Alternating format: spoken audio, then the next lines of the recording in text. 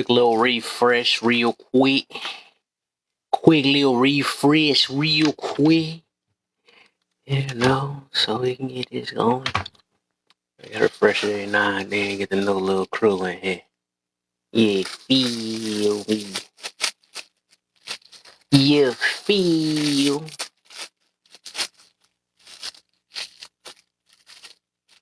Quick little refresh. Quick little.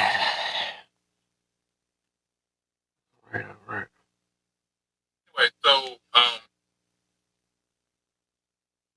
Quick little refresh. Sheesh.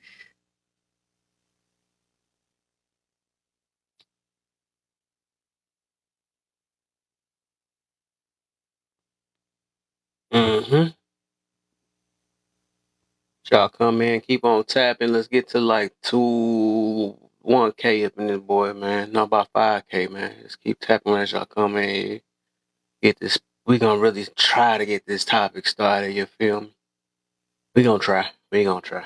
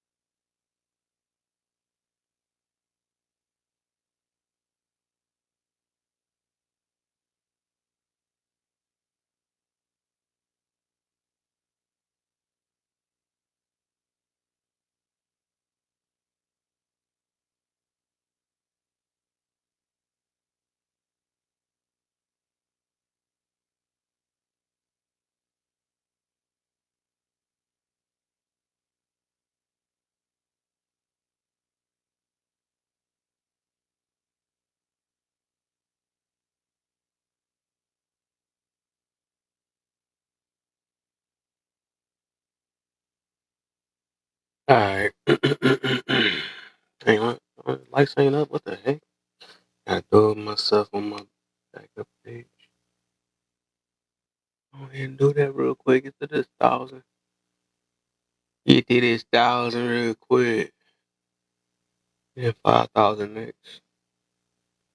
All right, man. So let's get it, man. We got to talk about this. This is a famous word that gets thrown around on this app. Kumbaya. What is this? What is this kumbaya thing? Why do I hear that every time a person is angry and somebody says something opposite to an angry person? And you're not traumatized like me. This ain't no kumbaya. I say that all the time, man. So what is that to them, man? What that's supposed to mean? That's why I want to get to that, man. What would we consider a kumbaya moment? Like, how do we use that? Other one, what is the difference between passion and anger? It's like, I really do want to know. I swear I've been seeing a lot of angry people that saying they passionate, and a lot of people call passionate people angry. We got to see the difference with that one too. Oh, the biggest one we got nowadays is everybody that one. Number four. We kind of went through that a little earlier, man. People think it's one way to certain goals. You know, um, you got to see why is that. Some people can't accept something different, a different angle to a goal, man. Can't accept it.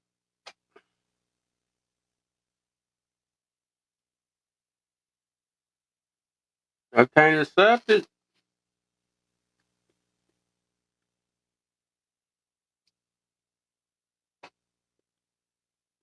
Mm-hmm.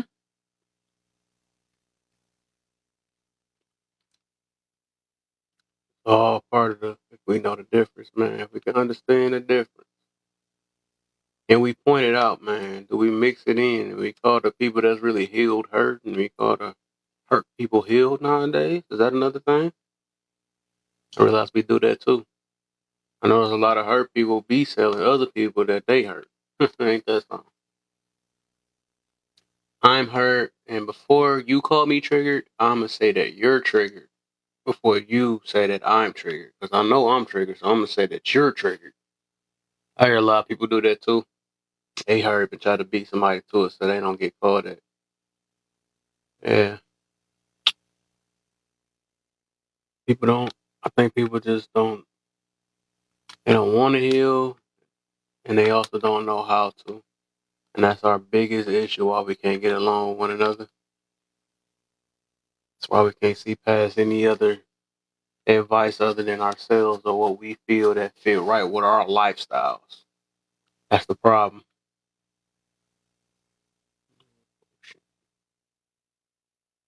That smells salt.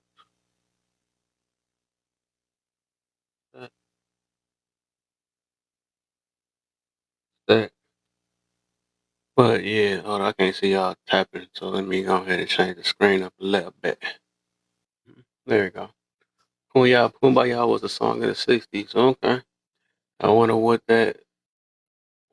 how people view that though, because they use it for other things. They ain't singing no more. I don't know Kumbaya, so I'm trying to listen in for sure, for sure. Yeah, we gonna probably figure that out tonight. We gonna figure it out tonight.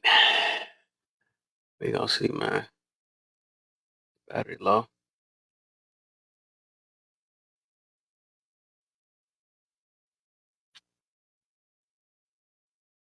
You're poison.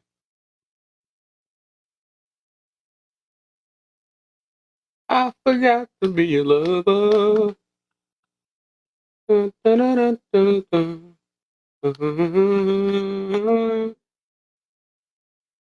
You better put that woman first. Well, that song just come from out of nowhere. Just call me off guard. Put that woman first. Hold up, I ain't get. Did I send you that voice out yet? No, I didn't. Hold up, hold up, hold up, hold up, hold up, hold up, hold up. Doo-doo-doo-doo. You better put that woman first.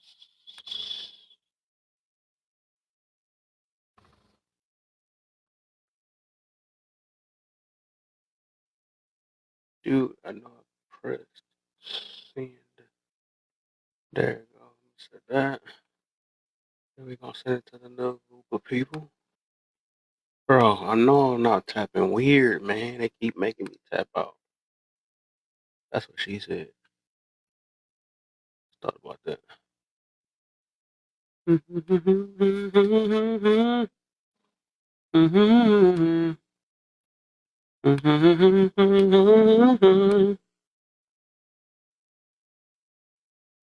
Put that woman first. Passion and anger can wait. Every you already know, you know it. You know it, partner in crime. We gonna get it though. She gonna hear that song before it's over with. She gonna hear it, you feel me?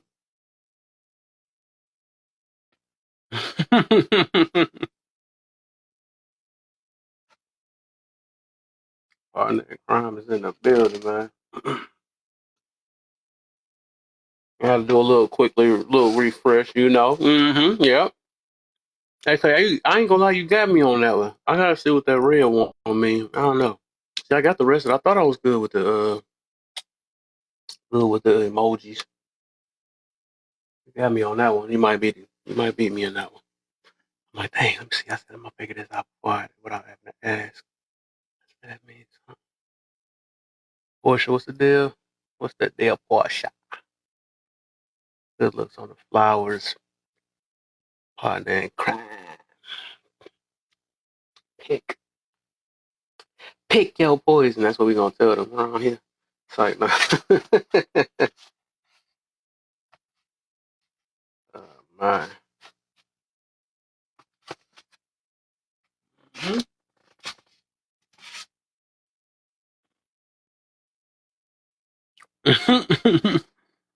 Hey, head in the bed, just checking in. Man, you just gonna come in and tease somebody with your presence, man?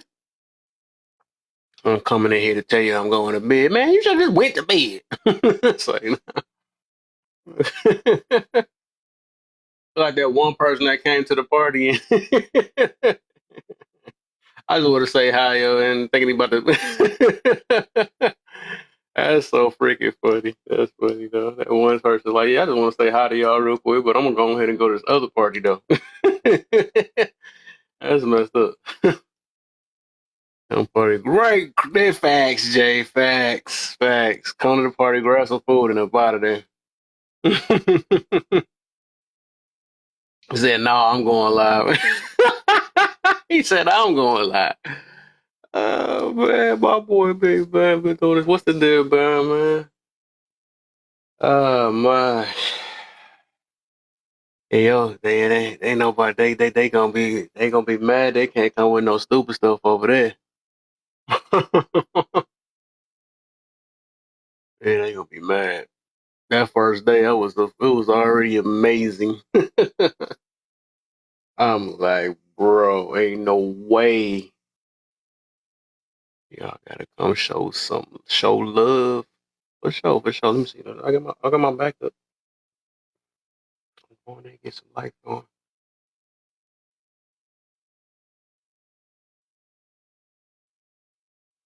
You better put that woman first. We got Portia that came in here. I'm gonna be sleeping about an hour. I'm assuming that's an hour, so I know we're gonna go with that. I think I'm good. I can speak Pekingese. Pekingese, that's a new talk. That's what we're and I'll go to church in the AM. Oh yeah, for sure, man. You already know. I go to church. Well, I just went to church today on Saturday. When I went with my mother. I used to go with her though. Otherwise, got to get you a good one too, man. I see a lot of people is traumatized off church when I be hearing people, man. It's no different from here though. Like if you willing to be open and hear different perspectives and look at build up spiritual connection, why not? Especially depending on what you believe in and hear more into what people saying. Because I still be the type that be challenging. I don't agree with everything that a pastor say either. But I hear some stuff and the pastors I've been around been on point lately. They've been on point lately. But I was like, oh, church. Oh yeah, for sure. Yeah, yeah. You gotta get you a good one though, for sure. Say, oh, you a preacher? Ooh. What's up? What's up, my brother? How you feeling, man? I'm good. How about you? Preacher. I'm blessed, man. What you got for me? So it says, can you tell the difference between a hurt message and a healed message? Okay. Is it like, can you like explain that? Like, is it like a message in text or something? So basically, can you tell the difference between a hurt person that's hosting a live and or a healed person that's hosting a live? Damn. Well, I'm gonna change a different one. What's the difference between passion and anger? Oh, damn. These are good questions. I ain't gonna lie to you. So, like, anger is like, I guess you could say passion is a little bit mixed with different emotions. It could be with anger, but like when you're passionate and you're like making a speech or something, hmm like it's gonna be different. It's gonna be mixed emotions, but you're gonna express yourself with like how you actually feel when you're presenting in like speeches and stuff like that. Rather than anger, you're just damn. I can't really. I don't know. And then anger is just like you're just mad. I can't really. I don't know. Yeah, because passion can be anger, right? They two different things. No. Well, you can't be. I would say that. Hmm, that's a good question too. You just a good question on my question. That was a good one. Can it? Can it be? Can you have passion in moments through Yeah, because anger? passionate I'm pretty sure you having, can. You having probably can. passion can have different emotions. So technically, At times, yeah. So I would say depend. It depends because it's okay to be angry sometimes, depending on what you're angry about. But that's a good question though. But it's probably I think more of it is like what are you angry about? Maybe right? on what angers you. Picking the beauty, and she gonna be happy when I hear see. Um, I'm gonna let somebody else is go. that twin too? They come at the same time too. Ooh, I told you they love me. They love me. Oh my bad, y'all. I got my voice, my man voice back. My bad. I ain't mean that. Not the bad voice. They done brung out the butter out of me and stuff. My bad. I'm done. What happened? Dang. I Oh got too no. happy and chased them out of here. Oops. Oh Lord. I should have showed a little bit more passion. Dang. I can't. Not twin doing the pointing move like that's a okay. Point I is got funny. you, I don't twin. know why that emoji always makes me laugh because it's just real personal. It's like it's really They pointing at you. Like there's no doubt that dog I'm right. talking It's, to you. We like what did want I do? you. You be looking like what? I be you know why I do that emoji because I always do this all the time when I tell people I see them and stuff. I be doing the camera like It's yeah you giving ain't Uncle hiding you ain't getting away from Sam. me. It's giving Uncle Sam. Like that's the same music. I want you. Look, that I is the want Uncle you. Sam finger though. I ain't gonna even lie. That That's most it. definitely is. It's like Not it's right in your face. Like, dang, like you gotta get all personal like dang, did you at least clean your nails? Dang. that. I'm looking at it I now. I need to feel sleep like offended by it though. I guess that's the this. point. Literally. You got some good questions over here tonight. You eating with these questions, I tell you. Oh my gosh. Probably the same way I just ate this thing on this You did. No crumbs left. cheesecake. Okay. None. No crumbs.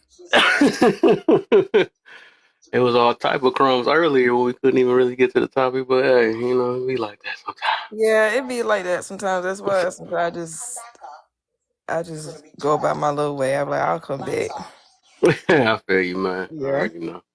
But these are really good because Number one, I've been getting that a lot on TikTok lately. I'm like, Mm. you mean to tell me that you heal, but when I disagree with you, you call me a B in my DMs. Okay, whatever. I That don't. might be a healed message, though. You feel I me? don't. It's like, why are you cussing me out and then saying that you're telling me that you're okay? It's like you're not. Ain't no way. All right. Ain't no way, boy. Ain't no way. Like, All right.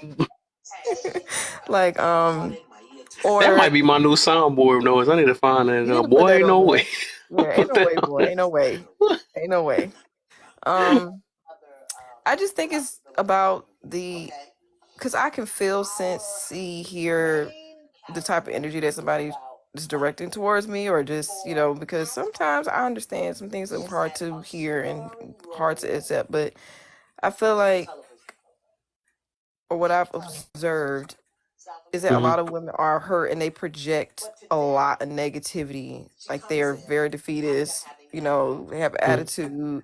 They're not Mm-hmm. even open and willing to hear another perspective. And then when you don't agree with them, or maybe you offer a different perspective, then they start sneering at you, mocking you, insulting you, just the low blows. Like once it starts to get low, and I know people say when I go lower, I go Go lower. I'm not lower, arrogant, right? but I don't, I'm not gonna get down in that level. You know what I'm saying? Facts. That's But called when they get maturity. on that level, yeah, they want you to get on that level. It's like I'm not gonna be hurt like you. I'm not trying to learn from you. I want you to learn from me. Cause Mm-hmm. if you're healed, I feel like you can hear. I think a lot of people don't. Right. That was a If good you one. if you're healed, you can hear. But a lot of people, they don't. They're not healed because they don't want to hear, and then they'll say that something's wrong with you or your message, and this is like, no, it's just that you don't want to hear I it. see why you're a preacher. Okay. You see what I'm Amen. saying? So they want you to tell them what they what they want to hear, but not what they need to hear. I'm the type of person Mm-hmm. where I'm gonna tell you what you need to hear, and I'm gonna tell Mm-hmm. you in love, but I'm gonna also have truth, and I'm gonna stand on authority because I'm gonna stand on what I believe in. The same people that stand on what they believe in, that try to silence you, I'm gonna stand on my beliefs, and I'm gonna continue to be vocal about it. But if you are healed, you can hear, and a lot of people hear, but they don't listen. They Mm-hmm. listen they listen to find fault in what you're saying instead of like actually pondering on what it is that you're sharing versus like taking it in and digesting it and like, you know what, okay, let me consider this. Like I don't mind like when people disagree with me. That's fine. I'll listen because I'm an active listener. This is what I do. I don't mind. But once I listen, then I get to determine, okay, so let's see what I think about it. But I'm not gonna cut you off just because I disagree, but you're not going to be disrespectful and then talk about something you heal and then I should listen to you because your behavior just diminishes your whole message. That is, I, you I mean, I talk to women. I don't talk. I mean, I don't, you know, um, tell men what to do. But when I talk to women, Mm-hmm. what I find is that they'll tell me that they're so happy and they're so healed, but yet I can feel, sense, and hear the anger and the bitterness and the resentment Mm-hmm. and it's unbecoming. But hey, that's Big just my Saul in opinion. the building. You What's over the there having deal, a good man? time. He's hurt. Hey, back with about it. And he feeling the Saturday vibes. Period. Okay, man. You You right. know Feeling he good, back feeling now. great. Hey. Let me put a salute in the chat. Wait a second. Right. Wait, let me He on put that number in two. there. He on Kumbaya. Saw. I hope you saw that. Dang. I Oh, hope we saw that, right? He said, I "I hope saw, y'all saw me. I he said, saw "I'm you saw good, that. sir." We I saw don't know you what saw." song it was, but he was having fun, I guess. Mm-hmm. Yeah, he Um. one of my favorite creators on here. Oh, he just want to show some love. He yeah. Yeah, to him, he made me look like baby. And when people be saying I'm What's harsh, that he light made in me the look like a background? baby. Look, I got the Cause he same be light. harsh. Yeah. I'm like, Yeah, at least he made me see like I know it could get worse than me. I got the same He'll light. tell you So, some facts and hurt your feelings with it. And then it's like man, some stuff you can't say nothing.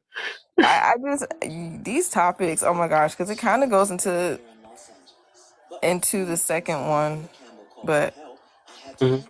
and then that kind of goes into the third. Like all your questions flow nicely. You see, you catch I it. That's get why it. I told you. I get it. I see it. Mm-hmm. Hiding in crime. You catching? I told you. Yep, yep, yep, yep, yep, yep, Yeah. yep. Yeah. Okay. Yeah, but that's what I think about, like the hurt message and heal message, and I feel like Mm-hmm. if you are healed, you're gonna promote positivity. You're gonna promote a Mm-hmm. healthy standard, and because I just think like if you hurt, like I mean, misery loves company. They gonna want you to go down under hell with you, and I'm not going. I tell people, listen, I'm not gonna eat in the chicken coop. I'm not gonna eat dirt just because you like it. No, no, no, Mm. no. We gonna fly up because we eagles. We're getting altitude. We are not gonna be chickens eating off the ground. I'm not gonna. I mean, I can have compassion with you. I can empathize with you, but then I'm gonna say, okay, sister girl, let's get up. That's just uh my practice. I just want Mm-hmm. them to get up and stop being loyal to hurt and dysfunction. Get out of that and be healed. And truly be healed. And be around other people who are healed. Because people who are healed and people who are hurt sound very different. Ooh. You know, anytime I hear somebody say I'm a girl's girl, I already know you toxic. Yeah, that's it. Right. Like I already know it. Like it never. Please Like don't say K said. Did you say that, K?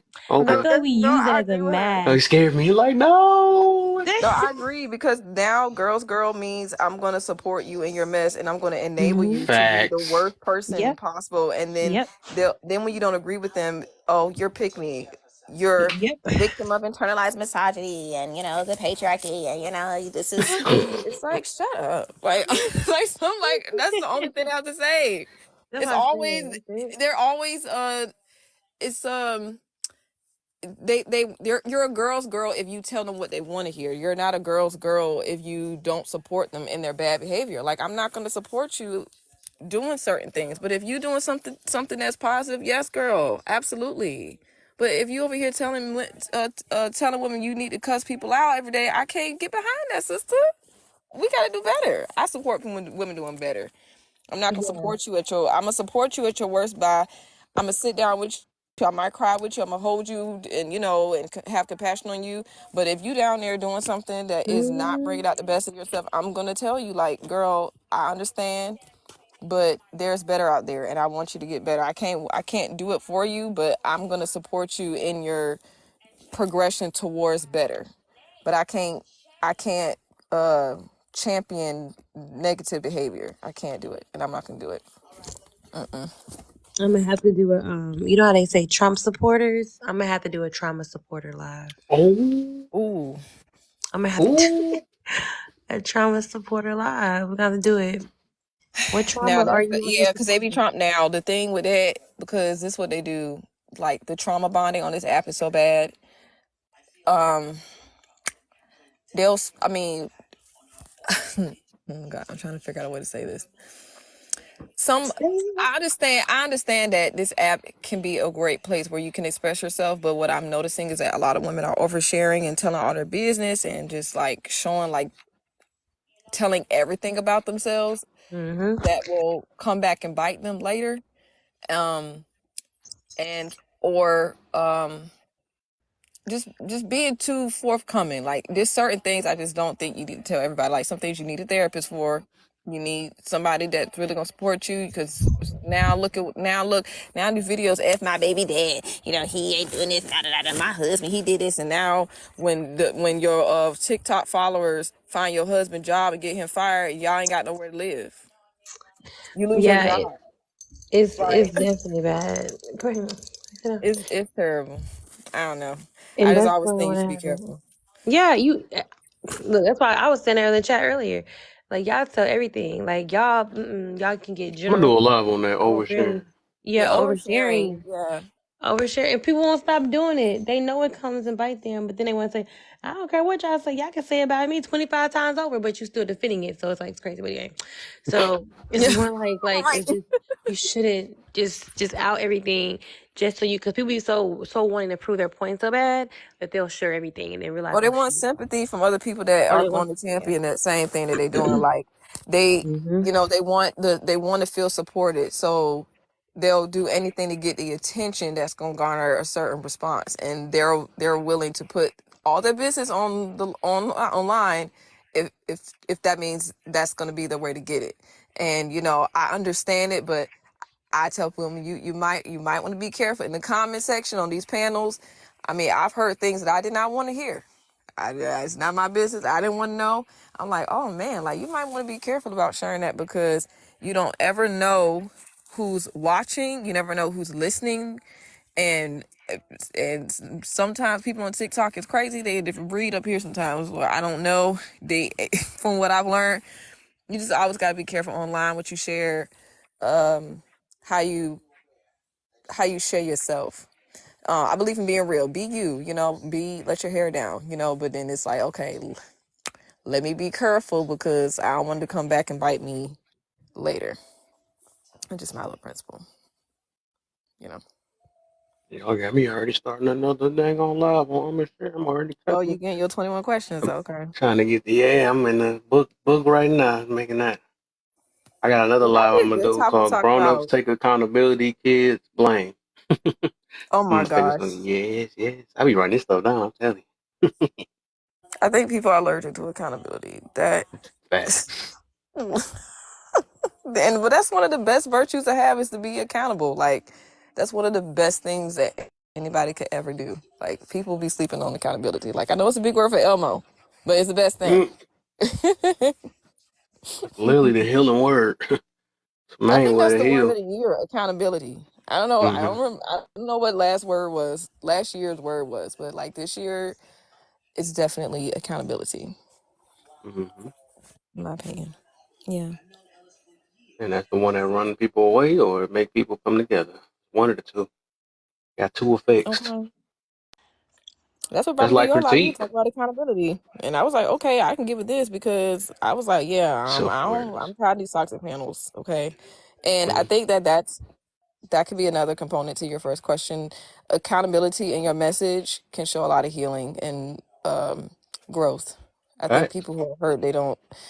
It's harder for them to take accountability because they see their pain, but they don't see the opposite side of like taking ownership of their actions that most of the time contribute to their pain, and that they can step over the pain if they take accountability for how they contributed to their own story, and that's the power, and that's how you get healed. So Mm-hmm. mhm. That that's the hardest part ever. That's what it is. Accountability or healing can't help without self-reflection. Agreed. Yeah. But Looking in the yeah, you mirror. gotta be aware first. You gotta know what to reflect though. But yeah, awareness is the first thing on everything though. Just like with the Mhm. emotional intelligence, you gotta have awareness first. You gotta be aware of your. Oh, I have something to say about this. God, Ooh. but you just like you spin. Oh, oh my God, I might do a. Mm, you gonna have to come at me on that one because I can go on about that. Because You yeah, oh my God, yeah. about to have them lives going as soon as you hit that 1,000. I couldn't wait. I have the live access now. I didn't know you can get it at 800, but like 800. as soon as I hit 800 plus, I got the live access. Like I can go live now if I wanted to. Oh But I'm wow. going live on Tuesday though at 8:30. So make sure you be Ooh. there. I ain't announced it on my story yet, but y'all know, so y'all got to come through. Okay.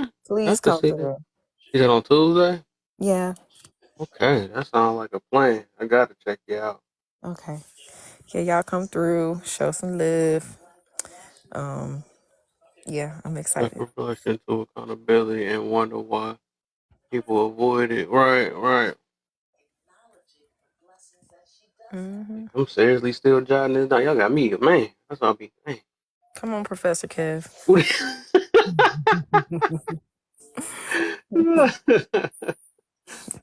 Trying to cook up an No, ingredient. but you See be where having left. good. Like the one thing I like about your lives is that you have good multiple questions. Like it's not like it's just like one bad question. Like all of them be good. Oh man, appreciate you, man. I be trying to think these things through, No man. problem. You already know. It go through me getting jumped sometimes and have to see other people how they be trying to beat. I be having They be questions in the jumping middle of you, that. Kev. What you mean? They be bullying you in your lives? Oh, not in my life. Not Oh, that. Not too much on that. Not too much. not too much on But I know when I the. be in others' lives and stuff, when I be around this app, I be going and divest. I've been doing that lately for the past. You going to the Couple. divestors room? Yeah, I Oh do. I'll Lord, be checking. That's how I found a couple people though through there though. I I even feel went so on bad too this though. dude, the one that people scared. Oh, I ain't gonna say scared of, but the other side. I'm gonna say I went to his live. I ain't gonna say his Sometimes I name. do go into like the real controversial like panels just to listen. I Mm-hmm. never comment. I just read the comments. I'm just like, okay, I just wanted Mm-hmm. to see, and then like I'll just go out because then after a while I'm like, all right, I had enough. Mm-hmm. But it's we can learn from anything. So it's like, Most definitely, right. And yeah. it's funny because the thing is the reason why I'm not scared to do these lives because now before I was scared to go in certain lives. Now I ain't scared to jump in anybody's room now. But it's just like when I first started this app, I guess I was not. I guess I could say I wasn't built enough for that stuff. And I know the thing Mhm. is, a lot of people they do is say things that kind of set you up to get out of your square, so they can have some ammo to go against you. Then Right. I realize I'm like, you know what? People gonna paint you out to be whatever you want to be anyway. So I said I might as well keep being in my own self because I'm not about to be faking somebody else's room and then Right. come just for them to see how I am over here. So I'm like, nah, I ain't about to do all that. So I said, I'm gonna keep on with the same message. If I said it type situation. I'm not about to change it. If you want to Mhm. call me a name after it, it is what it is. If you feel this way, that's the type of person you see me as anyway. So it's like, oh, I'm not about to change it. So I just go around the app, and some people actually end up liking me though. You know what I'm saying? Some people I thought that was a straight up divest alive. They like, oh, you kind of cool and all that stuff. You came in. Some people told me out the frame too. You know what I'm saying? But and some Told me people just I'm like me being the ops. No, that other live we were having last night, like it was I forgot whose room, but like it was about the 4B movement, and like I I was so weak when you came out the mic because the girl she kept asking like 10 questions in a row, like she didn't even Oh, let anybody speak, and I said, look at Socrates, she just in here asking 10, 100 questions, and you was like, yo, like what is wrong with you? she Like, did. She got on my last she nerves. got on everybody's nerves, and then she left, and then they let her back up. I said, "Why? Like, what Why happened? is that? Like, I it said, why was you do this to us? now in my sisterhood community at Just a Girl and Wife Prep.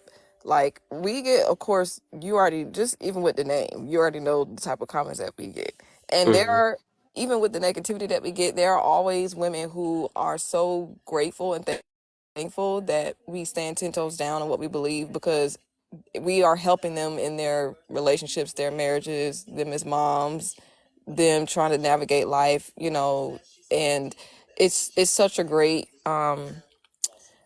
thing to see women feel that like they can find support in a community where of like-minded individuals, and of course, you know, yeah, sometimes you get backlash. Like I get back, like even my last 2 posts, I've gotten a lot of backlash, a lot.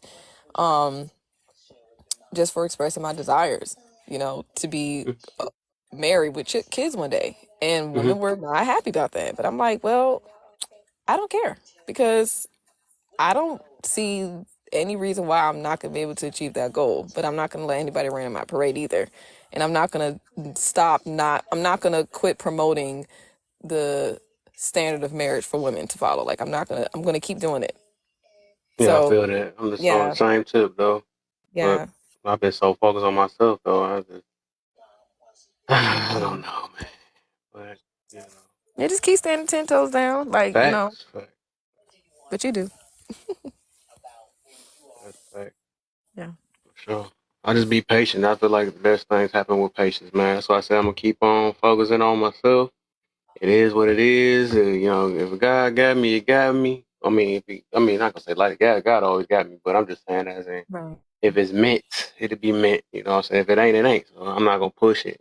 And I I feel know that you. I build myself up, and I ain't gonna lie, my boundaries have got a little higher and stuff. It's like certain signs I'm not putting up with. I pay That's attention to good. people now and all type of stuff. So yeah. That's good. And I know what I want now. So that's the difference. A lot of people don't know what they want for real. They They just want to rush don't. into it, and they don't know. I I always tell said this women, three like, years of especially when you're, abstinence tell me everything. oh, awesome. Well, congratulations to you. And, I think that's the component. Like, I always tell women, like, when you focus on God and then you start to make the best decision in life, you are going to. It's not even about the quantity of like suitors. It's the quality that you need to focus on. It's not about how much. It's not about having a rotation. It's not about all that. It's really about you're actually going to attract less people to you. Mhm. It's not you're not going to have. everybody kicking down your door as you might used to when you didn't have any standards, when you didn't have any boundaries, when you weren't walking in your power and your value that's always been there. It just needed to come out through some rules, some standards, and that's okay. And it's, I mean, hey, I think it's great. So props to you for, setting standards for yourself, and props to anybody else doing the same thing. I So, appreciate you.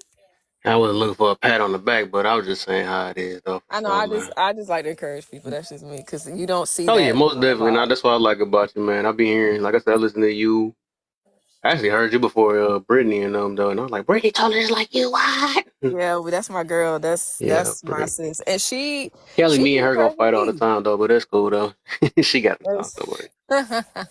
No, but like, I just, when, it's rare to see that. So I always, it's, it's just refreshing to, see you make that type of decision. That's what's up.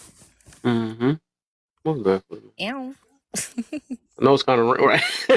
Not the eons. Oh, ew. That'd be so funny, man. I swear. Period. I can do that one too. I'm trying to All figure out right, the other exactly. songs. I be hearing that so much. My twin already be having me do that stuff all the time. Her and Yes. another. Period. Period. I be doing that. So somebody say something stupid, I'm like, okay, you said all Sometimes that, I period. can't help it. It's like I can't help but to be ratchet sometimes. I just have to live with Right, it. it I have just to be live funny with it. sometimes.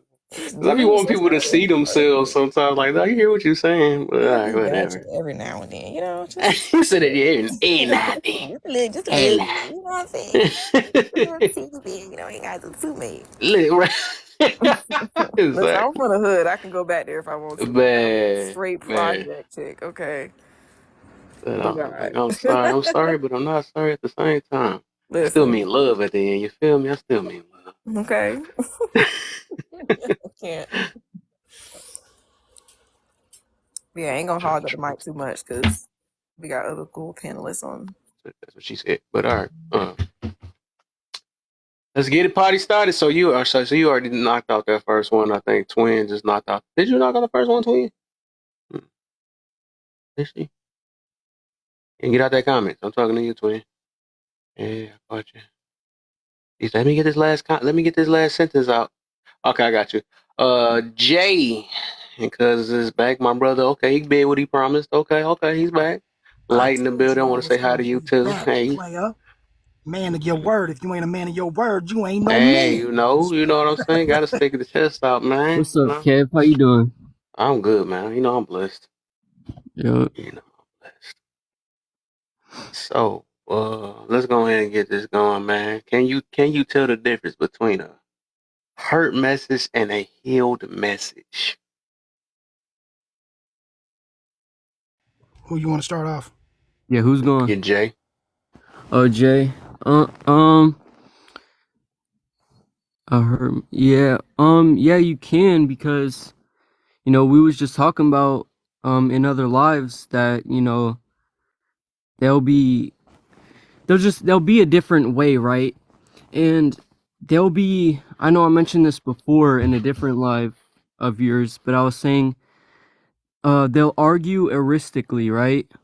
They'll argue to prove a point, but not actually want to hear the other side or even Mm. care that they're right?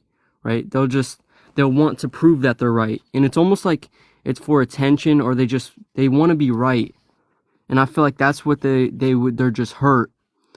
And I feel like if they're healed, they'll be a lot more open-minded, they'll be calm, they'll be I guess sometimes care about what the other person has to say. Okay. Said the message can be exactly the same, but different motives, right? Exactly. I was saying that too, because a lot of both sides, I was actually mentioning that before, both sides can have some legit facts behind it, but it's the way that they do it. But, Light, you next. Because, Twin ain't back yet. Dang! Once I called her name, she popped up out of it. That was crazy. She's like, I ain't no shit. I'm out. Says zoom. Not Jerome. I see you done snuck up here. Uh-oh. Also going off in the comments. Yes, sis. Come on, sis. Period. Period. Period. Look this side. Oh, there she This is goes. She's funny. back. There she goes. She back. Turn on the lights. I'm looking for. I think number one should be a topic in itself. Hey, should be. Facts. That's facts. Should have did. No, no, no, you know what I'm saying? Like, okay, I feel weird saying. Let me not do that. That's too many. Too many birds. And stuff. I light you back. There we go. We back on you again before you drop. Sorry. Ever since that girl reported me, my lives have been dropping randomly. Well, you got. Oh, that's my only from when you took off on me that one time. Yes, Oh man. my lives haven't been working since. I'm like, what the heck is going on? It's like kicking me out of lives and everything like that. And I'm just like, I didn't even deserve to be reported. I just stuck up for you. Man, that was messed up. She's like, all I'm trying to let you know is that y'all not being fair. You didn't say no cuss words or nothing. They just still, I don't know how that even happened. That's why I say this. TikTok do what it wants sometimes. It was, but it was no. She purposely reported me, and then remember she dropped out of the live, and I was like, all I did was tell her like, you can't sit here and tell people you are listening to understand, and then you're not actually trying to understand these people.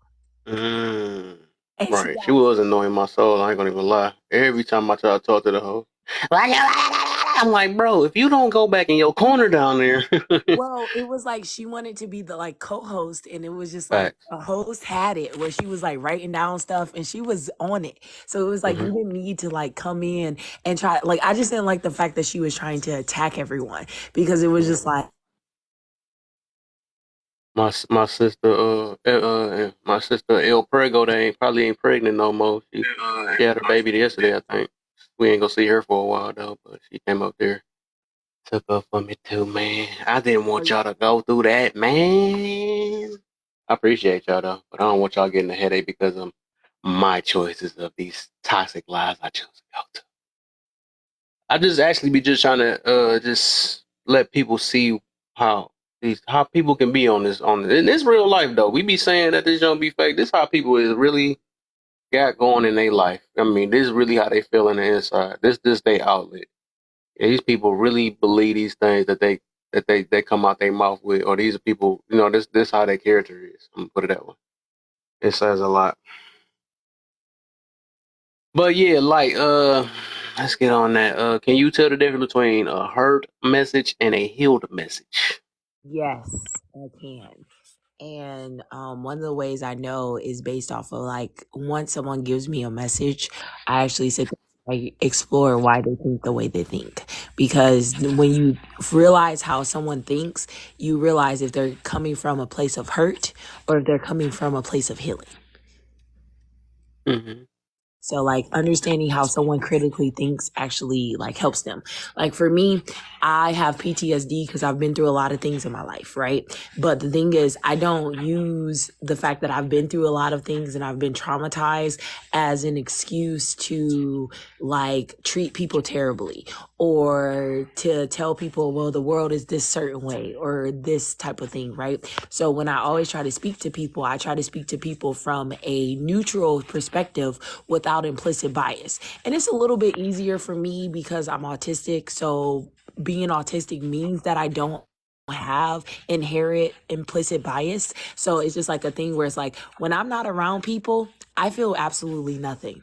Like it's the most blissful thing ever, right? But when I get around people, I start to feel things. And what I realize is that I feel other people's energy and I feel other people's things. But then also I have to realize like, okay, if something triggered me, I have to go back home and I have to heal what I was triggered by. And if something doesn't trigger me, then I understand that I have healed from that. So it's also about understanding like when I respond to things, am I responding because I have healed that, or am I responding because I'm hurt by something that someone else said to me? And so when I like sit there down and I actually try to like break that down, I start to realize that I respond from a very healed space, because the way that I was raised was like to forgive everyone, to understand that like tomorrow's never promised. So you can't go to bed upset at someone because they made you feel a certain type of way. It's up to you to make sure that when you go to bed, you can sleep at night. Mm-hmm. Okay. Twin, is you back yet? Where have you been? Nope. All right. Okay, Well, I guess she's not back in the building yet. not in the building. Now it's Cuz' turn now. Wait, where's my cousin? He sold me out. Thought Yeah, he about that. did. See, that's why I'm the real cousin. I'm the I took his spot. No, just can I ask a question? you let him know. You know what I'm saying? I took his mantle. Mm-hmm. Right. So now, So, right. I'm the real one. can I ask So, a question to the panel? well, What happened? I said, can I ask a question to the panel? What you got? It's more about like, so I really want to understand, like, okay, so how do you know when you are responding from a place of like pain or hurt? Like, how do you know that? Cause like I think like that's one of the things, like being autistic, that has been like really strange for me, is that when people respond from a place of hurt, and like I don't initially know they responded from a place of hurt until they go back and they do all their healing, and then they'll come back to you and they'll apologize like, oh, I'm sorry, I was responding from a place of trauma, or I was responding from a place of hurt. So like, do you guys know in the moment that you're responding from a place of hurt and trauma, or is it just like you have to think about it and think about the actions and think about the response before you realize it? I would Well, say, I was. oh, Go go ahead. ahead. Well, I was going to say my answer would probably answer that too for the prompt. Because I was going to say is that I know Crown said it earlier in the comments that it's the intention, right? That you Mm-hmm. can know that if a message is coming from hurt, Mm-hmm. which is true. It's the intention. And then I think Light actually said it earlier as well. And that is how they process the message.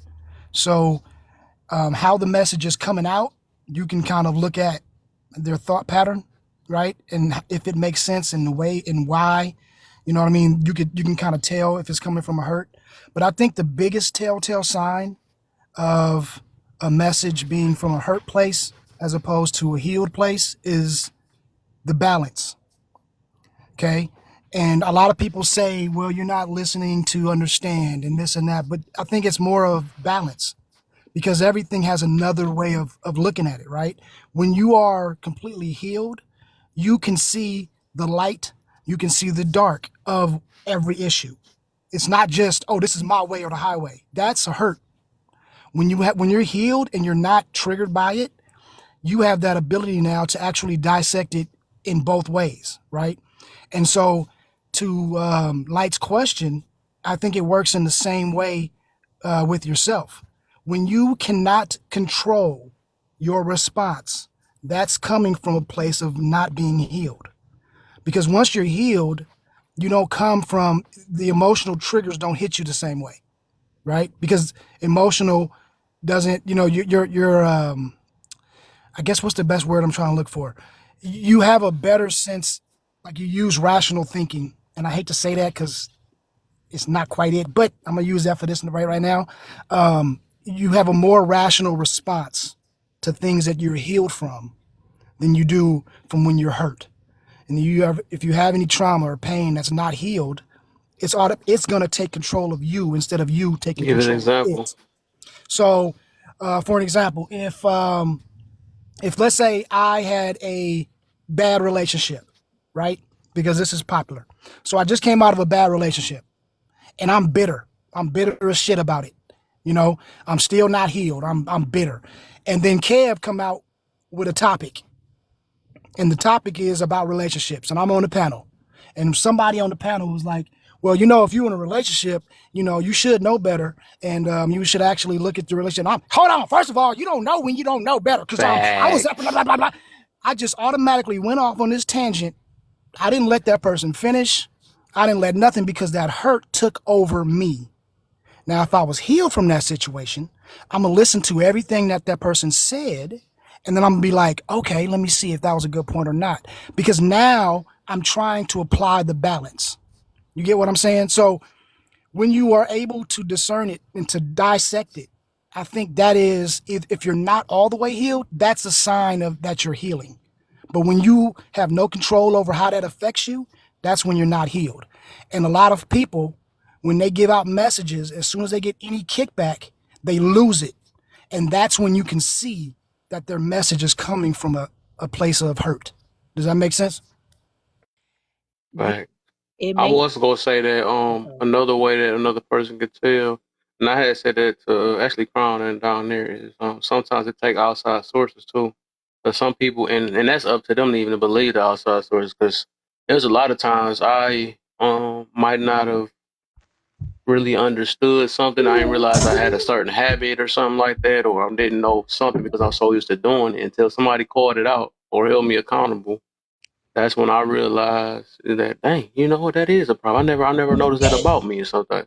So sometimes it do take it take outside sources sometimes to help. And I think that's interesting, right? Because as a what is considered atypical, right? Which means that I don't observe the world like everybody else, right? And I don't see it as a lot of people want me to see it as a weakness, and I don't see it as a weakness. I actually see it as a superpower, because it allows me, regardless of how I feel about a person, regardless how I feel about a situation, I am willing to be open and listen to everyone's understanding. One of the reasons I became an English teacher was so I could actually be put in a position where I actually had to sit down and I actually had to listen to all of these different perspectives, and I couldn't make a judgment. I didn't have a place to make a judgment. I'm a facilitator.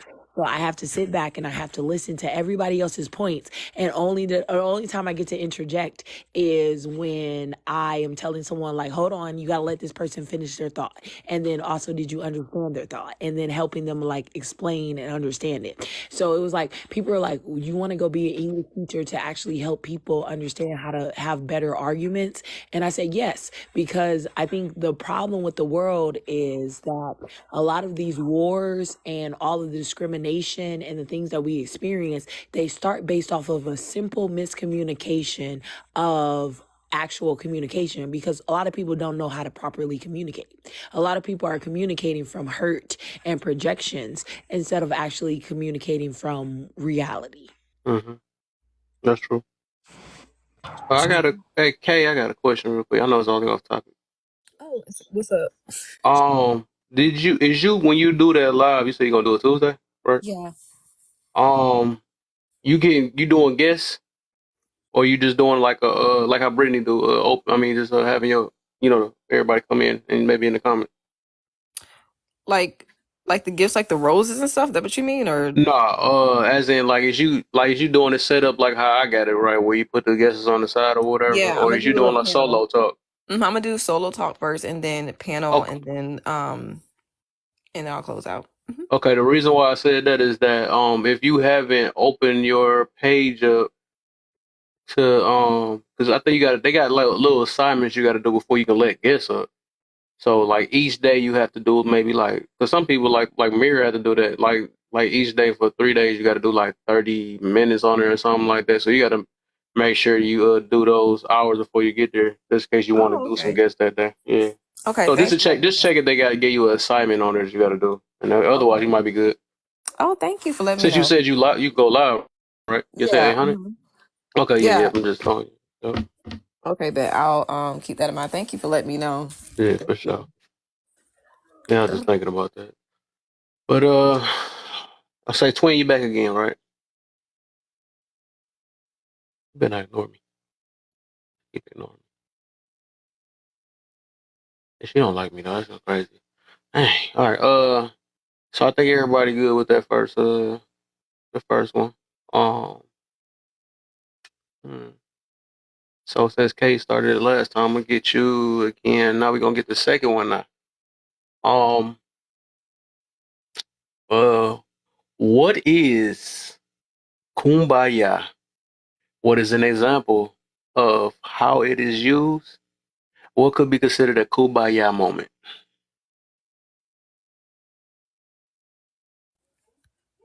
I'm trying to follow Jay because really kind of comment.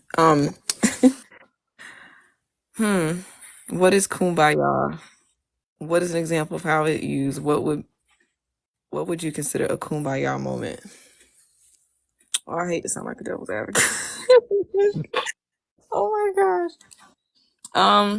I mean, of course, what I think of kumbaya is like everybody coming together, gather around a campfire, holding hands, singing. We're all in agreement. Um, that's the goal. That's what we want. Um, even finding agreement after misunderstandings, even disagreement is fine. You know, we're not always going to see eye to eye on everything, but I do think that we can become more tolerant and more compassionate towards each other. Mm-hmm. I think promoting unity in that sense is, you know, is honorable to me. Um,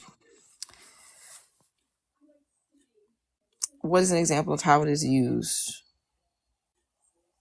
You might have to help me with that part a little bit. I'm trying to think. Mm. That's for people that So damn, I probably can't get you if you don't use that like that much though. I know some people Because just when I like think saying, about kumbaya, like, mm-hmm, um, it kind of goes back to what Asha was talking about, like how, you know, they were like, you know, you're not a girl's girl. It's just like, you know, we kumbaya about certain things. mm, That makes sense. Like that's the way that I kind of see kumbaya. Like, are we going to agree on the same values? That's what I think a lot of people say that it is. But I mean, I'm trying to figure out how to answer your question. yeah, I um, know, I know. She's like, dang, um, I would have stayed in the couch. She just stressing me out. It's what like, would you consider a kumbaya moment? Okay, I actually have a kumbaya moment. It was one time I was on a panel and a woman came in and she was talking about, you know, something that our topic was something that her husband was struggling in her marriage. And so at first she was giving us pushback, like, no way, I'm not doing that, yada yada yada. But then when she got on panel and we listened to her and we shared with her our opinion on this subject, or you know, and just as from a perspective of a therapist, she went back to her husband and talked to her daddy and came back and said, I know what I need to do now. And I'm going to do what you guys recommended doing because I didn't know that my husband felt that way. To me, that's a kumbaya moment mm. because I that, just thought about that. I'm looking at my question. Look like I did the same. It looked like it's the same question uh, twice. I said, "What's an example?" Then I said, "What is considered kumbaya?" That's the same question, basically. I just noticed that.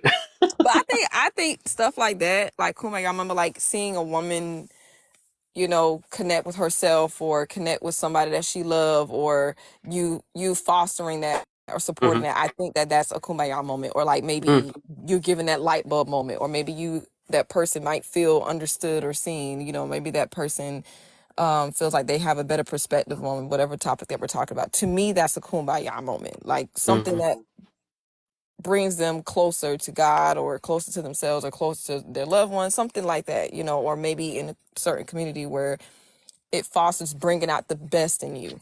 That to me, that's um, a kumbaya moment. mm. Yeah. Okay, okay. All right. Really? So Jay said he don't know what kumbaya means. Oh, so What he about got to get that? filled in. I'll go All right. last because You think you'll go last? I have an interesting knowledge on this, so I'll wait for Yeah, everybody else. yeah. Let me say the best for last. Then let's go and put it that way. I don't Make know it if it's the best, competition. but Yeah, yeah, yeah. I probably put you in a hot seat when I said that. Ah, Yeah. no, you not. I know. Talking shit. He said All that. right. Crown is here. Now I gotta find that girl to talk about your degrees real quick. Let me go ahead and sign up. Um, what's up, y'all? What's the deal? what's up, cousin? Cousin. What's up, Alton? So I think the kumbaya, when I think about it, I see people holding hands around a campfire singing, Kumbaya, my Lord, Kumbaya.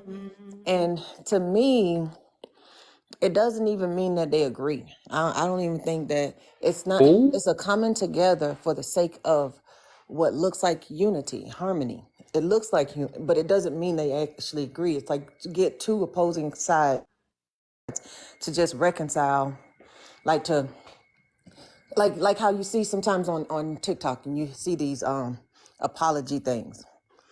They may not even mean it, but for the sake of optics, they apologize. All right, cool. We'll leave you alone. You leave me alone. Kumbaya. Okay, we're done. I still don't fuck. I still don't like you. I don't fuck with you or whatever. But I'm just gonna leave you alone, and you leave me alone. Long as that is a truce or whatever. But that is sometimes can be perceived as a kumbaya, and you can see it in real life where those types of things happen too. You know, me and my sister, my youngest sister, so proud of that girl. Like she does. But she does some amazing things, but she often compares her life to mine, and it has some level of competition, silent competition or something. So we had some tension, some like a rift between me and her for years, and it came to a point where I was just like I ignored her. She didn't exist to me anymore because there was nothing I can do to kind of salvage that relationship. So I bump it. And it was only until then that we was actually able to have our little kumbaya moment where it was, it was a, you want something from the stove type of thing. Like, we don't talk at all. And it wasn't an apology. It wasn't but it was an act of reconciliation that we both understood to what it meant. You know what I'm saying? Mm-hmm. And so I think it's when you see not like when you see unity or the harmony as the bigger picture over like your personal individual feelings, and you just let it look like it. I don't know that I think it's optics though. I don't think it's reality. I think it's optics. Okay. Twin, where have you been again? Let's see if you ignore me for the fourth time. Okay, all right. We made it this time. All Just right. take 4 times. That's all to do. Just 4 times. All right. What you We have got to for go me? to play basketball. It's silent. And don't tease me. I I was did look at thinking it. I it's was like, dang, silent. that is almost the same question in a little bit. Yeah, I was like, okay. I didn't notice that really for real. And I was like, oh, yep, that's Like, what is an example? And what would you consider the moment? Like, hold on, wait, what? In other words, give me 2 examples. Me too. Exactly. Hi, Gabby. But yeah, no, that silent competition thing. That's a real thing. I had that with my ex best friend. So yeah, I definitely understand that. But what is kumbaya? I think Crown explained it really good too. Because I mean, you see it as harmony, coming together, peace, right? That's what we have the mindset of when we think about. At least that's what I think of when I hear about kumbaya. An example of kumbaya. People coming together. That's that's the example. That's the example I see I'm of about to be it. full moment. Oops, my bad. I'm sick. Let me not Well, start that that don't, up. I don't know. I don't know how peaceful that is, but I will say, is when people are coming together and they're unified. And it doesn't always mean that people agree fully on the same thing, right? It just means we've come to a common ground. Everybody is not on fully one accord just because I can be in the same room as you, or just because I can, understand some of the things that you say, resonate with some of the things that you say. Don't mean that we fully agree on everything, but I can be in peace with you. And I think that's something I think is commemorable that people can do. Because I know earlier that was not it. If I don't agree with you, Oh my. if we have different point of views, I can't stand you. You suck at life, like type thing, And of course, I feel like if you're pushing things that can be viewed as harmful, then I understand that. But in general, I think that kumbaya is just where we can come together for a common purpose, for a common goal, whether or not we agree fully. So that's how I see it. Okay. So if y'all disagree, right, we're just gonna do examples of peace now if y'all disagree.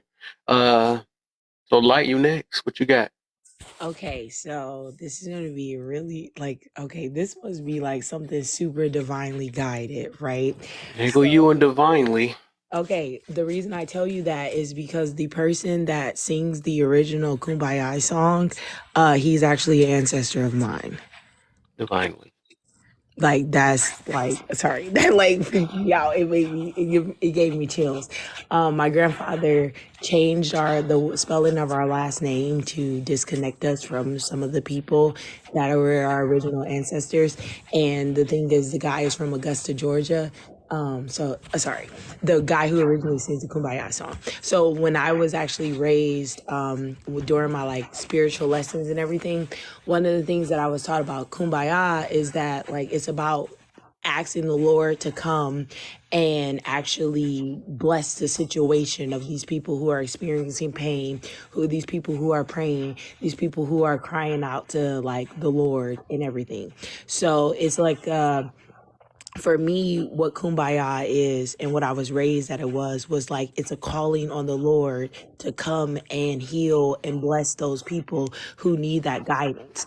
And the thing is, the only way to do that though is that you're asking for that blessing in a way that's selfless and not selfish.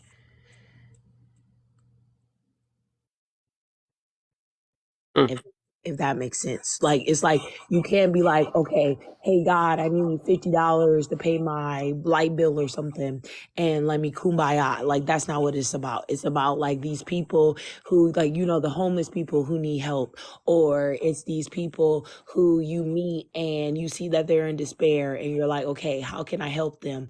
Okay, well, they're praying to God and God's not answering. So let's come together and call on God together. So then eventually when I leave this space, God will come to you and God will be able to heal you. So the actual kumbaya moment is which part? The people coming together to help the person in need, or what are you talking? So the actual kumbaya moment is the moment that you call on the Lord to come. So it's like, so kumbaya actually means come here. Right. I was gonna say. So Yeah, the phrase does mean come so by here. it's like, okay, Lord, these people are going through pain. Come here. Kumbaya is saying, come here. So like, this person is praying for you and they haven't heard your voice, or they haven't seen your ascension, or they haven't seen how to connect to you. So come here and show them. Right. If Wasn't I that can kind of a little bit different though than like I'm sorry, I didn't mean to interrupt. I'm new, I'm Gabby. Hello, okay. Gabby. But So Gabby. if you look at if you're looking at like question 1 and question 3, and then you go to kumbaya, like I'm not a religious person, so I don't want to disrespect anybody if I'm coming into like a religious space with the kumbaya thing. Kumbaya isn't necessarily religious. It's more about, so kumbaya means come here. it's come by here to be Yeah, so exact. it's like, To be it's come exact. by here. So it's like, okay, hey Lord, I've seen this person who's going through despair. Come by here and bless them. And like, I don't have to physically be there for you to come bless them. So I it's see. like, So it's about other people. It's not about necessarily like yourself coming yes, to Well, like are we it's a about talking you about? Are we giving talking it. about the former word kumbaya, or are we talking about the term we coined, kumbaya moment, which means something different than the actual song? Well, right. the Can thing I is, elaborate on it? I could the clear it up. Okay, moment. listen. So For the the, thing is, we have to remember that a lot of people will use connotations and denotations. Denotations is the actual definition. Connotations is the way that you were raised around that word, Well, right? that's why I So, was asking the host what were oh, we sorry. talking about. But I think I maybe think we I should be think using the cousin word cousin kundalini instead of I think kumbaya. I think cousin was trying to jump in there. yeah, it's okay. So to simplify this, just a little backstory. Light is absolutely right. That's what I was going to say. It is actually a variation of the Gullah language because instead of come by here, kumbaya was just one of the, I don't want to say a slang word, but it was just, that was basically come by here. Okay. And so when you hear that song, come by here, my Lord, come by here, they're basically saying, like she's talking about, it's like praying for some type of blessing, some type of. So let me just give you an example, a tangible example of a kumbaya moment in its original form would be, we are now going through a drought, and we will sit here and we will come together, we'll pray, we'll do our dance, and then it rains. The rain coming down is that kumbaya moment, okay? Because that now gives us, a way that now, okay, we see the light at the end of the tunnel, right? That's going to be the start of this healing of whatever we were going through. And that is a divine action. So a kumbaya moment that's what it was. Now, as we get into history and we start living and whatever, people use it nowadays for anything. But primarily it is coming together in peace would be a kumbaya moment. If you can just put everything into that, anything that everybody has been saying would pretty much go into that. Even if you don't agree, whatever, but you still came together with peace. If you had a different way and then all of a sudden, you know what, we just gonna agree to disagree for the optics, you still came together in peace, right? So I think that would be a simple way to say it that would probably apply to most things. And that's kind of how we started to use it. But it started as a Gullah slang, and it became a song, and it became, a prayer, and then here we are. I hope that cleared it up. Definitely, yeah, no, it definitely made more sense when you said it like that. No offense, Light. Not that you weren't making sense, but when he said it, it just kind of it hit different. That's what she said. Right. So Gab, you basically are okay. So we got it then. Kev, hey, day one. Hey, day one. Hey. Sorry, I'm talking about somebody else. All right. I So I guess we made it through the kumbayas, right? And we all have a kumbaya moment now. I just wanted to make like one comment. Like one of the things that I realized about so when I was like taught the kumbaya, just because of the simple fact that like if you ever actually go back and listen to the recording of the person who sings kumbaya in 1926, like that's one of my ancestors. And like the way that it was like Divinely. no, that's the real life one of my ancestors. I was agreeing. I'm just saying divinely. I gotta add that to it. Oh yeah. That's like it's sorry. This is like I'm like it's really freaky right now. So it's just the thing where it's just like I never thought like this would come into fruition the way it came into fruition. So but it was like a weird thing where it was like when I used to ask my grandpa like, so why do people sit around a fire and hold hands and say kumbaya? And he was like, because people are actually praying and bringing in the Lord. Right. Mm-hmm. And I was like, wow. And I was like, and he was like, you don't understand how powerful spirituality is until it's combined with other people. And I think that like those, like, so for me, a kumbaya moment is the moment where everyone collectively comes together and they decide, hey, we are all going to call on God. We are all going to call on our spiritual ancestors to help try to fix this problem. Like, even though it may be what we call a quote unquote realistic problem, we understand that our spiritual ancestors and God can actually move this problem to be not a problem at all. But when you're talking about trauma responses, which is kind of that's why I'm kind of confused because I don't know how kumbaya can relate to trauma response. I would think of more of a kundalini awakening because a trauma response is within yourself. Kumbaya, like you're saying, is people coming together, but you can't come together to fix someone's trauma response. Like, can you tell the difference between a hurt message and a healed message, or what's the difference between passion and anger? I don't see the correlation with a That's because kumbaya. they all So different questions for different kumbaya, reasons. but Yeah. Hold on, kumbaya. real quick, like he Oh, talking sorry. about the topic. Uh, so with the topic, right? they're different questions for different reasons. The reason why I put the kumbaya number two is I noticed that people that do talk out of hurt, they quick to jump to say, "Well, this ain't no kumbaya moment." I feel like you're not understanding the way I understand. You think you want peace and all that stuff, like gonna be that simple and all that stuff. So that's the reason why I asked number two. And that's what. So that's how that ties in with that. The first one. Can you tell the difference between hurt and healed? That's it's you can have a trauma response on both of, but it's heal people. It's a healed way to say it, and it's a hurt way to say it. Everybody been through some type of trauma. What's the difference between passion and anger? That's another thing. I was in the live about that earlier, right? A lot of people that's talking out of hurt be saying that they passionate, and then sometimes when a person is passionate, a hurt person will say that you angered. You know what I'm saying? So this is the reason why I'm asking that one. I mean, and then that last one was some kind of extra though, and that also went with this live that I had went in before. Because of people be so hurt, they be feeling like it's just one way to a certain goal. If they go the opposite way from them, then it's a problem or something, or you're against them or something like that. So that's why I asked that. I want to see everybody's perspective on how they see these things. So it all do tie into one another. Okay. Yeah. Forget that kumbaya is spiritual. So when people sing kumbaya, they would sing kumbaya to actually help themselves heal whatever situation that they were going through. So let's say that they were going through an issue with like money, or they were going through an issue with being held in oppression, or they were going through an issue where they didn't feel like they could actually travel to where they needed to go to get to their purpose. They would call on kumbaya and they would sing that song to actually call in God to actually help guide them. And it was like you had to decide whether or not you were spiritual enough and willing to heal that trauma that was holding you back from listening to God. Because the thing is, a lot of people who don't believe in God or don't believe in a higher power or everything, at one moment they did believe in a higher power, and it was something that deterred them from it.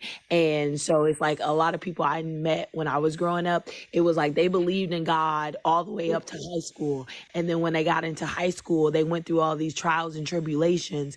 And the moment that they felt like God wasn't on their side, they felt like God gave up on them. So they gave up on God.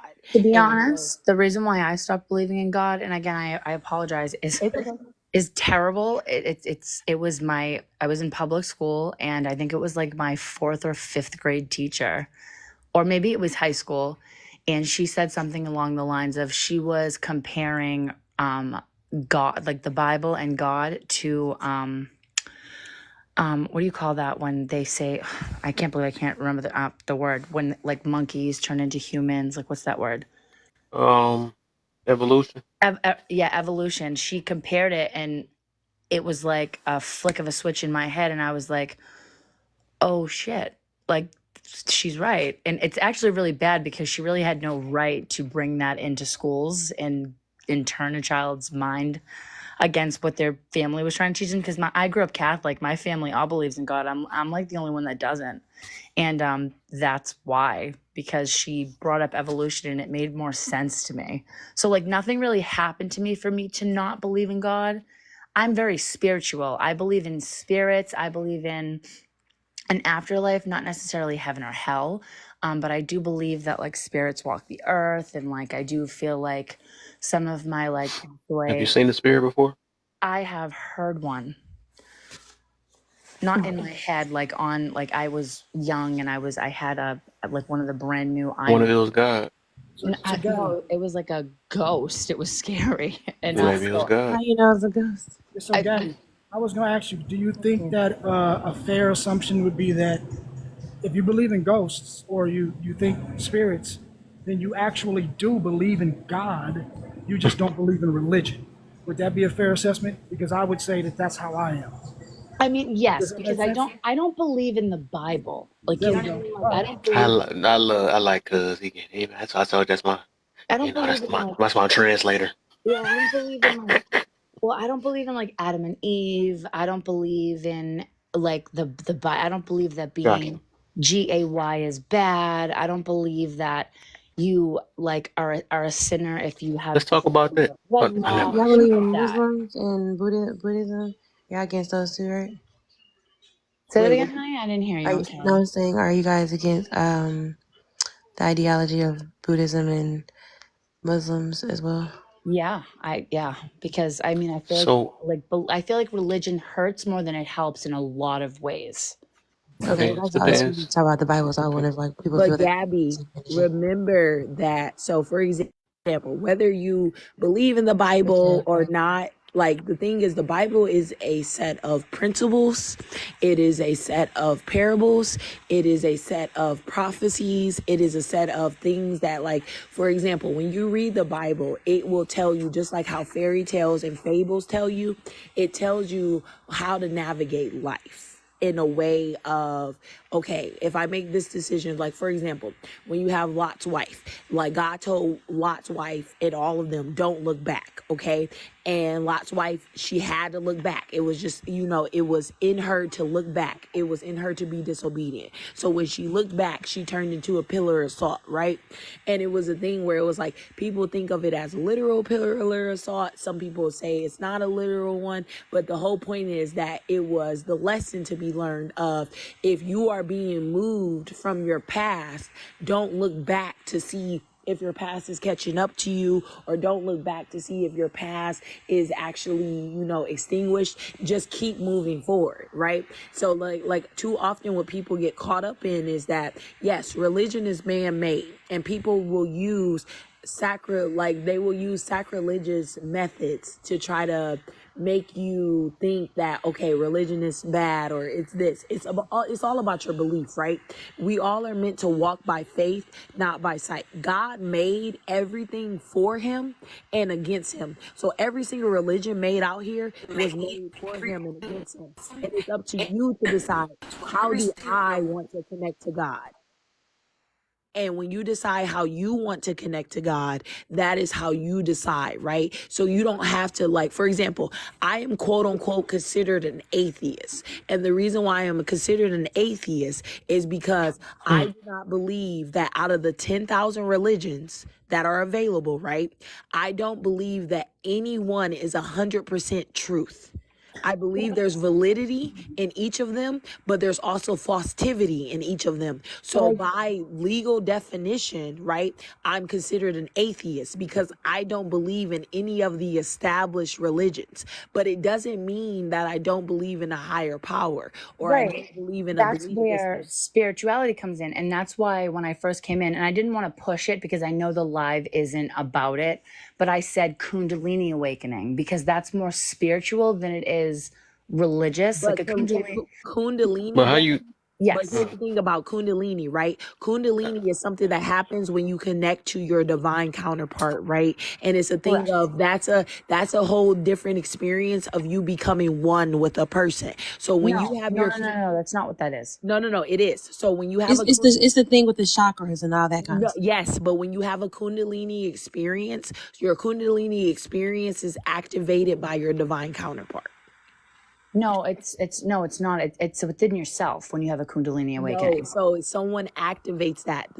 The whole thing is, remember that they tried to tell us that. So, for example, they have this thing called twin flames and divine counterparts, right? And your twin Yes. flame is something where originally they believed that humans had four. So we had four arms, we had four legs, and that, like, basically Zeus cut us in half. And when Zeus cut us in half, we were always trying to find our divine counterpart, right?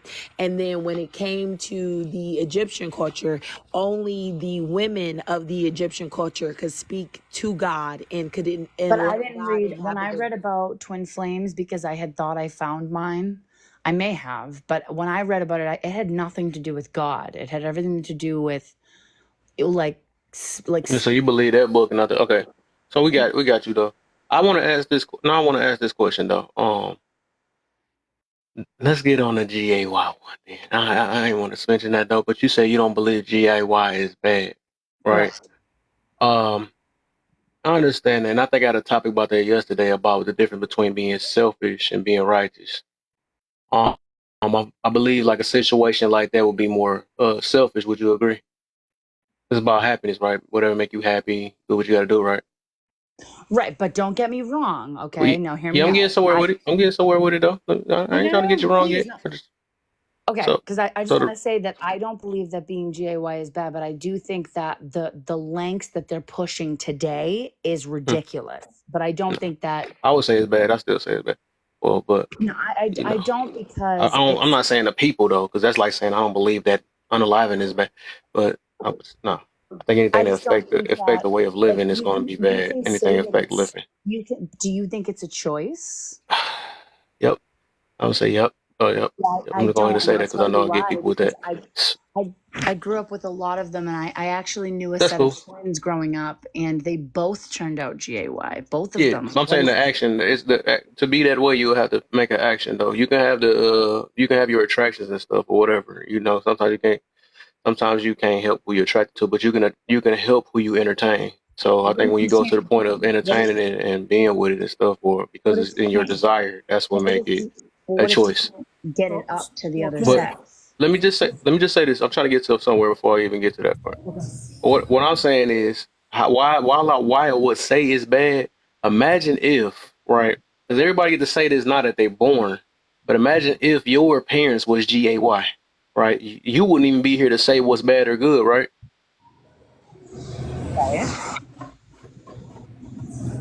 Right. Right.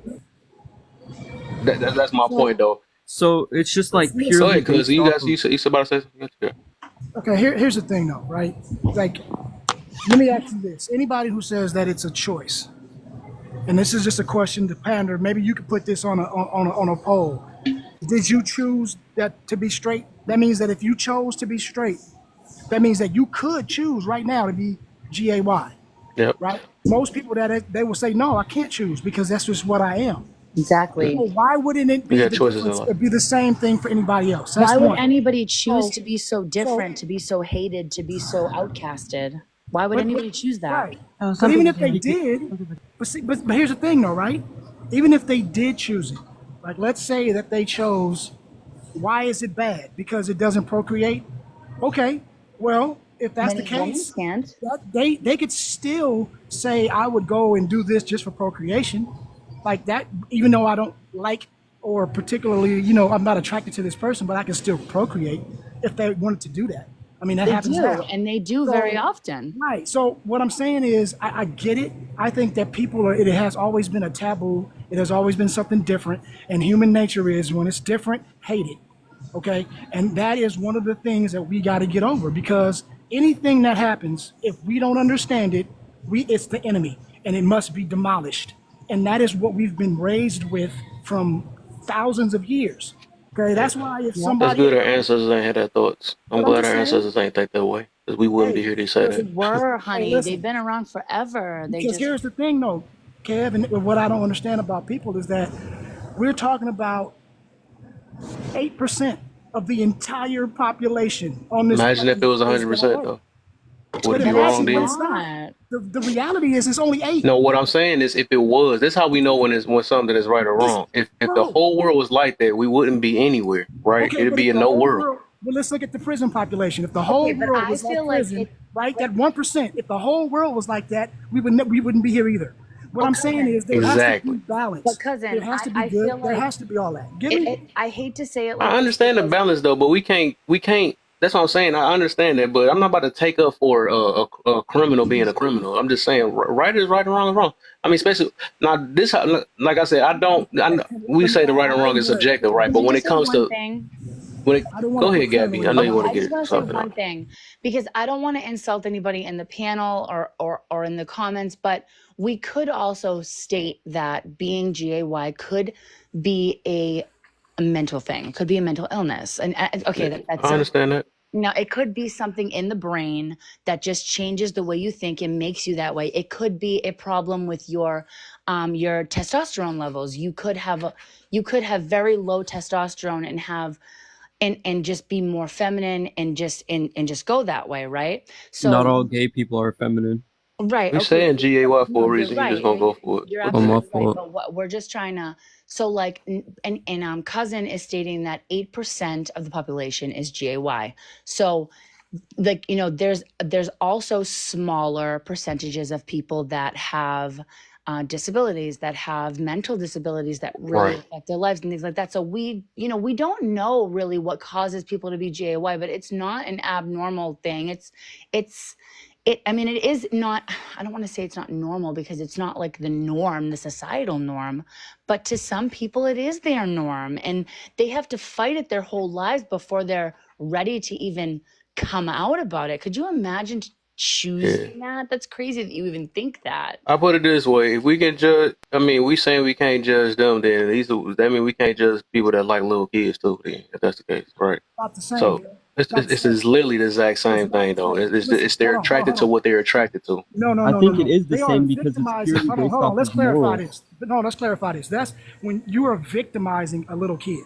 These are grown But adults they doing what like they what do. they That is like, never. It Okay, though. don't okay. matter. Well, No, no, no, no, people no, no, no, people no, no, no. That victimize is same never the sex all the same. time. They It's victimize same never the sex all the same, though. time. They actually be excited when they can turn somebody who was straight But gay. it So let's be doesn't for matter. real. Well, listen. Hold on. What I'm saying to you is That's that true, and what that's your sick though. hold on.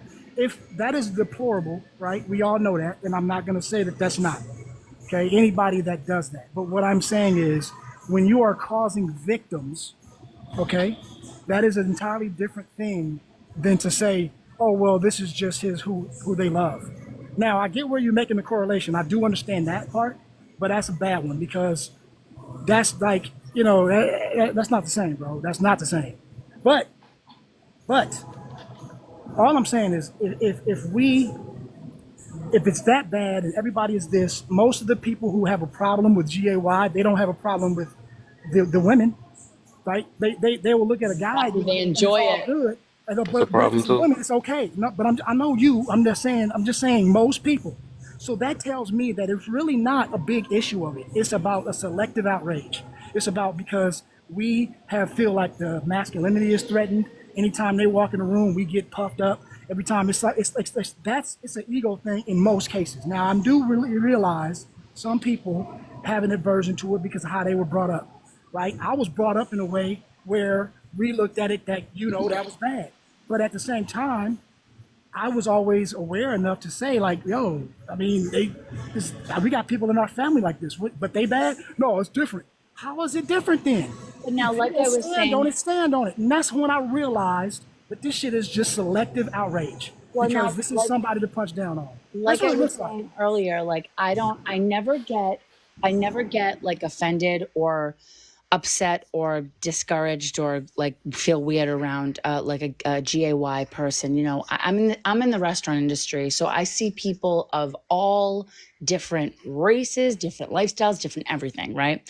I never get uncomfortable around a GAY couple or anything like that. What makes me uncomfortable is the today's societal norm where people are coming in, they look weird, they call themselves a they them, they don't consider themselves a gender. That is what I don't understand. What It's if it's that your norm that you've been forced to believe since you were born is actually wrong?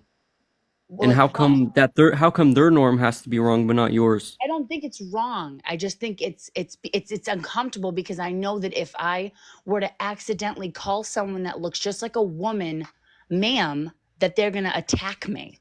That's the problem.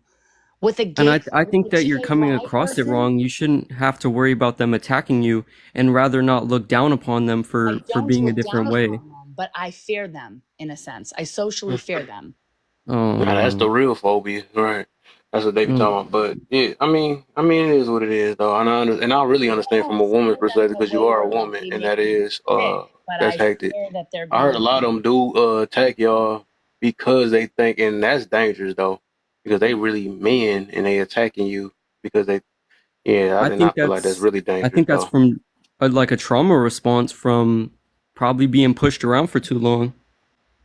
Well, no, I don't Some of them haven't though. It's just this stuff. because The way it's been you getting get popular now, everybody's a victim now. So it's just like now that victimhood and got them grew so much within the past 3 years and stuff, and yeah. it's getting bad. It's been getting bad for sure. It's getting crazy. Like you like you have a person who is a they them, but they look like a woman or they look like a man, and then they'll get upset with you if you refer to them as what they look like. How am I supposed to know that So you're then not? ask them.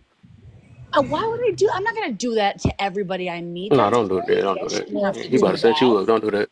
Yeah, because Jay, let you know, in the art of fairness, if I sit up here and say that we don't have a right to judge them, they don't have a right to trip out when we respond to them as what they appear to be. Fuck True, that. Like true. Yeah. we got to be fair. Yeah, they Like both sides got rights to do They, what they one want you're to do. right, but one thing I'm So gonna say is I'm gonna always be fair about it, right? I'm gonna call it how I see it on each way, yeah, most and definitely. that is one thing that I would agree with her. She is right. Like if you are walking around here lashing out on people because you've been pushed around, that's your trauma that you need to heal. That's what we've been Right. talking about. Yeah, but You don't you We have the talking need right. to point of the take life. You get what I'm action. saying? So like they got a responsibility to heal themselves just as we do. So I think exactly, and that's what I'm in that saying. part, Right. yeah, yeah. If Everybody we got it. if we were saying that they had a genuine problem Hell and we of a are man fearing standing them, knock up. then we need to take Oh yeah, for action sure. and Okay, catch you. stop it from happening and maybe ask them instead of being fearful of what if they are going to lash out on you. Thank you, Kay. No, I don't agree with that because I feel like I shouldn't have to feel like I'm going to be lashed out on for having a normal human instinct to look at a woman who is born a woman and looks like a woman and think that they're a woman. That's natural. Yeah. But So you just I said that they understand that have though. a I do mental want to just illness, I'm gonna so probably chow down on this though because I know how I get with that. And I ain't trying to get banana. That's how I know how this life We're get. And having real a They, quick, good debate, can we dude. put This a is can we good put for a bow on it? views. Can we put a huh? bow on it?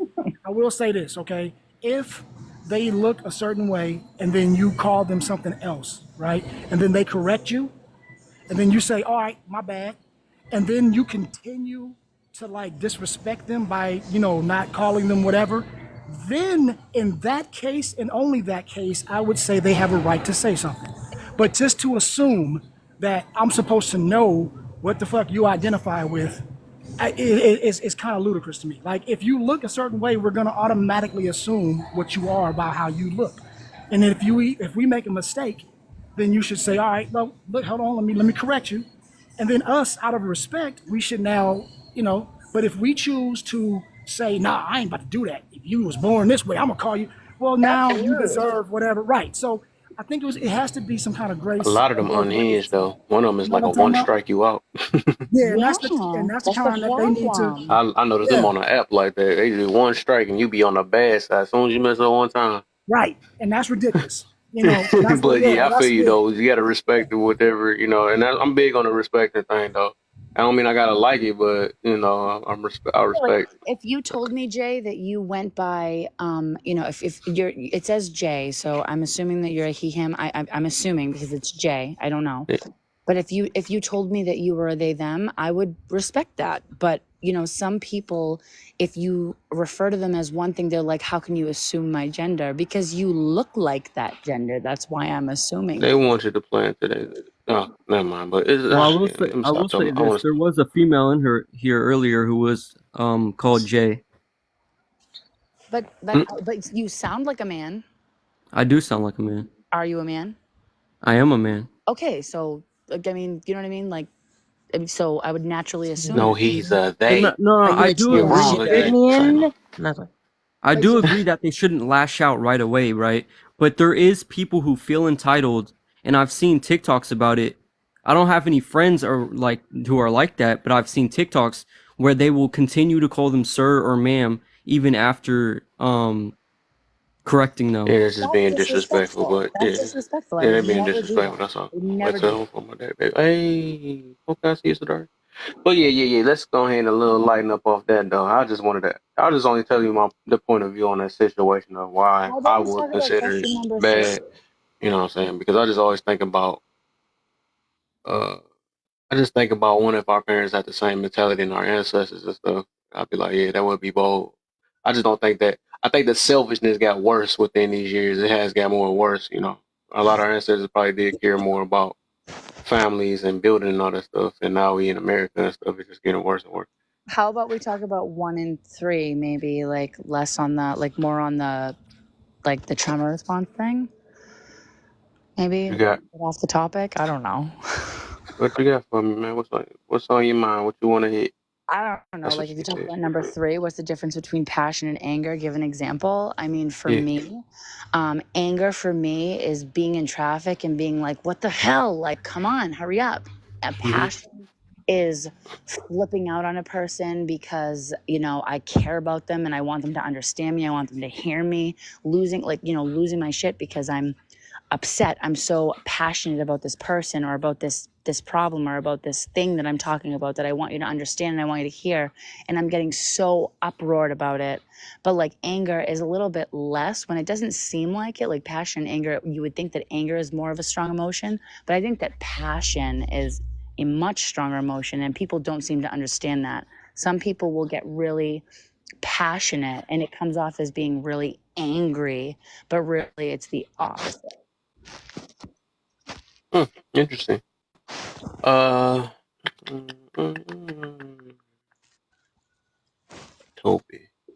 I don't know. Does anybody? He is Gyra. Oh, never mind. I'm not. No. Which direction you going? Yeah, we'll go downwards. I didn't even know, and that's what. Dang, I should have said that. Pause. Let me get him caught up. Let me get his Gyra caught up. Who just left? Somebody. I felt like it was somebody in that bottom right box. I guess. I don't know. I'm gonna be tripping. Um. No, there was Yeah, never let's get anybody his there. Gyra caught up. I think he the newest one. And then Toby. Um. Can you tell the difference between a hurt message and a healed message? Yes. Yes. Yes, I could tell the difference between a hurt message and a healed message. You got an example? Are you asking in what? Oh, I'm sorry. Are you asking in what way? Yep, that too. Okay. So a healed message, one that delivers a message that's actually, has some solutions to it. On top of that, or projected, because we don't know if it's a solution yet. We haven't done a design of experiment to come to a hypothesis. Just like people making false statements on this, but I'm not gonna go there.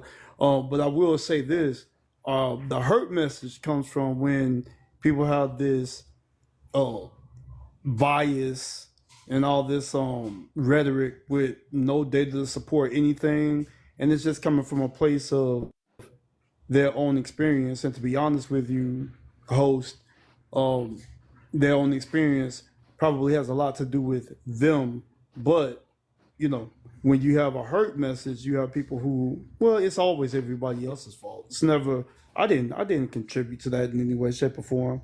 So yeah, that's how you could tell solution based, being able to define a problem. I don't know if you buy your compute. Well, I think you buy your computer. If you look up the DMAIC and root cause analysis to define the problem, put it to, a test as far as in the measurements, data points, and so forth. And then there's some solutions to it or projected solutions based on observation, which is what science is. But anyway, yeah, that's it, bro. Huh? Uh oh, and Toby, you next. Yeah. Can you tell Me the next. difference with what's up, my brother? What's up? What's Uh, up? All right. uh, can you tell the difference between a hurt message and a healed message? Certainly can. My earth message is one that gives off you are not to be blamed, but the society and the world around you cause you to be bitter and combative and aggressive, and you're spilling that message that you're a victim, and yeah, that's a hurt message. The victim and the trauma, you're dwelling in that. On the other hand, a heal message is talking about you're overcoming, your you being an outstanding citizen, you being a problem solver, you being a fixer, you love the family, you want a nuclear family, you talk about financial wealth, you're bringing more healing to someone around you and even to yourself internally, and being accountable. And I digress. All right. I gotta get y'all caught up on the kumbayas now. Here's Jira. What is what is kumbaya? And what would you consider the kumbaya moment? I guess, really, I don't really get down with a whole bunch of slogans, but I guess kumbaya, let bygones be bygones, or those kind of things. I guess certain things host certain things you can, it's water under the bridge, right? But some things, you can have an agree to disagree with anything, right? You can be civil about it all, but some things, like, based on principle and morality, um, yeah, some things, that has to be met, severely and confronted objectively. So kumbaya moments, I guess that's the let bygones be bygones or whatever the case may be, but really, that those type of moments, man, for certain things, yeah, you may like the White Sox, I like the Cubs, whatever the case, right? Things like that. But if we're talking about theology and what the truth is, like, 2 plus 2 doesn't equal 5, no matter how you slice that, right? Based on principle, then we might it might be a little bit more in depth conversation.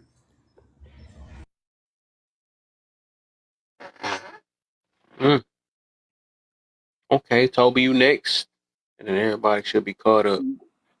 Oh, Kumbaya, she hates me. kum- Kumbaya moment is a moment that let bygones be bygones. Like, um, we are past that. Let's come together. We are not going to speak on the negative that happened to us. Just let's come together and sing under a tree, kumbaya. We all are peaceful. We are going to forget. So you stabbed me on my back yesterday. You was bitter against me. You sabotaged me and tigati. I don't think those moments are realistic, and I don't think those moments are beneficial to a, a, a, a conversation. So I believe in just having a conversation and let your opinions and state some facts, and we all can be understanding on each point, but sometimes we hold off on certain issues that are burning inside. And I digress. Okay, okay. What the? All right, let's get it. Everybody is in the. We caught up now. No, she did. Just. Oh, that's so funny, man. I know that ain't Mike Black. My boy Mike Bland, that man.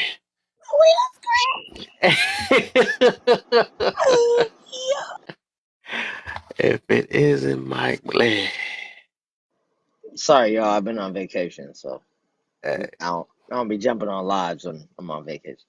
I feel it. I feel it. So since you in here, Mike Bland, I can number one. I keep wanting to say I. It's number one. I can't do that. Right? Can't you can't? Uh, can you tell the difference between a hurt message and a healed message? A hurt message and help. Can you tell the difference? Ooh. Yep. And can you give me an example too? Um. Who is it? Can I ask you who it's coming from? Is it a relationship or is it a Anything in stranger? general. You know, I put my stuff in general. It's never nothing specific. Okay.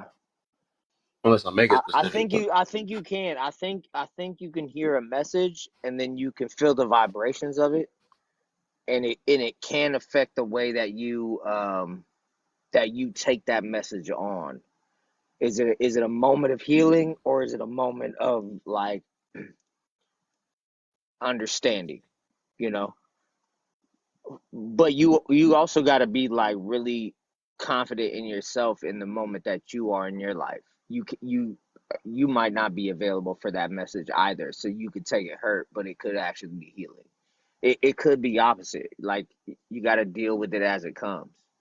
And if somebody has that moment with you, it's just magic, right? Like you just have that moment, and maybe you thought you were healed and you weren't until that moment happened, and all of a sudden it changed your trajectory. It's a hard That's a hard question. Interesting, Mike Blay. What is a kumbaya moment, and what would you consider a kumbaya moment? I think it's a moment where you like forget about everything else, and you really feel like who you are, and what the moment's supposed to be. Like it doesn't have to be like crazy, like introspective or whatever. It could just be fun at a party, or just like a moment of gratitude and grace. Like that's a kumbaya moment. Mm, It's like serendipitous, you know. It's just one of those moments where it's like, is this really supposed to be happening right now? This is crazy. Wow, amazing. Enjoy it. mm-hmm.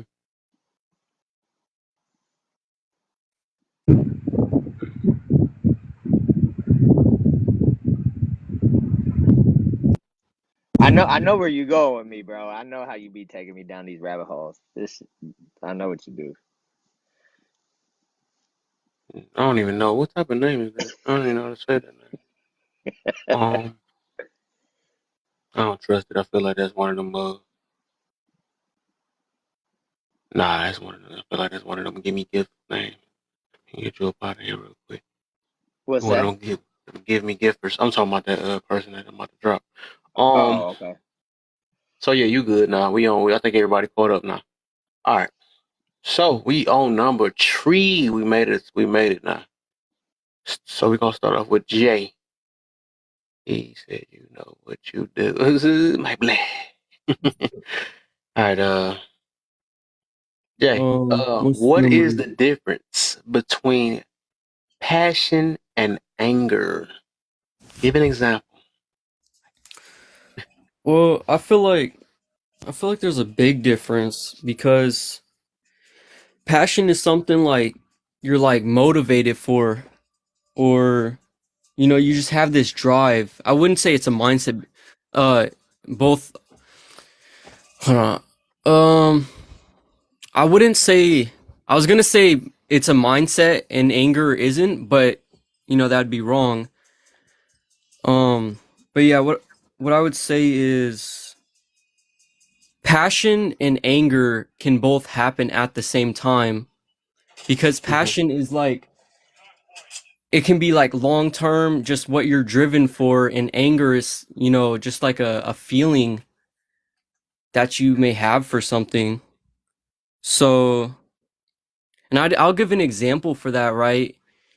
If I'm doing something and I have strong passion for it, and someone's trying to disrupt that, I'll have anger towards them, but it's because I'm coming from like a passionate perspective.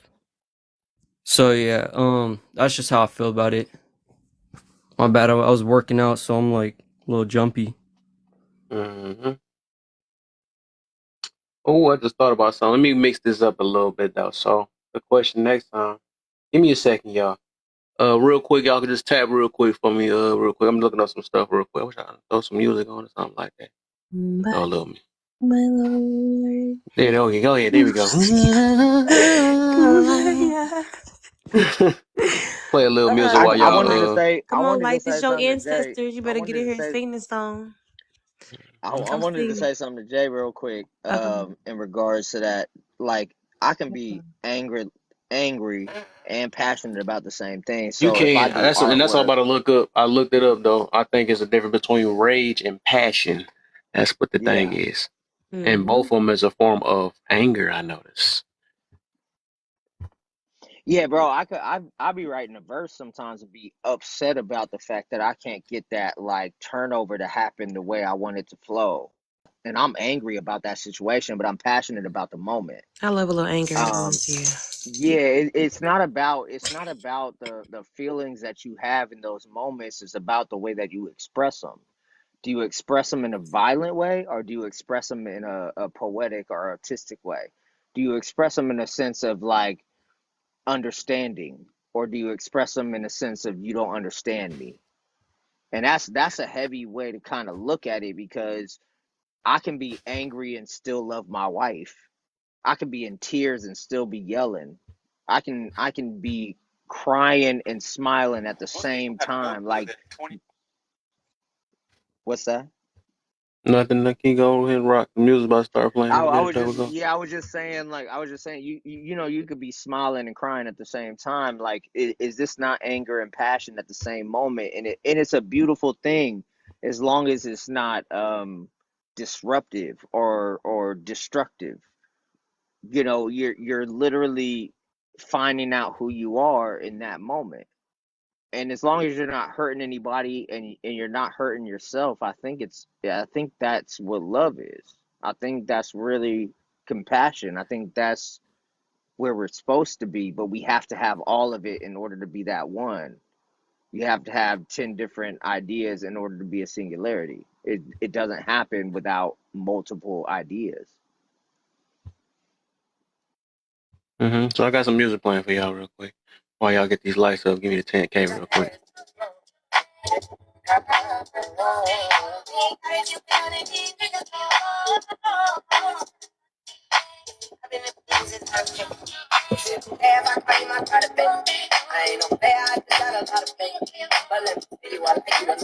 10K, y'all.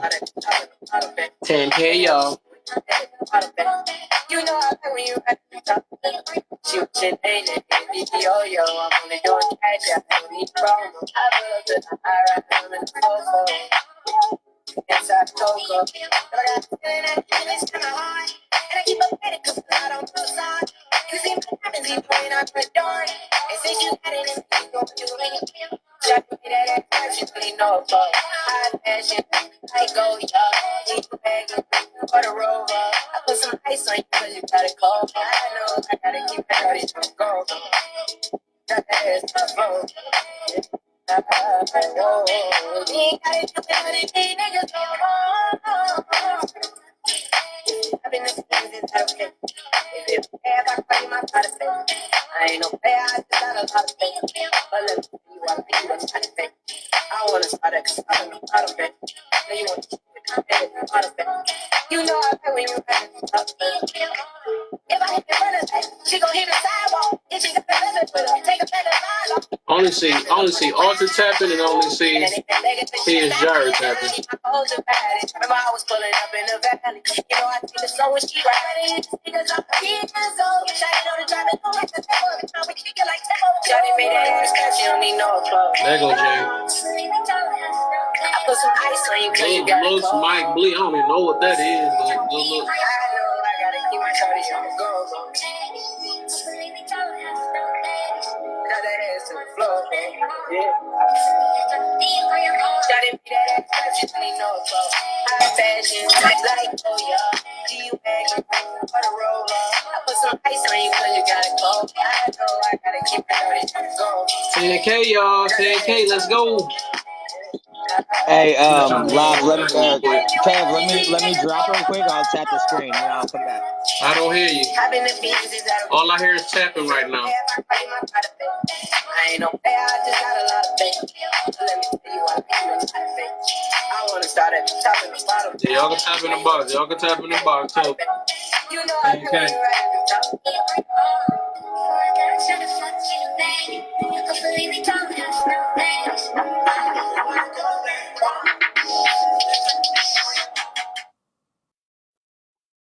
Doesn't make sense now.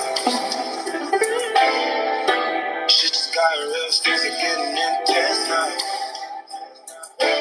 I hear you talking about we a lot, boys speak French now. Giving me the sign, so I gotta take a hit now. I hit you up like, do you wanna hang right now? On the east side, and you know I'm with you right now. You say, do I wanna rush? Do I know what time it is right now? It's after 2 a.m. and that's asking a lot of you right now. All she talking about is coming see me for once. Coming see me for once. You don't wanna come to me. You don't wanna come to me. All she ever said is come and see me once. Come and see me once. You don't wanna come to me. You don't ever come to me.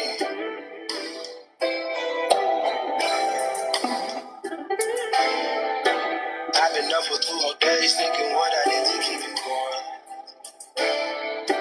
Thumbing through the voice notes that you left me telling me what happened. I'll admit I'm sorry when I've been, I'm truly sorry.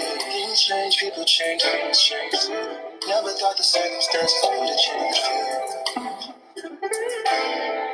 You said you never traded love,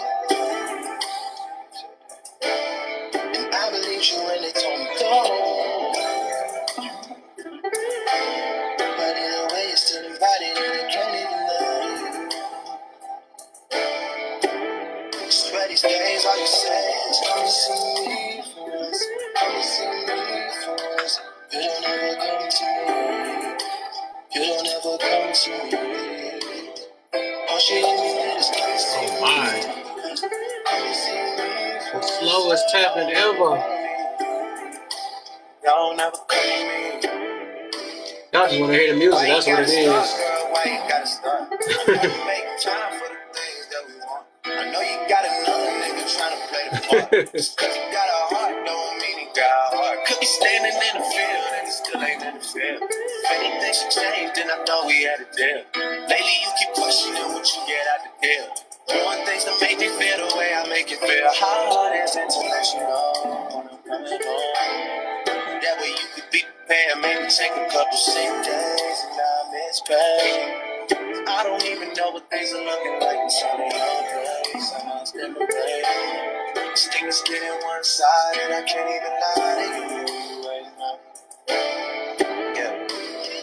All she talking about is come and see me. Come and see me. Y'all never come to me. Y'all never come to me. Yeah. All she hit me with is come and see me once. Come and see me once. You don't ever come to me. Y'all never come to me. And there's Mike Blay. Mike Blay. Good look. That little short music we got on there.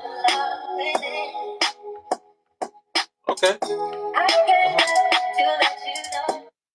Creating your first video? You should start with the music. Go to artlist.io and get high quality music and sound effects. Oh, we almost there, 10K, y'all. 10K, we almost there, baby. Let's make it intense. We almost there, baby.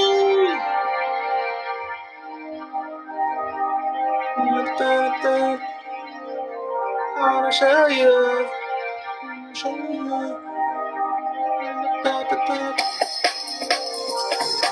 What is that?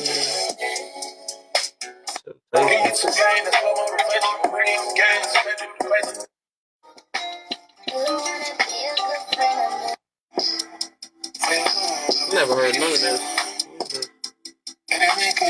You might come and see me again. They horrible with these non-copyrights. I'm gonna find something. We almost there anyway.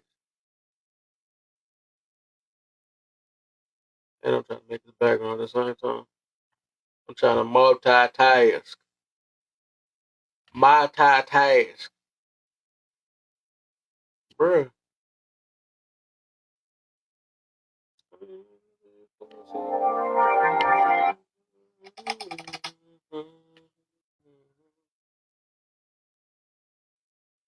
Hang me there. Shoot. I'm on mute. Right. Alright. Dang, I thought I was gonna have this thing ready by that time. Alright, hold on, I got y'all around. Come here, one check. So, let's talk about the sorry, no. He's on number 3. I know. I'm trying to change the way I word it on there too.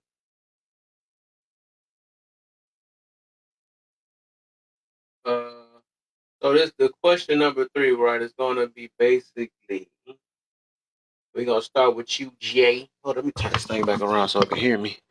Start with you, Jay. What's up? What is the difference between? And let me make That's sure. the Let me make sure I look this that's the up next before. person. Oh, you on the next one? Yeah, Jay already said it. Okay, because I think it's got to be worded different. But you basically, let me see.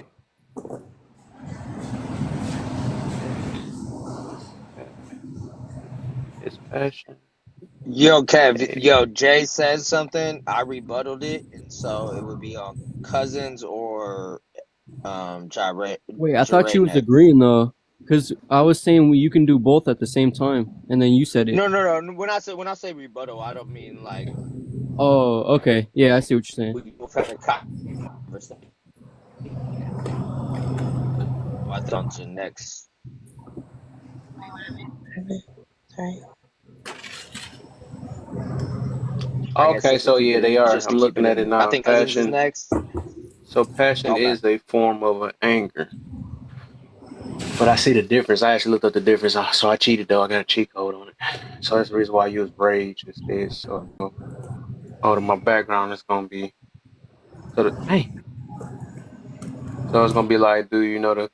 Because people be like, why you sound so angry? Well, it is anger behind passion though. So I'm learning. I'm learning stuff as I freaking hope put some of this stuff. I'll be I learning think stuff. it's. Do you think the anger that comes with certain passion is necessary though? Yeah, and it's a reason why. And I looked up the difference between. It's because it is a difference between rage and Right. passion. But yes, it's most definitely necessary. But rage and anger, is that not The that, word. that's different too, right? Rage is a form of an anger too. Both of them. Yeah. What I read up on is passion and rage is fueled by anger. Yeah. Well, Yeah. it's So, easier. It's You easier know to what? face this when you're a singularity, right? Like instead of doing it as like a couple thing, just look at yourself, right? If you have something that you're very passionate about and you mess up, let's say you're in football or you draw or paint or you're into mathematics or Sometimes. science, like you're a scientist or whatever it may be, or a doctor, there's a passion in that art form. But if you mess up or make a mistake, you're angry with yourself. So it can come with that internal anger as well. We don't have to always put it on somebody else. We can look at it as like, I'm passionate, and the reason I'm angry is because I made a mistake, and I shouldn't be making mistakes if I want to be as good as I want to be. And so we can make that as a singularity. We don't have to What is put it? that on Passionate. somebody else. I, You know what I though? think I we think should. that I think we should rely on like what the Webster dictionary says instead of it. So many people are making up definitions for words or just misuse of words. I mean, both are emotions, right? One is just one is about anger in itself, the action, and then passion can be angry. Passion can be, eros love. I mean, it's really just both But you gotta be emotional careful when knee jerk you gotta be careful reactions. when you talk about them words though. You gotta be careful when No, you I talk about mean them words. it's just the definition, right? I mean, No, I so understand. I yeah, understand that. so But it's just the people say, Webster There's you is know, what it is. people That's say all. sticks and stones can break my bones, but words will never hurt me. I promise you, you tell your wife she fat right now, she'll never forget it. I I promise mean there's you if you we I get Words it. promise you can if hurt you though. I I learned promise that you if you tell if your words can man that you motivate, fat. they can hurt.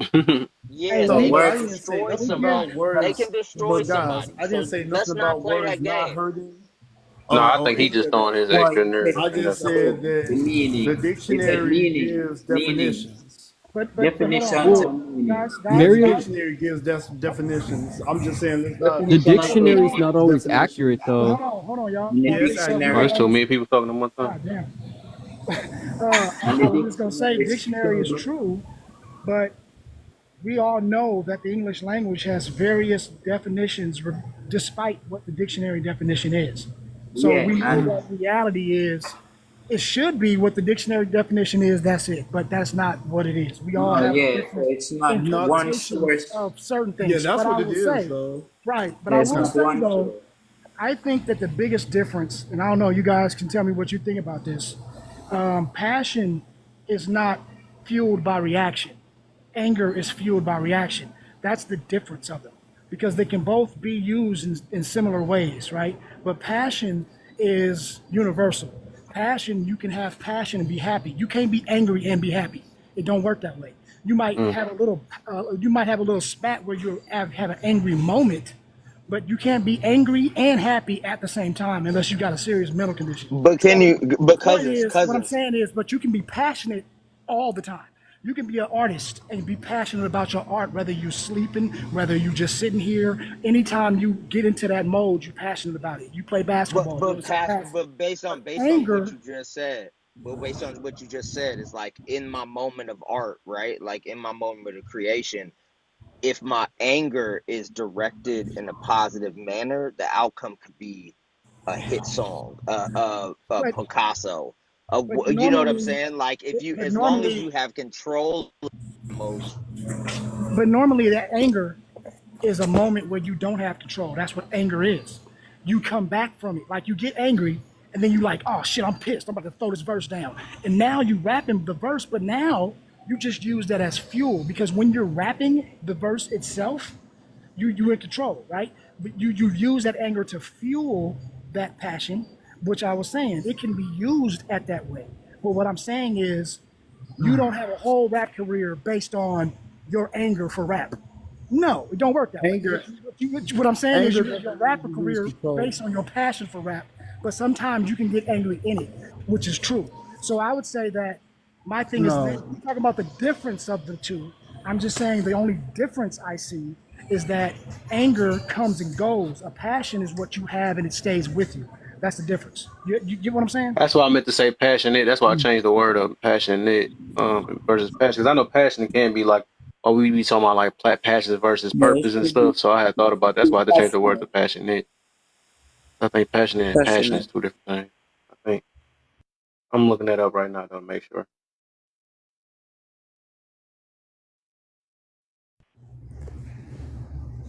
yeah. So Passionate. somebody can be angry. Somebody can be angry and have self control. That's not a true Yeah, statement. I think he Like talking about like ref. He so. talking about ref and rage. Yeah, When I'm okay. talking, Rage, yes. Rage would be proper to say that, yeah, you wouldn't have self control. Just like, being frustrated. You could be frustrated about something, but just be like, okay, I'm frustrated, like about this conversation. But, Right. it passes. Yeah. Oh my You can goodness. control it. Right. that's what I'm Because saying. if But somebody if sends me an email, hosts, if they send me an email and they're just misusing words and all that stuff when they send me an email, I'm gonna send that back and say revise that because you have no idea. I, I'm I'm a stickler for vocabulary. I hate when people do that. It's insane. It's like you're trying to reestablish a meaning when it's already been established. Stop Well, it. it's also important to use context clues as well, though. That's Yeah. that's what you're taught to do. Hmm.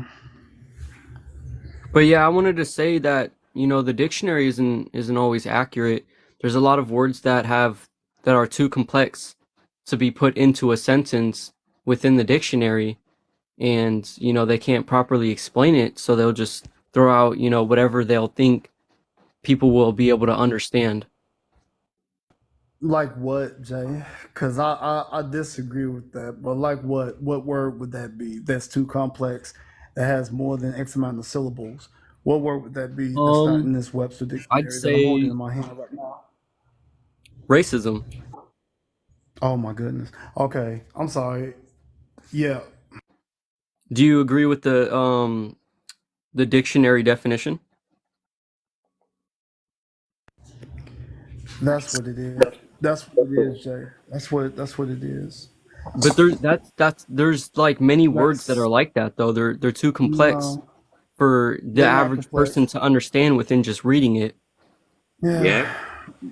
And But set. so no, I It disagree says with set that. two. And then to say it's too complex, well then guess what? If there's no definition, then it would be undefined definition. If somebody sends me like at work, they send me some like absolutely absurd email to my work desk talking to me about misuse of this word and this and that and just all kind of made up definitions, yes, I'm going to kick that back. I have not, thankfully, received any kind of foolishness like that, but yes, I will kick that back. It's absurd. Because I'm going to ask you, what do you mean by this, and what are you talking about?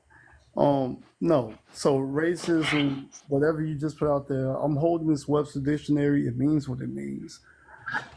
It But means what yeah, it means for people who don't want to do I'm gonna proper let. research. No, it's not about doing proper research, brother. Because I live in the world of research. That's what I do for STEM for a living. No, I apologize, Hey, but let's not do that, please. can I I do ask the you a question? research for your Intel processor that you use in your computer, sir. I Can I ask you a question apologize. though? First of all, how do you pronounce your Mm-hmm. name, brother? Is it Heis? What Oh is it? no, it's he is Gyra. You say what's that again? It's T is Gyra. He's Jira? Yes. Okay, because I didn't want to mess it up. No, you're It's fine. okay. He is So Jared, like he is God. It's like, got it. yeah, Okay, yeah. Yeah, okay, he okay. yes, he yeah, yeah, you're Because right, it host. just looked He like it was is all Gyra. one I'm not, word. yeah, So I was he like, okay. So here, what I'm saying is like, would you No, he agree? ain't read the Bible. Stop talking to him. Stop messing with him. I know, right? Y'all don't fuck with it. Y'all. But like for instance, right? I would say that context is very important here. If I'm sitting in a research paper, if I'm sitting in something professional, I agree with you wholeheartedly, 100%, full stop. However, if you're reading a blog that is, I don't know, a hip hop blog, and there is words in there like, "Hey, that was bad," but we know that sometimes in slang, bad could mean good, right? In the particular context and what we're saying. So what I was talking but I about don't is care about slang. I understand that, but Okay. I'm saying if you were I, reading a specific, that's when I was talking about just this context. Because if it was in a certain okay. context, then it would matter. But like if you said, if it was just a research paper or it's a damn professional email, yeah, it matters all the way. You get me? I'm with you. Yeah, But when I and was saying And context, I meant just depending on what we're talking about. You get me? absolutely, absolutely, and I see where you're going with it. It's frustrating to no end because, to be honest with you, how I conduct myself in the office when junior engineers send stuff to me is the same way. The dictionary is a dictionary. I'm not. I'm from the west side of Chicago, bro. I know what the slang looks like and all that kind of stuff. Here's the thing, though. I don't subscribe to it, just like I didn't with Ebonics and all that other foolishness. I thought it was a mistake and absurd. Then it died out, or it's no longer a factor, if you will. But no, no, no. The way I speak, even to the brothers on Sundays while we're watching football during the NFL season, is I believe in enunciation, articulating properly, not just making up stuff and all of that. You know what I'm saying? That's so frustrating. I mean, it gives me a headache beyond belief. It's absurd. I don't even let my daughter do that. My daughter doesn't do that kind of stuff. It's craziness. Yeah, I get what you're saying.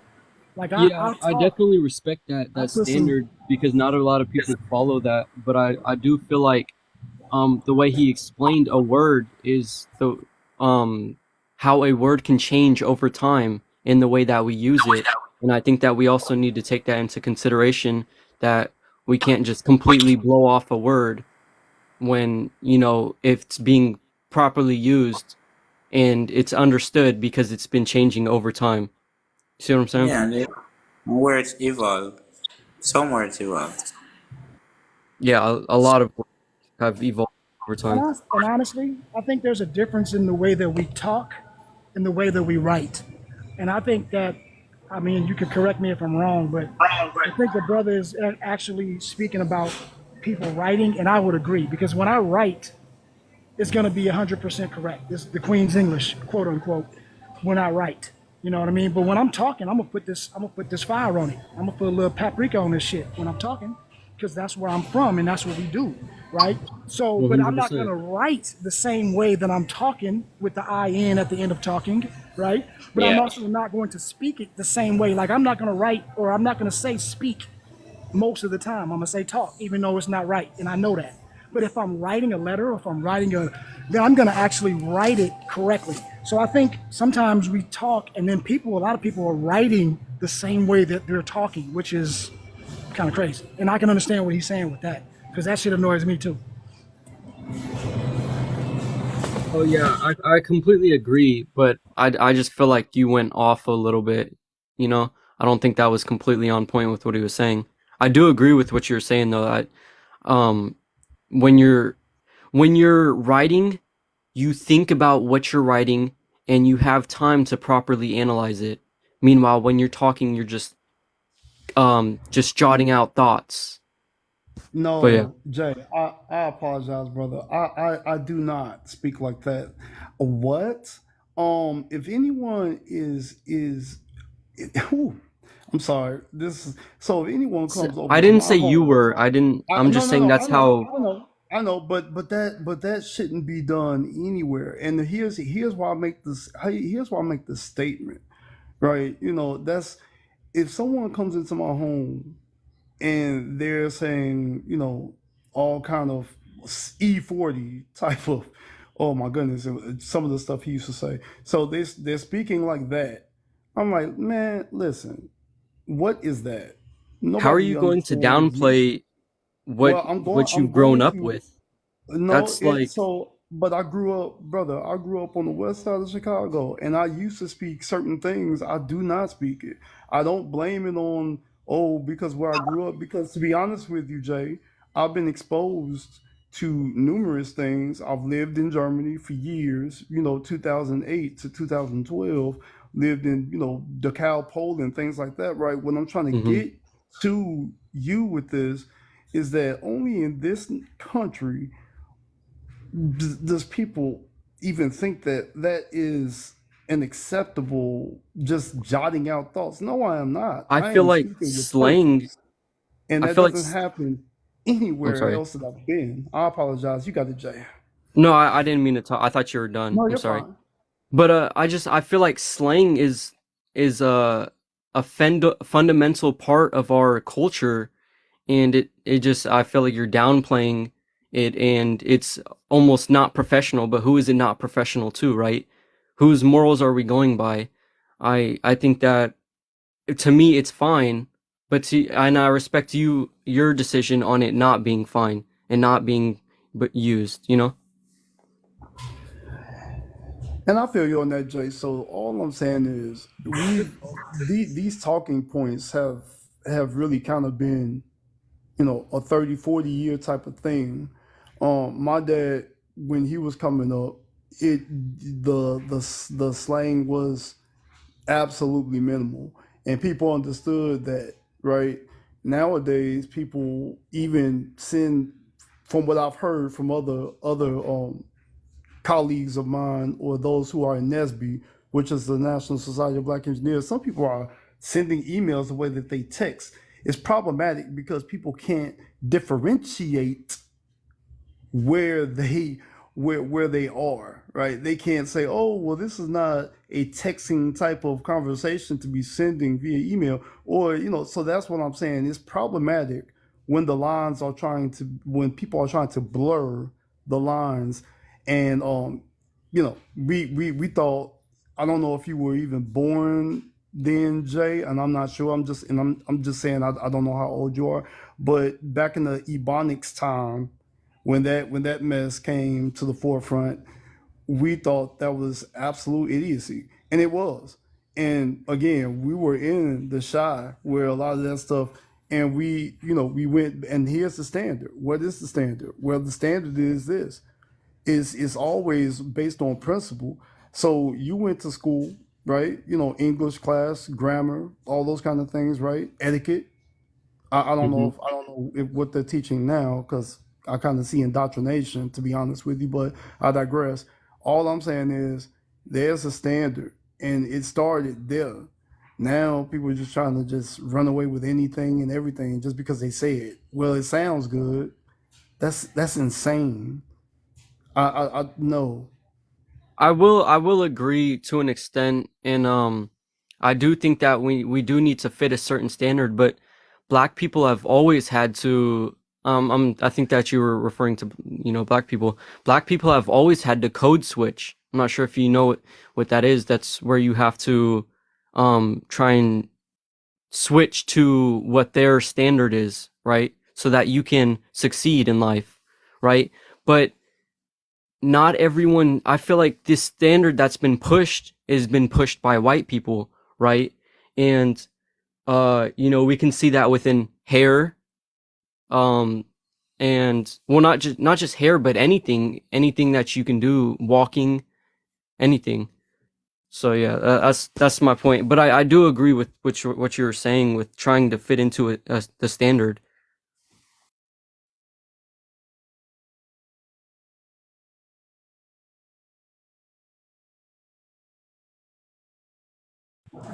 Yeah, I see exactly what both of you guys are saying. And I just think, the language and how we speak, depending on where you come from, people have different accents, people have different inflections, people have different ways. I mean, that's what makes, everything, that's what makes beautiful. I mean, you imagine comedians if they didn't have any slang words, or if they didn't make up fucked up words that didn't make sense, or if they didn't ever cuss, or like there's a certain nuance and certain beauty to nuance. But I do believe that when we are in certain areas, when we are in standardized situations, then we do need that standard. I would, but I just think that there's a place for both.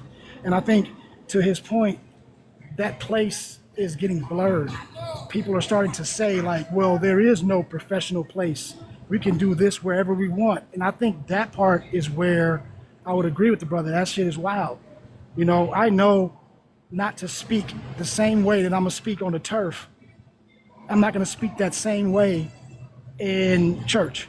And I'm just using that as an example, right? It's just two different things.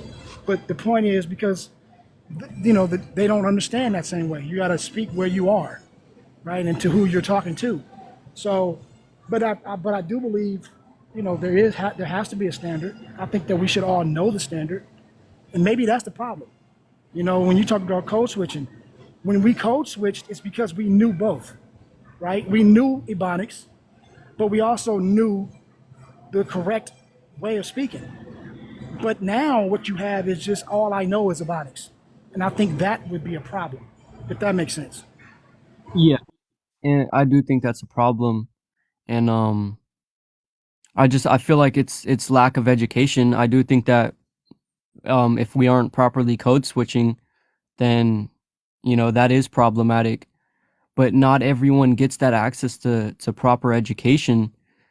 At my middle school, um well, my it was an elementary to middle school, and the school was terrible. I mean, one year I had we didn't have a full teacher. It was just subs, and they would just push out paperwork or work, and it was just all nonsense, right?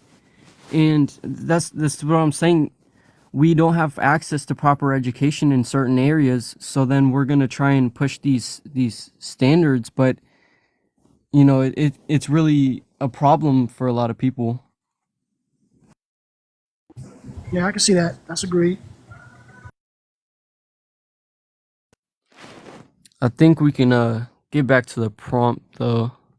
I think we're on 3. Did everybody put their input on number 3?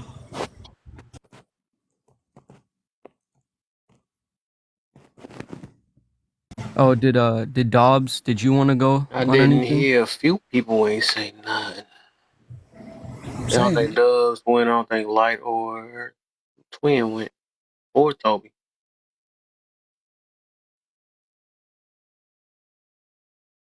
Uh, Dub, you there? Or Dobbs, Lou Dobbs? My boy that fell asleep in the box. they came in and fell asleep. What's happening? That's a new That's thing. nice. I'll let you back up when you wake up, my brother. Um, go with you, Light.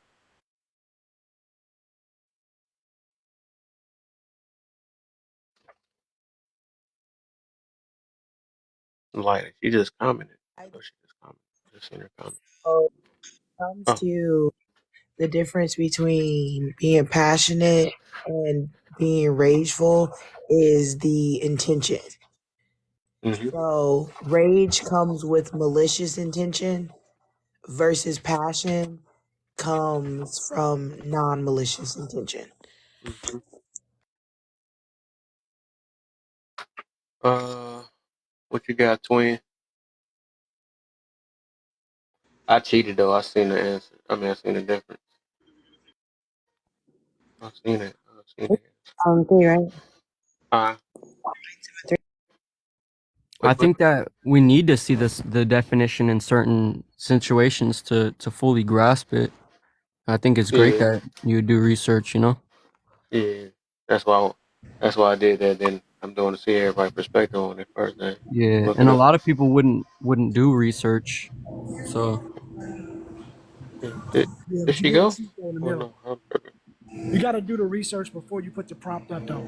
Okay, Right. that's what we're gonna roll with next time. Okay, I'm gonna hold you accountable. I'm just I playing. did. I did. I did. I did. I did. I did. I did. Even though I messed up a couple times, I had to You know, refix it up. It's a new it's song. all good. What's the difference between passion, anger, and rage? Of course, I think you can be passionate about something, angry about something that's necessary. Angry about or passionate about children not eating, passionate about children being Hmm. placed in harm's There way, you go. passionate about, police brutality, passionate about all these different things that you should actually have a sense of anger for.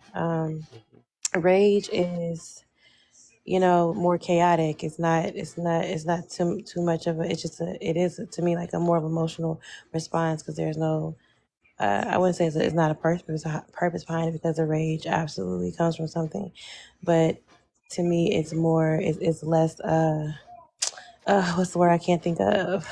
Productive. It's less productive. You can have passionate, anger that leads to results. Mm. Did Toby go? No, I didn't go. I keep chipping in and chipping out. Can you hear me Oh, okay. now? Yeah, I hear you. Can you hear me? Finally, Yeah. right. Every time we usually hear you be Yeah. one What's the burp. difference between passionate anger and rage anger? I'm glad that you put both anger Mm-hmm. beside the two of them because angers have different levels. Anger can be uplifting and anger can be chaotic. So one is uplifting and one is chaotic. And Mm-hmm. I can say the passionate one is speaking with authority and a control and assertive on a point you want to get across with facts, with sternness, and with rules that will help a person that you're teaching. That anger now is you snapping, you breaking something. It sometimes will trigger a nerves, and it will the rage that you commit at it. You probably get out of pocket and do something that you end up regretting. And I digress. Mm-hmm. So, and then I looked up the simple thing, what made a little bit more sense when I. So now we got it now. When people be like, "Why you so angry?" I guess they right then. It's just we passionate. You know what I'm saying? So the difference between I think a lot of people automatically assume rage though. So what I just learned today, see, I be learning stuff in the middle of doing this stuff, right? Uh, it says that when I looked at it, right, yeah, we all can be angry, right? So the difference between passion and rage, right?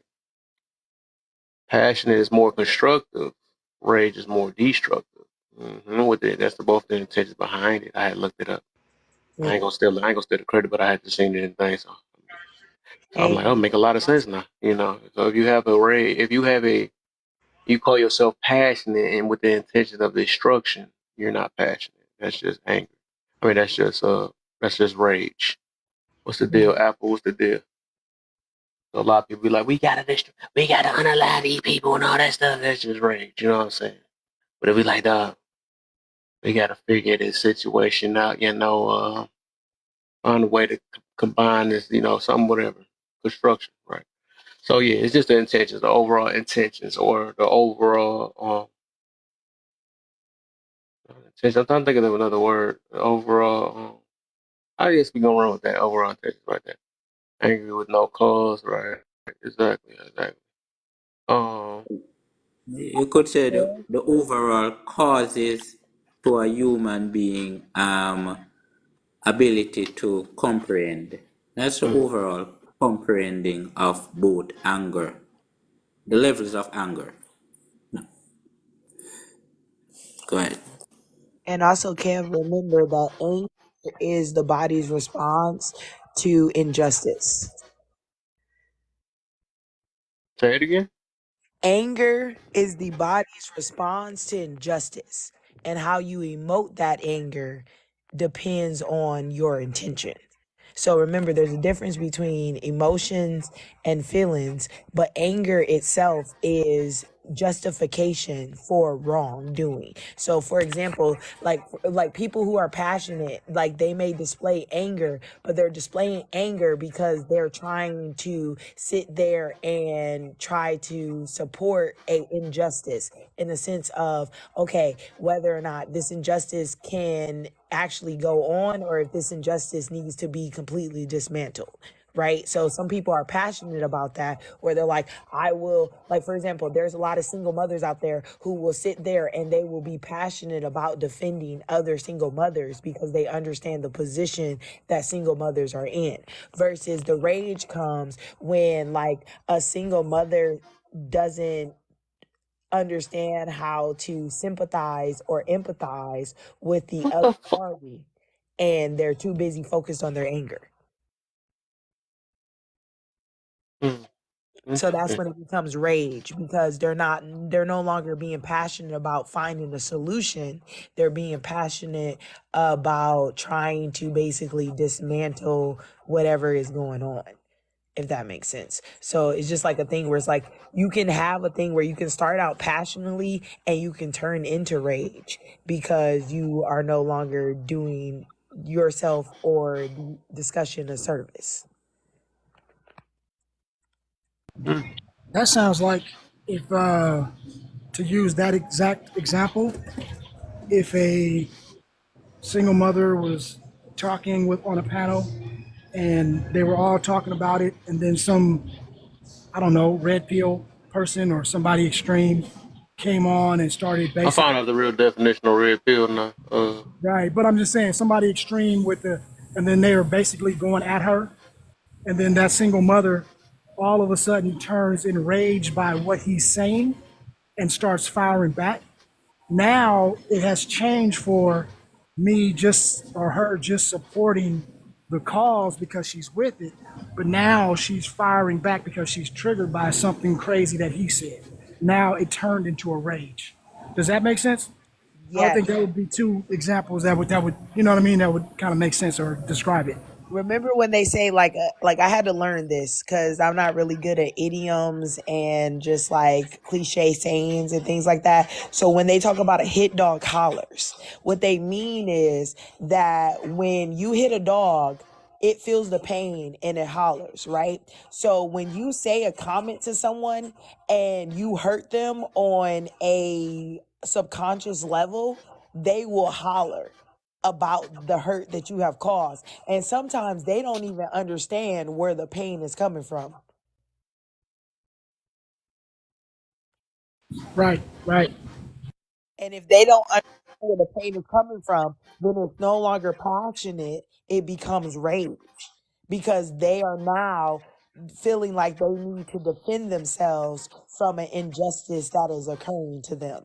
So it's just like, like, for example, like I'll even use in this situation, like when it was a problem for a lot of people when I was like telling people like I'm autistic and this is why I think the way that I think, right? I had to do a thing where it was like, okay, I could either get enraged by everything that everyone is saying, or I can take a moment to sit back and realize what people are saying and then figure out a way to respond to it, right? And when I respond to it, I'm not responding in rage, I'm responding in passion because I understand that, okay, even though you may believe that me saying my disability or this and everything and me trying to get you to understand how I comprehend things based off of my disability, you may see it as a crutch.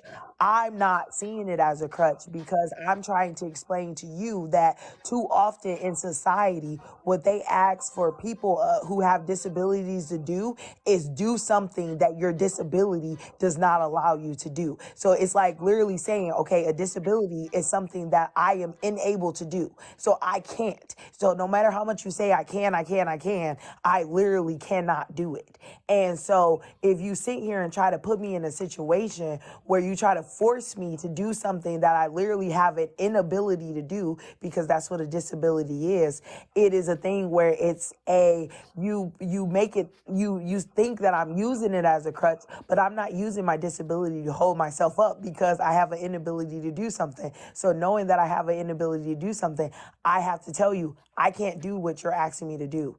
And it's a thing where it's like you have to be, as the other person, willing to accept that. Now, when people don't always accept that, that's when that rage comes in for people. And see, I have not fully understood that part yet, where it's like a thing where I'm a person where I disconnect instead of getting rageful or upset in that sense. It's like I'll explain my point, and when I realize I'm talking to a brick wall, I realize you talking to a brick wall. The only way to not talk to a brick wall is dismantle the brick wall.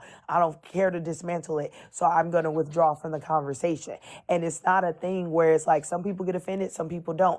But I think when we get into conversations, especially on TikTok, I have literally seen where like someone has a valid point and then they go into this slippery slope fallacy because they get enraged. But see, I think too that's probably because they had anger under that. Like you can't have rage unless you had some little bit of anger to start it, right? It's like you need if you have gas going, you got to ignite it. Well, you need some fire for that, right? So that anger is what started that rage. Because if you were just happy and cool and you were just talking about something, when somebody says something crazy to you, you're gonna be like, you know what? I'm in control. I'm gonna let that go. But if you're already angry, right, and now you're speaking with quote unquote passion, then somebody says something that goes against that. Now that anger might start that rage. You know what I mean? And then once Mm-hmm. you get to that rage point, rage means you no longer have control. So once you get to that point, you can tell somebody is raging because even if you start agreeing with them, they'll still be at you, right? Mm-hmm. Like passion, you still have control. Triggered. Yeah. So when somebody's passionate, they're talking, they're going at it, and you're like, hey, bro, I mean, damn, I feel you, but you're getting a little higher. He might be like, oh, you right, my bad. I'm just passionate. But you can tell he's still in control because he listened to you, he responded. When they raging, that shit don't work. You know what I mean? And that's just one way you can tell. You like look at raging. Okay. So for example, there have been times in my life where because of my PTSD and my autism, like when they have both activated together, I have been what is like quote unquote rage mode. And it just means that like I am at a elevated level where yes, whatever is happening, I'm justified to feel the way that I feel, but the way that those feelings are emoted is a response that is inherent based off of the way that I was raised, right? So, like, for example, both of my parents were two people that didn't actually care to go get treated for their mental illnesses, right? So it was a thing where like I spent my whole life dealing with like parents that were like an EKG, where it was like up, down, up, down, up, down, up, down. There was never a middle ground. Okay. And so when I started navigating through life, especially when I was in K through 12, it was a thing where like my teachers couldn't understand why I reacted the way that I reacted. But the way that I reacted was the way that my parents had taught me to react. So like one of the things they were like, well, have tough skin. But then when someone keeps picking at you and playing with you, then go ahead and smack their asses, right? Excuse my language. So it was a thing where it was like, but that's not what you're supposed to do. Like that's not what you're supposed to do at all, right? But because they felt that okay, well, if you express to someone that whatever is happening is an injustice and everything, and you're passionate about it and you care about it, and they don't actually like are receptive to it, right? Then now we have to move on to this level of rage. And I had to learn as an adult that you don't have to go from passion to rage. You can actually just be like, okay, I can just choose not to rage right now. And it's a thing where it's like you learn that with emotional maturity, but you also learn that with emotional intelligence. And like one of the hardest things for me to learn is emotional intelligence because I'm not one of those people who can go in and read a room, right? I'm terrible at reading the room. So I'm just like usually in my own little space. And it's okay because I let people know that. And there's a lot of people who are 100% okay with that. But there are people who are not okay with it. And what I've learned about that is those people who are not okay with it, they haven't really internalized how to express their emotions correctly, right? Because if you actually pay attention, emotions and feelings are two separate things, but we put them together a lot of the times, where emotion is your natural reaction versus your feelings are a reaction that is taught based off of how you emote.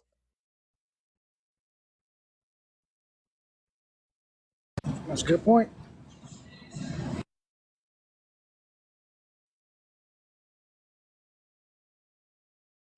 Somebody else want to get in this? We've been talking. Well,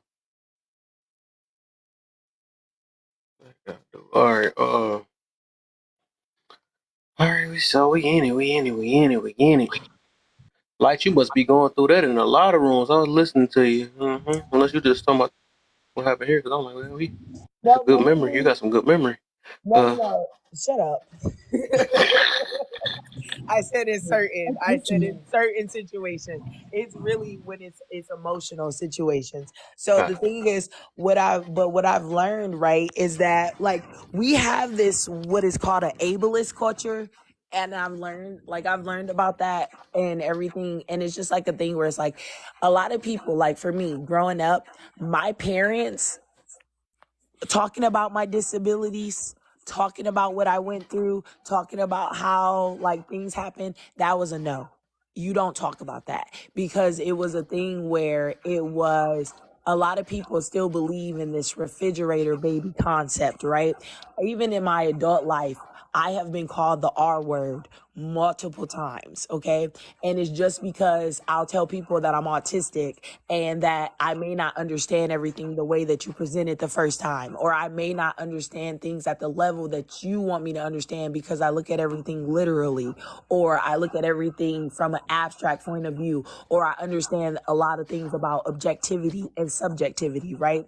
And there's a lot of people who are open to it and there's people who are not open to it. And I've experienced that throughout my lifetime, which is one of the reasons I stay constantly in college. Because when I'm consistently in college, I meet all of these different people. And when I meet all of these different people, I understand like not only how my brain works, but how other people's brain works.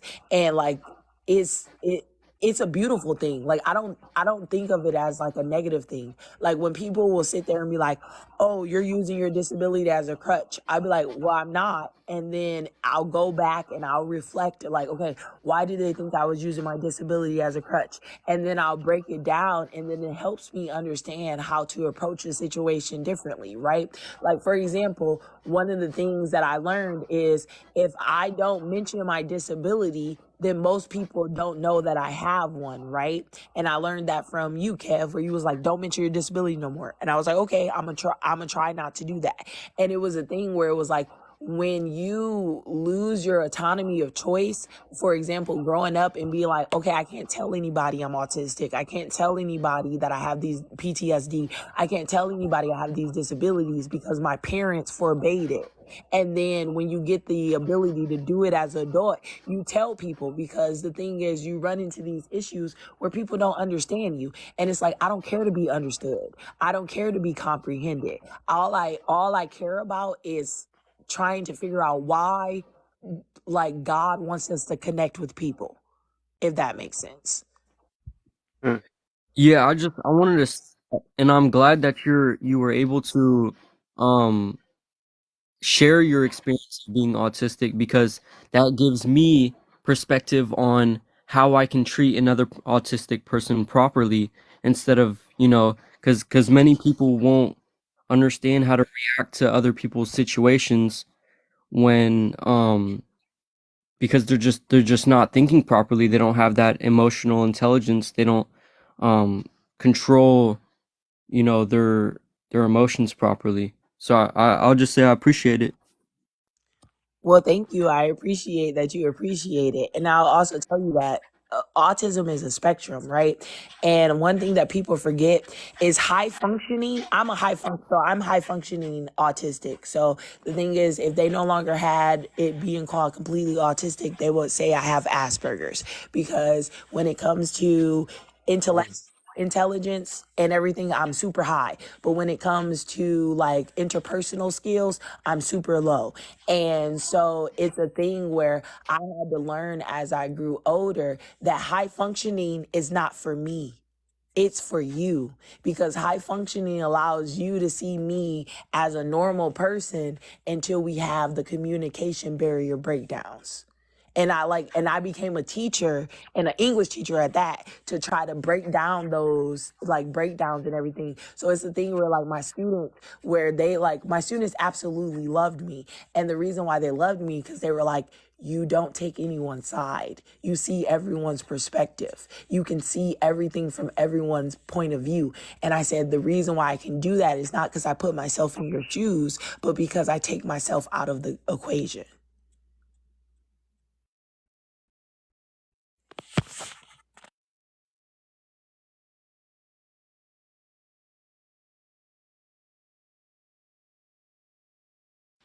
You know, honestly, I think that there are a lot of people that's walking around on the spectrum who have not been properly diagnosed or even, you know, looked at, or they just running around, you know, and people are judging them because they don't act normal.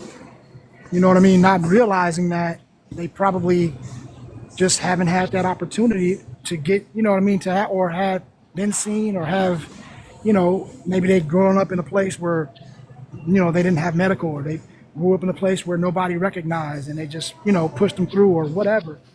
But the more and more that I talk to people like yourself, you know, it shines a light on, okay, sometimes we might not need to judge people. Maybe we need to really step back and say, wait, let's look for the why.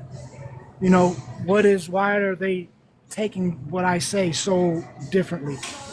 You know, maybe they're not just trying to be a quote unquote asshole. Maybe they actually think differently, you know? So maybe we need to start affording a little more grace. So yeah, that's like Jay said, I can appreciate you saying this because it does give awareness. Thank you. And like one thing that I will always say, that one thing that I've learned that irritates me as an autistic person is that people will always try to think that because we as autistic people are smarter than a lot of the average people, we manipulate. And the thing is, actually, we don't. Because Mm-mm. the whole thing is, we actually don't even understand how to manipulate. Like, okay, I have got like all the times I've ever been hurt in my life is because I didn't understand that people were manipulating me, because I was so naive to it. Like I approach everything with a like childlike presence. And that's what like I was explaining when I was saying like I don't always remember everything in certain situations, because like I think of my autism as a superpower. It literally allows me to forget about a person doing me wrong until they do me wrong again. And like I think that is a superpower, because a lot of humans will sit here and they will hold on to something that they're like, okay, like for example, men, oh, the pre-K Valentine's Day crush rejected you, so now you don't trust any women.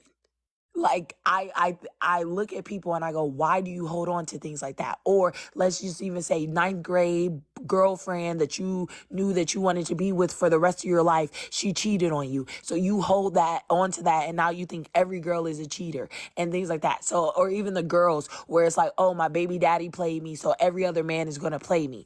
And I just think that it's a very interesting concept where it's like I have been through like what people compared to like what my therapists have said and other people who I've told my story to and everything. They're like, how are you still alive? How are you this? How are you that? And it's like, for me, it's like, I don't dictate my life based on other people's actions. I dictate my life based on what I can learn from someone else. Because the thing is, I enjoy learning from typical people because you all operate on emotions. And I think it's hilarious how you sit there and say, well, you can't be emotional, yet every single one of you are operating on emotions.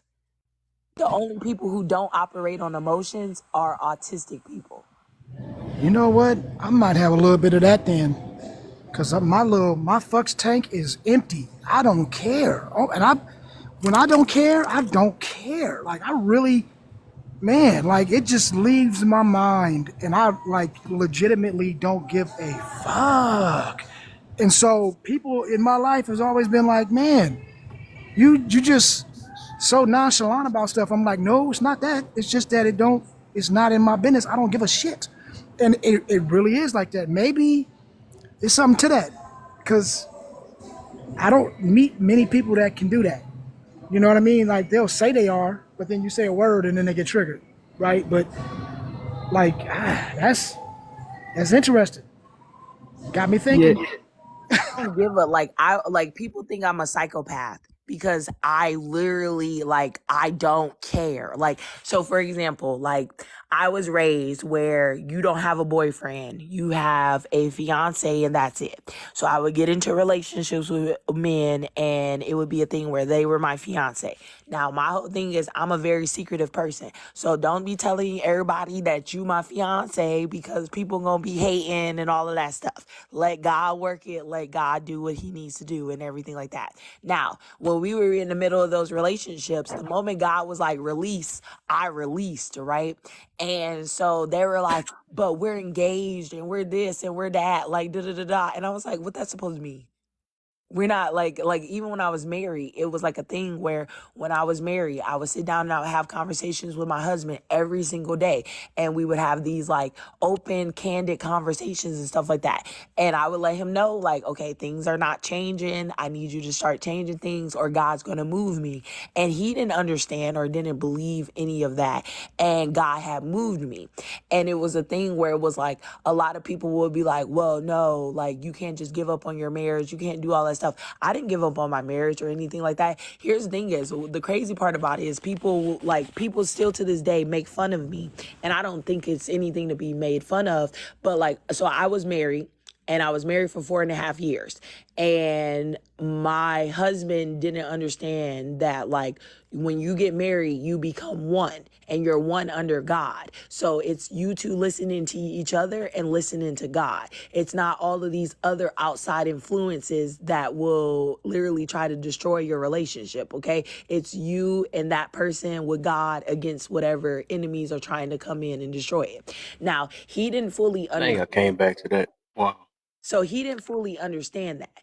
And when he didn't fully understand that, I literally like sat down with him, like figured out why he didn't understand that. And it turned out like he didn't actually have a lot of, strong male role models to show him what a husband could be. And as his wife, I'm not here to judge you. Because God will help you and transform you as long as you choose to walk that path. And what I started to realize when I was in my marriage and everything was that my husband had given up on God because he had connected God to religion. And the religion that he had grown up in, that was a religion he no longer wanted to be a part of. So it was like, okay, well, I don't want to be a part of this religion, so I'm going to completely reject God. And I had told him, like, you can't do that because of the spiritual connectivity that I have. So you have to still choose to walk with God. Now, he stopped walking with God. God made me get a divorce. I got a divorce. Now, here's the thing is, my ex-husband at the time, he was struggling. And when he was struggling, he called me and he needed help. So I helped him. And a lot of people think I'm crazy to this day for it, because what I did was to help him get on his feet, to help him be able to ascend to wherever he needed to go so he could be able to release me and go live his life. I helped him where I paid for rent for 2 years. I helped him get on his feet. I helped him make 400% more than he initially made when we first got married and everything like that. And it was not for him to like give it to me or do anything like that. It was for him to be able to go and be free. And people are like, that's absolutely crazy. Why would you help him? Why would you do all of this stuff? Da da da da. You guys were divorced and you spent an extra 2 years helping him. And I had to think about people, and I was like, wow. Like, do people really forget that, like, at the end of the day, no matter what, whether you're married, whether you're in a friendship, whether you're their family, they are still a blessing that you are meant to bless. And you can bless it whatever way. Cause like when I got married, like my husband waited 6 years to like shoot his shot at me, right? And when he initially shot his shot at me, I was like, well, God said we need to be friends first, and then we can get married and all of that stuff. And then like what God said, like you have to walk with him. And my husband was like, I could do that. I could do that. I could do that. So he did all of that. And then it was like when it got too hard for him, when it got pressure for him, the pressure is having to walk with God in everything you do. Like a lot of people don't walk with God the way I walk with God. I consult God before I go to the grocery store. I consult God before I read a book. I consult God before I watch a TV show. I consult God before I come on TikTok. I consult God like the moment I wake up to the moment I go to bed. It's like all of my choices are made by God, and I'm 100% obedient. And a lot of people cannot say they do that. But the thing is, I was raised that way, knowing the history that I come from. And like being autistic has allowed me to be like, I understand the difference between reality and spirituality. I understand the difference between logic and spirituality. Like too often people will try to apply logic to spirituality, and spirituality has no logic. Can you help me understand? I noticed this common thing because there was somebody else that's on this app that do that got the autistic thing. Um, why do autistic people always mention how much smarter than they are than the average person? I want to know why that.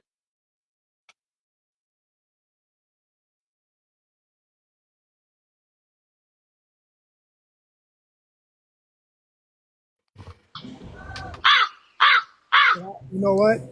You know what I think, Kev? And maybe she can tell me if I'm right or wrong.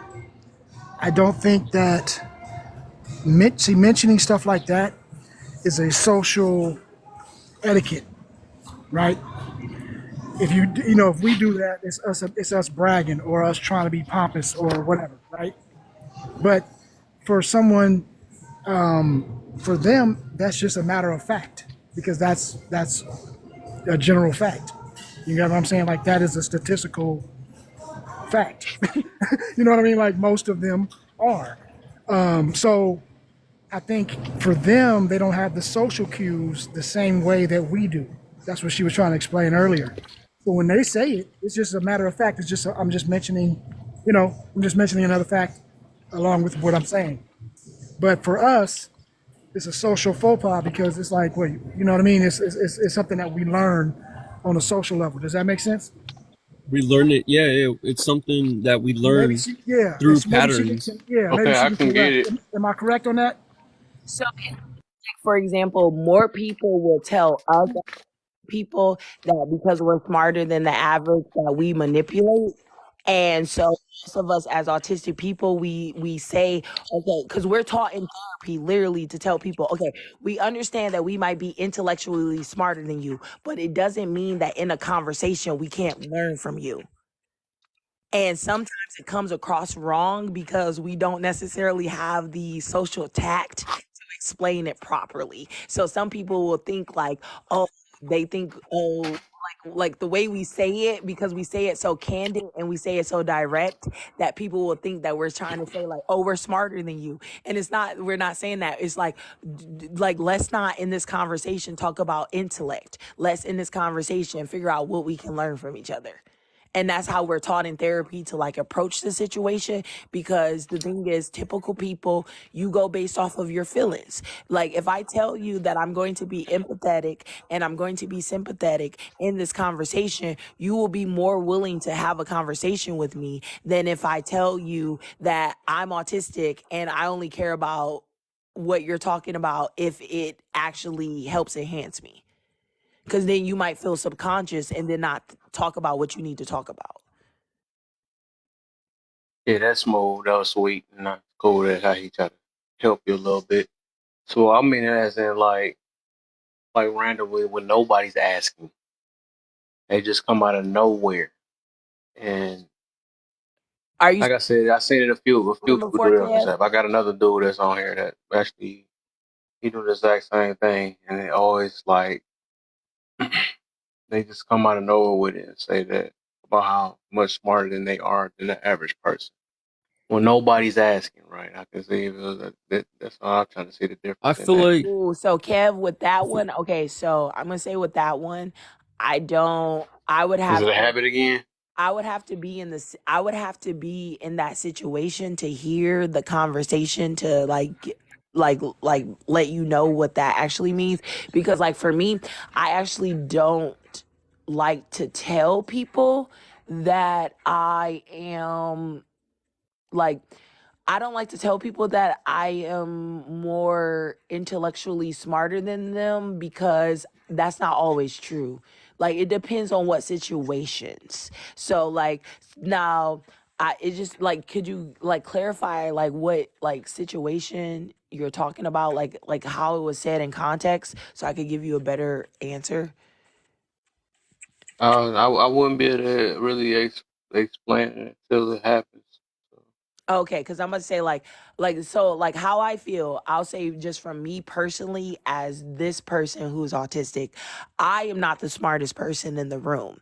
I have intellect, and some people may think that I'm smarter than them, but here's the thing is, as I said, I may be intellectually smarter because I read dictionaries and encyclopedias for fun, and I know how to break down denotations of words and things like that. But when it comes to emotional intelligence, when it comes to reading the room, when it comes to things like that, you guys are smarter than that. So since you guys are smarter than that, I learned from you that way, right? And it's like I may never know how to like go into a room and read the room, right? But I understand like the social norms of a room, right? So like when you sat there and you were like, okay, these are the social norms of my room, right?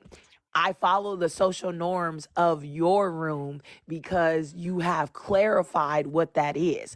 A lot of times, though, in society, they don't clarify social norms. So, a lot of people who are autistic, they lean onto their like they lean onto their intellectual intelligence over their emotional intelligence, because they can't really gain their emotional intelligence. Like one of the reasons I'm going to med school is so I can actually be a psychiatrist, to build schools for people who are typical and atypical, to help them have a better connectivity of understanding the way that autistic people operate, neurodivergent people operate, and then also how typical people operate. Because I think we can learn something from the fact that you guys use your emotions. Like the fact that you guys use your emotions, it's easier for you to empathize and sympathize with people versus me. I mean, I can only empathize or sympathize with you if I understand the situation. Like I can feel pity for you, yeah, but then at the same time, it's like pity doesn't do you anything. So I'm really not gonna have that much sympathy for you. And then when it comes to empathy, I can only relate to you and empathize with you and put myself in your quote unquote shoes if I've actually been through that experience. So if I have lost a dearly loved one, right, I can understand what it's like to lose a dearly loved one if you tell me you lost one. But if I've never lost that, or I don't even understand what that's like, then I'm not going to sit here and pretend like I can.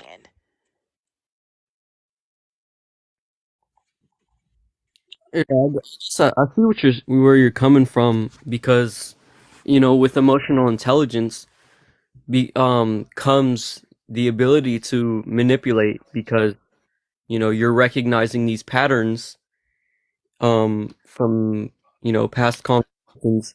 And if I see these patterns, I will understand that I can do this to get this, such as, um, I guess this conversation was, using this phrase to get attention. I'm not sure if, autism completely blocks the ability to get manipulate you through these patterns, but um that's my point. I won't say that it will block the ability to manipulate in all circumstances, but there's just certain people who don't manipulate. Like for me, I was raised not to manipulate, right? I was also raised that you don't get to choose or dictate how someone feels about what you say or anything. Like, so for example, let's say I say something, whether it's me being autistic or not, let's say that I say something point blank and period, like, and I hurt your feelings. When you come to me and say, hey, Light, I hurt your feelings, I don't get to say, oh, well, oh, well, so da da da da. No, I have to tell you, hey, I apologize that what I said hurt your feelings. That was not my intention. My intention was never to hurt your feelings. My intention was this, and this, and this. And could we set a boundary in the future so I don't harm you or cause this type of harm and everything like that. Now, what I've learned though is that most typical people, y'all don't do that. Y'all, like, a lot of people do not give a flying F if they hurt somebody's feelings or not. They'll just be like, okay, so what? And so it was a thing where when I was growing up, I was raised like how you emote is based off of how you were raised. And so, for example, there's times where in my life, people have made me upset and I have screamed to the heavens. There's also times where people have made me upset and I have literally went under a table and literally held my ears until that person left the room. And so it's a thing when people see those two like different extremes, they are like, wait, what? Like, I don't know what to do with you. I don't know how to read you. I don't know how to do all of that stuff. And I always tell people, I'm not an effing book. You can't read me. I'm a human. And so the thing is, understand my feelings before you try to understand my emotions because we all emote differently.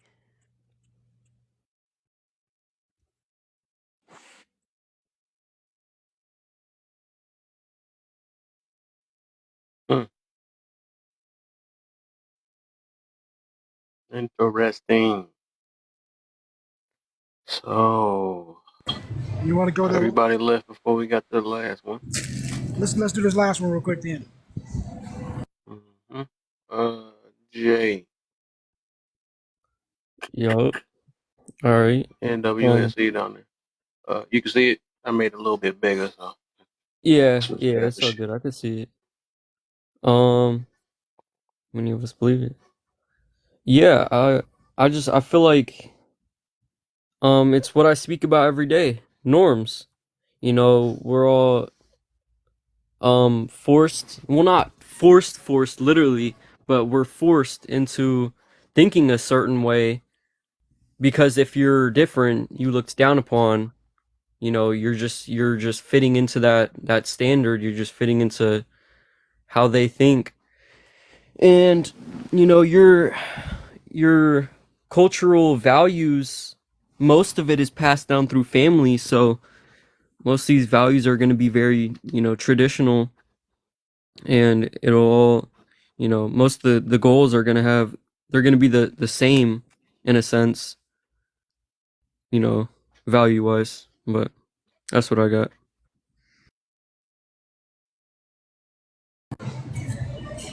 good point. I think that most people believe that there's only one way to achieve a goal. It's just based out of one word: ignorance, and that's it. Short and sweet. They just don't know no better. Mm-hmm. And a lot of times, when people, like I kind of said it earlier, we are kind of built to, bash or put down or fight or destroy things that we don't understand. It is automatically deemed the enemy if we don't understand it, right? Mm-hmm. That's the first mode of action that we're taught. That's the military. That's, we see it on TV. Like, if aliens came down tomorrow, the first thing would be is defense. And it's like, wait, why is it the first idea always to fight back? You know what I mean? But that's what we've been taught. So when you have something like this and it's an idea that goes against what you've been taught in your core, you're going to fight back. You're going to say, no, you're wrong. You're wrong. You're wrong. My way is right. Because it's just an ingrained thing that has been taught to us. And basically, it is enabling ignorance. Because the old saying is there's more than one way to skin a cat. And there's always another way to do it, especially because of the billions of people on here, we don't all think the same and we don't all have the same situations, circumstances. So what might work for you, it may not work for me. I might have to do a little different. I might have to make a little adjustment. So thinking that it's only this way and my way is the highway and all that other shit, that's where you just go with my one word, and that's ignorance. And I'll end there. Yeah, I completely agree in what you're saying about ignorance and all that. Um, I think about what you're saying at least like once a week. Like I feel like it's that big of a problem nowadays. Yeah.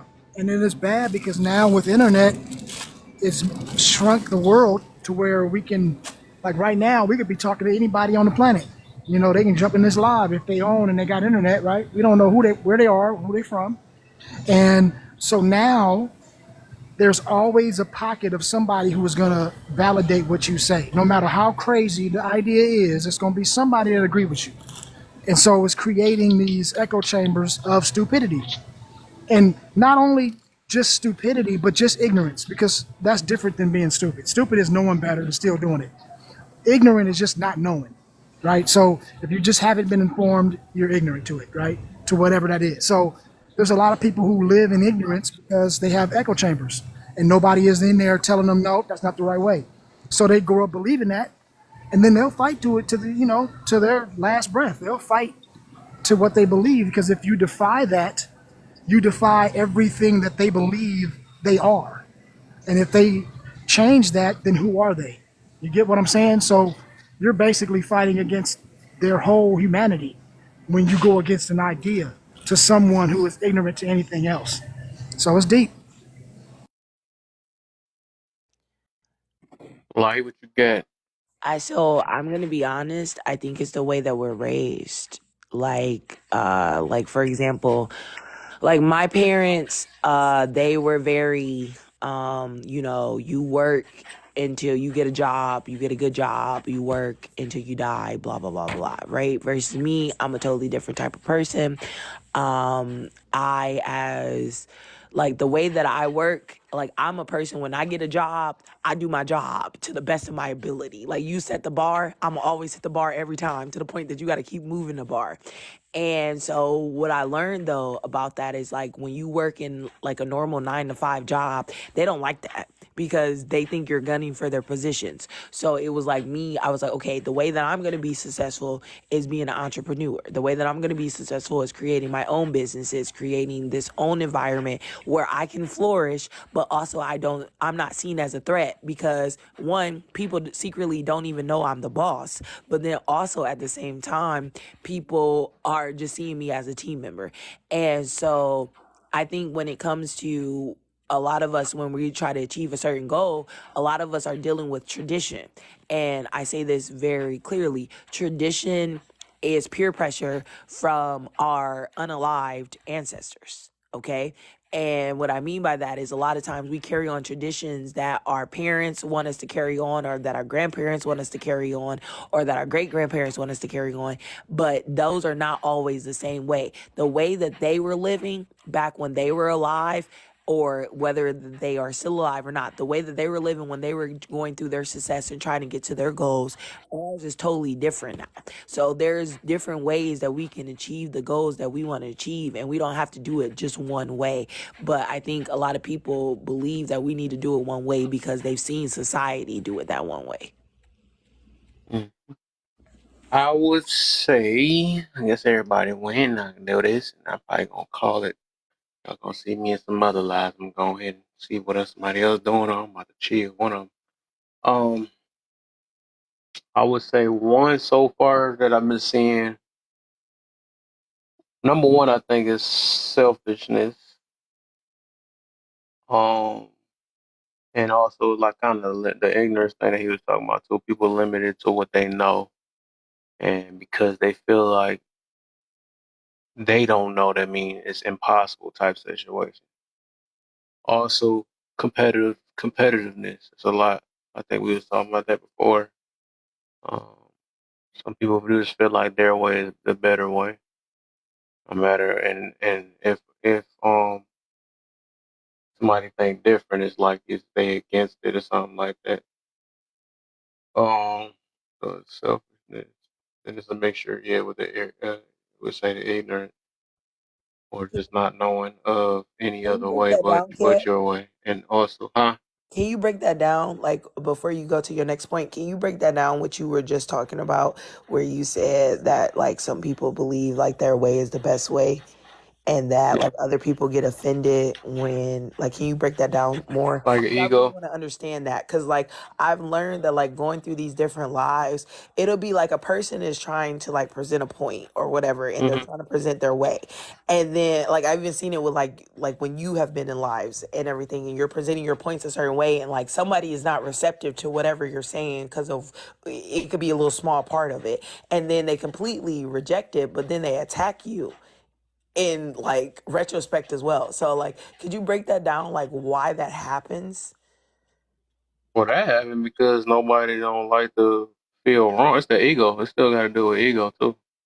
Nobody So don't is like that it feeling of being wrong. And even if you do trump somebody or what they say, they're gonna be like they're gonna. It's like because like everybody like it's like an image thing. This whole world is just built off of like image. I want to look good for in front of other people. Otherwise, I get embarrassed or something like that. Nobody don't like that feeling more. So I notice people care more about image than character. Um. so So what it's is like if you make a embarrassment? person look bad, you feel like they feel like you disrespecting them, or some of them just really uh and also make them look at themselves. But most of the time, when if I do have like comebacks or something like that, and they go against their message, it do something that they haven't did to themselves, and so they would just automatically rather shun you or talk down on you or something like that because they feel down, or they feel bad. So I have a question. This embarrassment thing, right? What is that? Like I hear people talk about like you're not gonna embarrass me, you're not gonna do this, you're not gonna do. But what is that? How old Like, are you again? I'm in my late 20s. I've never been Mm, embarrassed in my life. mm. And Like you never heard that before? like I've heard people like it's a like it's literally a baffling concept to me, and it's just something I don't understand, and then like no one can fully explain it, and so It's just a feeling. it's just a It's just a feeling. feeling. Yeah. Okay. Not an Like, emotion. It's a feeling, I think. But okay. yeah. 'Cause Um. it's just a weird thing because people will be like, I can't do that. Like, or that person, like, you don't get it. That like I've seen people get upset, right? And I'll be like, why are you upset right now? And they'll be like, you don't see them trying to embarrass me. You don't see them trying to do that. And I was like, what is like, how are they trying to embarrass you? And then people will get upset at me and be like, oh, so you just act like you don't understand what embarrassment is, and then they'll walk away. And I'm just like, I really want to because like literally that's my reaction every time I try to ask people like, what is embarrassment? Like, what is that? Like, like is it because like for example like people like me, I'm clumsy, so I'm always falling, I'm always tripping over something. If I do something too fast, I might fall down or something, and I just get back up, I laugh, I break it, I shake it off and all of that stuff and everything like that, and I Have just you ever looked at the definition? Because I know you say you're more no, of a I looked at the logical thinker. definition of embarrassment and I've still never felt embarrassment. Yeah, you talking about feel though, but you saying so based off, because you saying you want to know what it is, but I think that's the best way is to look at the definition since you said you work off of like more logic than actual feeling. So, and that will kind of tie into something, and then you will have to try to see if you ever felt, which embarrassment means, the feel of self consciousness, shame, or awkwardness. So, if you ever felt being awkward or something like that, it could be close to embarrassment. You see, we only feel that way if we care about what other people think. If you don't care Yeah, about if you don't care about what somebody else thinks, then there is no awkward. It doesn't exist. right. It's only perception to others. So that's the reason why I could see how she probably would not feel that because what we think about Right. her is not that. You know what I mean? So That's something that's she probably would never know then. right, right. But it's something I want to understand because, like, too often what people will try to do, right, is that, like, so as an autistic person, they'll be like, you need to date autistic people. And it's like, okay, well, we already know opposites attract. So I've already done my share of trying to date autistic people. Like, we don't mesh very well because it's like a thing where it's like you understand that autistic, you only have certain things that you are willing to like listen to and participate in and conversations you are willing to deal with, right? And if your other person doesn't like anything that you like, y'all are not going to get anywhere. Versus when I have had my relationships with people that are typical versus autistic, it's a thing where like the only problem that I've ever run into my relationships with is that I have the art of detachment, like down to a pact, like where they're like, wait a minute. So the moment that I break our pact, you're no longer attached. And I was like, yep, no, like the moment you break it, I'm no longer attached. And so they'd be like, you don't care about people's feelings, you don't care about this, you don't care about that. And it's like, no, I cared about your feelings when we were under the pact. But the moment that we are no longer under the pinky promise, I don't care anymore. And I like people think that's really weird. That's like you could just turn off your emotions. And I don't think it's turning off my emotions, right? Because I will still emote things. It's more about turning off like the ability to be stimulated by that stimuli. Mhm. And it's like You said somebody gave you a suggestion of dating another autistic person. So I would say that too though, because oh you no, saying that you I say have. you wouldn't mesh with it, but I think you wouldn't mesh even more with a person that's not autistic because y'all at least will be I wouldn't say well, I guess can't say that because it's like another person will try to I just had it in my head too how I wanted to say that though. But basically, by y'all both being the same type, y'all wouldn't expect that much because you say like really you don't have like empathy, and then you would say another autistic person wouldn't have empathy, so it'd be more of just like you said, you got a detachment thing, and I think that's more that would be more hurtful for a person that actually do have feelings and all this and the other stuff, emotions and all that stuff. So um Well, in I would my say the best bet is to date another autistic person so you don't destroy would you call them common person? Whatever you called it. I forgot what you said. Well, in my experience, right, I've dated autistic people and I've dated non-autistic people. And so like I've never like none of my exes like if I so with my exes, if I had their numbers and all of that stuff, I could call them and be like, "Hey, I decided I wanted to go ahead and take you up on that offer of being back together." And they would literally jump at the opportunity, right? And because the thing is, Ain't no way. even when I'm in a relationship, they like I gave them the purest form of love. And the thing is that's what I love about being autistic is that I love like when I do something I can only do it 100% or none at all. There's no in between. So it's like I'm giving you 100% of everything or I'm giving you nothing at all. And Yeah. so it's a thing where it's like I've actually learned that over time, both autistic people and non-autistic people, they really appreciate that. They appreciate when you give it 100%. But what I've also learned is that with a non-autistic person, it's actually easier for them to lead me than it is for Hmm? an autistic person. And I'll say this because the thing is that non-autistic person actually teaches me emotional intelligence. They teach me emotional reciprocity, and they teach me how to understand that, like, even though I can't, feel the same way Experience it, right? So that's what I was saying. that, What would be the point of teach you something you really can't experience though? It's just to know about it. because there's no guarantee that the children that I have will be autistic. But then your children wouldn't be able to. Hmm. So they would help me understand how to connect with those children, because like you get it where it's like there are certain people who have autism where they're great parents, and there are certain people who have autism where they're not great parents, right? And so it's a thing where that having another parent that is typical actually helps with the emotional Typical. That's the word. reciprocity. Yeah, so I'm atypical, and then normal people, quote unquote, are what they call typical. And it's just like a thing where it's like I actually think I think it's a very interesting concept how you guys like use your emotions to drive you, because it's like a thing where it's like I use my will to live to drive me, and you all use your emotions to drive you in certain situations. And I think that's very interesting because like it's like a thing, it's like even when you don't, Everybody use their emotions though. It's just the way not that everybody. they.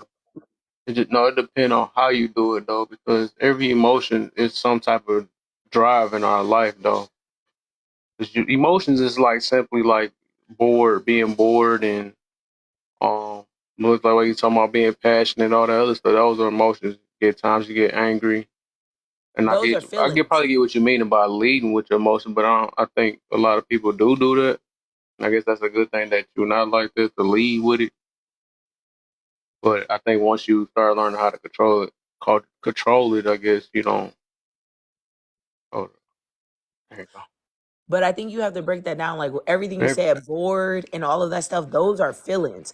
Emotions are what we do naturally. Like, for example, like Emotion let's is something that came before us thinking, before our brain. We had emotions before thoughts. Emotions came before thoughts. interesting. Yeah, So you think I didn't know that either. I thought it came after, but it no. So wait, but you it don't is think also emotions that come after thought too. But yeah, you, what is that? you don't think your emotions and your thoughts are interconnected? They are. Cause like But the I way was just throwing it in the air because I found out that your emotions come before thought, and I that didn't know that. because when I was in therapy, the way that they taught me about emotions based off of feelings, right, is that emotions are what your body naturally reacts to, right? When you're given a certain stimuli, your body naturally reacts to it, right? And you emote a certain way. Now, based off of how you emote, people will put feelings onto those emotions. So, for example, let's say that someone said something you didn't like and you immediately started screaming, okay? You may be screaming and people can say that feeling is anger or all of this stuff, and in reality you don't feel any of that. You don't feel anger, you don't feel all of that. You're emoting yelling because you saw people yell, or you were raised to yell if someone says something that harms your feelings or something like that. So it's in reality you're not angry, you're harmed, and your feeling is your feeling is being harmed. Like, so that's what you feel being harmed. And I like when we actually started breaking down like emotions and feelings, because it's like there's literally a psychological wheel of emotions and feelings. And it was like a thing where it was like for me it got so overwhelming because I'm like, dang. So you can sit here, right? And someone can say something to you and you can emote silence.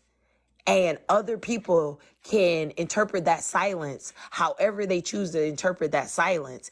And now they have put their feelings on you. And now you have to decide exactly how you feel. And I was like, see, that's that right there. That's a lot. Hmm.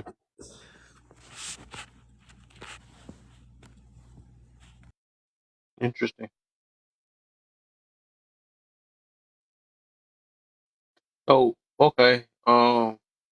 What do you look for a what to look forward to in a relationship? Since you say you don't have feelings and all that, what's your purpose of a relationship if you was to get in one? Now that you're So, not longer no longer forced because you're older now. the thing is, the way that I was raised, it was you got married for law. And you have, like, I have 7 spiritual arranged marriages. I've already been through 6 of those spiritually arranged situations, so there's one more left out there. And whenever I decide, or whenever God decides to bring that person towards me, and then I have to like be obedient to whatever God tells me, then I have to fulfill that. And I'm fulfilling that for law. And so it's like, I was never taught to, get married for love or get married for anything other than to break generational curses, to uphold the law of your family, to uphold your family lineage and things like that. So when I get into a relationship, all I require of that person is to be authentic, right? And then it's a thing where when they were like, okay, well, what do How do you, you know when a person being authentic? because the thing is, energy doesn't lie. Explain that. So energy doesn't lie. So like, for example, when someone's lying to you. Like, if you actually sit down and you have a conversation with them and you truly know who they are, you know when they're lying. You also know when they are being like distrustful, dishonest. You also know when they're trying to deceive you. You know when they're trying to manipulate you. Like one thing that I grew up realizing is that a lot of people in today's society, especially modern society, they manipulate each other into liking each other. It's not a genuine attraction. It's literally like there's a lot of manipulation that goes on. So like for me, I try to like, I don't like to play like it's weird because I think of it as a video game, right? And I'm talking about the video game where like you are sitting here and your past relationships are like when you put the memory card in and then you go to the saved games, and then your newest relationship is like the new game, where it's like you've already been through like all of the questions and the things, but you have different choices that you can make that'll make it not like the saved game. And I just prefer, me personally, not to play the game. So it's like a thing where it's like I'm very, like, when I talk to anybody or when anybody approaches me, I'm very clear and adamant about, okay, I am this spiritual person. This is my grandmother. This is my grandfather. This is my background, things like that. And then it's like, these are the things. And so based off of me telling that, I already know, like, if they get scared or something, they're not who God intended for me to be with. If they're willing to work with it and do all of that stuff, then they may be an option, but it's not until like I actually go like through with it. And then the thing is, the hardest thing though is that I follow God in everything I do. And following God in everything I do is a very hard concept for a lot of people to understand, because Mm. especially when I'm in a relationship, right? I don't want to have to know if you consulted God or not. Your first I thing. want to know this. Then let me ask this. Okay. Then, um, if you was to get with somebody, right? Um, I think that's I would say is a very risky thing because you said it's based off of with you, right? At any moment you can want to leave or something like that. Well, No, no, matter of fact, God, what was your God. reason why you left the other situations though? Oh, every single situation I had, God told me to leave, because they were no longer connected to God. So, and how do you know if a person is connected to God? So based off of how they consult God. So for example, if you use God as your consultant in everything that you do, you are connected to God because you are allowing God to make the choices for you. You are so like I was raised, and this is being raised by two. So like my grandfathers were traditional men. They like their wives did not have to work. Like their wives had a choice to work. They didn't have to work. Their only job was to take care of the children and make sure that people were fed. Other than that, they didn't have to like actually do anything. And it was like, so if they wanted to work, they could choose to work. If they didn't want to work, it was 100% okay. Because my grandfathers experienced mothers who had to pick up both the masculine and the feminine roles of a relationship. And it was because of, people dying. And so, unaliving. And so it was a thing where it was like, it wasn't their choice or anything, but they saw what their mothers went through. So they made sure that their children wouldn't go through that by trying to choose the proper wife. And even when they made the mistakes in choosing the wives that So they chose. let me ask you something. So if how do you know, like, what is a God response? Is this not like you don't make decisions yourself? I'm not saying you said that, but I'm just trying to clarify. If every decision God makes, what decisions do you make, or I does that don't. even happen? The only decision I make is to consult God. Okay. Because I know I'm not of this world, right? And I know that I'm not supposed to be of this world, and I'm not supposed to navigate in a worldly way, right? And because I know that, I ask God to give me the proper direction. And that's just how I was raised from the age of 5. So I'm almost in my 30s. And so it's like walking with God for this long, it's just been a thing where it's like, my parents thought I was like, my parents used to always, make fun of me and everything because I did what they didn't do. But you got to understand, I was raised by a bishop and a deacon.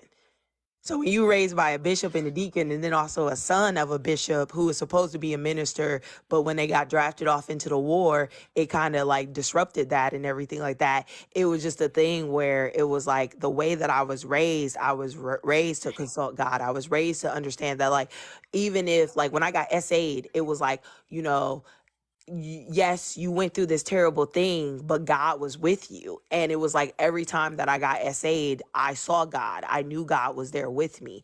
And it was more than just a feeling. I have a very, very heightened spiritual sense. And because I'm autistic, I also understand that like there is a complete difference between myself and reality.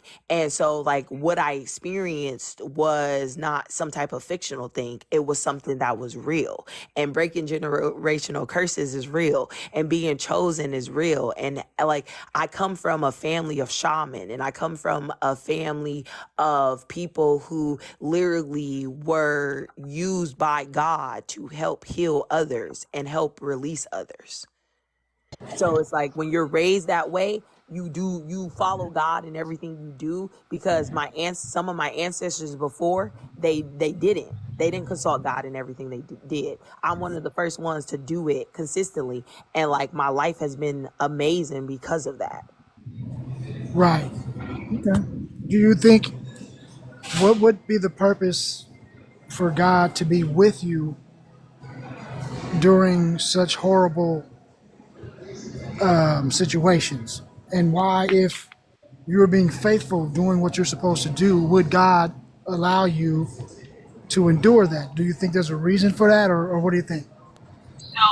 So one of the things is I believe it's about healing the generational curses that that my family previously has experienced. There were people in my family that were SA'd. There were people in my family that, suffered horrific things, right? And so it was a thing where like a lot of people will talk about like God's strongest warriors and things like that. Well, one of the things is, as a child, one of those warriors are broken. And what they mean by broken is that people try to break them, and they can choose to be broken or they can choose not to be. Well, here's the thing is God's test for me was when I went through everything I went through, I wasn't broken. Like nothing broke me. I looked at everything as either a spiritual lesson or a divine blessing. There was no in between, there was no middle ground. It was like either you're giving me the spiritual lesson for character development or this is a divine blessing for me. So when it was like when I was in relationships, even when the relationship ended, I didn't look at it as a failure. Some people look at it as failures. I don't look at it as a failure because I learned everything I needed to learn from that person. Plus, I gave them the purest amount of love. So when God was there with me through all of like the terrible things that I went through, it was because God was allowing me to understand that the terrible things that were happening to me weren't because God was causing those things to happen to me. It was because this was the way that God needed it to play out in order for me to step into my highest power. Well, I think that your outlook is commendable, and I I don't know if I would agree with the idea, but I wouldn't disagree for the sake of that's what your belief is. You know, I grew up with a deacon in a church. I grew up in the church. I grew up the whole shit. But the more I learned about it and its roots and everything else, and the more I kind of got away from it. But you seem to be the opposite, which is interesting. And I mean, I like I said, I commend you for it, but that's just a interesting way of thinking about it. I had to learn that way to think about it, right? Because it was like a thing where at 5, like before my 5th birthday, literally before my 5th birthday, I was told, hey, you are the generational curse breaker. You are about to go through some terrible things. You are being prepared. And also on top of that, you're going to be a minister. So by the time you're 13, you need to figure out what religion you want to minister. Okay. So that was what I was told before my 5th birthday. Okay. When I was 5, it was the first time I was essayed. It wasn't on my 5th birthday or anything, but it was in the year that I was 5. And so it was like a thing where it's like, okay, boom. And when I was essayed, it was one of the things to like prevent me from wanting to have a family and everything like that. So I got a question with the S. So when you say essay, do you mean like grapes? Yes. Okay. So 'Cause there some was, people a lot of people like to use that, and it so, was just like a slap on the booty or something like that. But some oh, people, and yeah, they will no. say it would make it seem like it is grape. So So when I was 5, I was essayed. And then after being essayed at 5, from the ages of 5 to 12, I was human trafficked. mhm. So it was a thing, but like it wasn't a thing where like I wasn't angry. Like a lot of people get angry at the world and stuff, and I wasn't angry at the world or anything because I realized that like God explained it to me because I like my grandpa's taught me how to connect with God, where it was like a thing where when they felt like, okay, I need you to connect with God, or you need to go connect with God, or you need to learn this and everything like that. I literally had to spend an hour in the beginning of the day and an hour in the middle of the day and an hour at night where I literally just sat in a room and I couldn't leave that room until God talked back to me.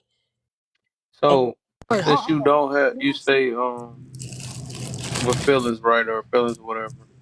How did you come to the conclusion that there is a God? by so I came to a conclusion that there was a God because God presented himself to me. And like what way? So it's like it's in a conscious way. So for example, like my concept of God is that if you actually take every single one of the religions, every single one of the beliefs, and you put them all together, you have this full concept of God.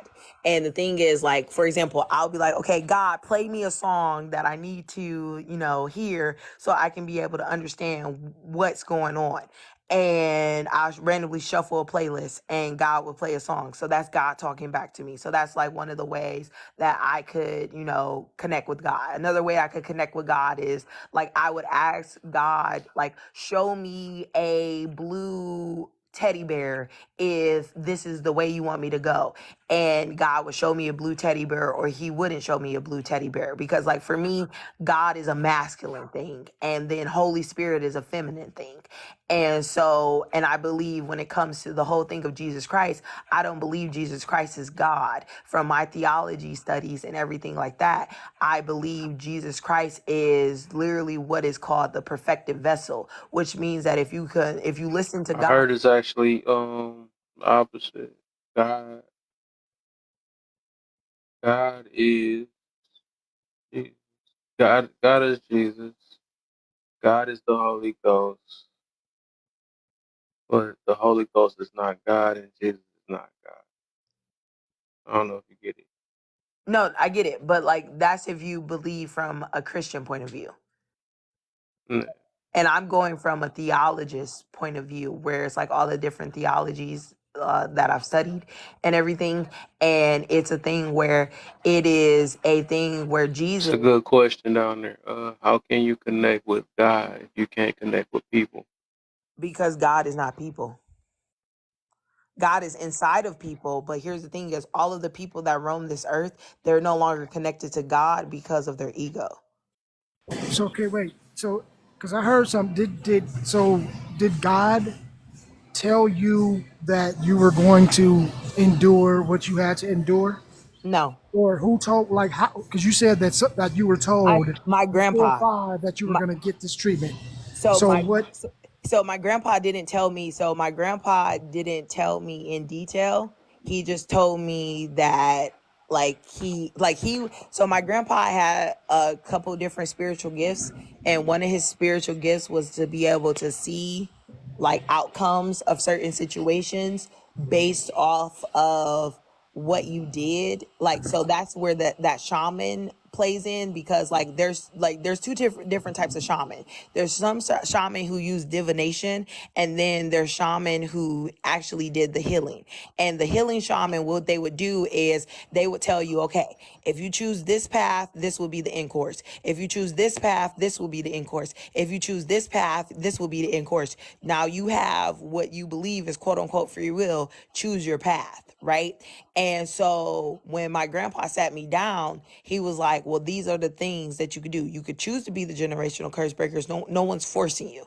You have the choice. So you could choose to be the generational curse breaker, or you can choose not to be. Now, if you choose to be the generational curse breaker, here are the things that you're going to have to endure, in the sense of like you're going to have to endure hardships. You're going to have to endure trials and tribulations. But he never specified like what those trials and tribulations were. Like the thing is, right after I found out about me being the generational curse breaker, me going to God, me asking God, is this what God wanted me to do, and all of that stuff. Right after that, I remember we ended up watching this film. And when we watched this film, it was a thing where the guy had said, like, if I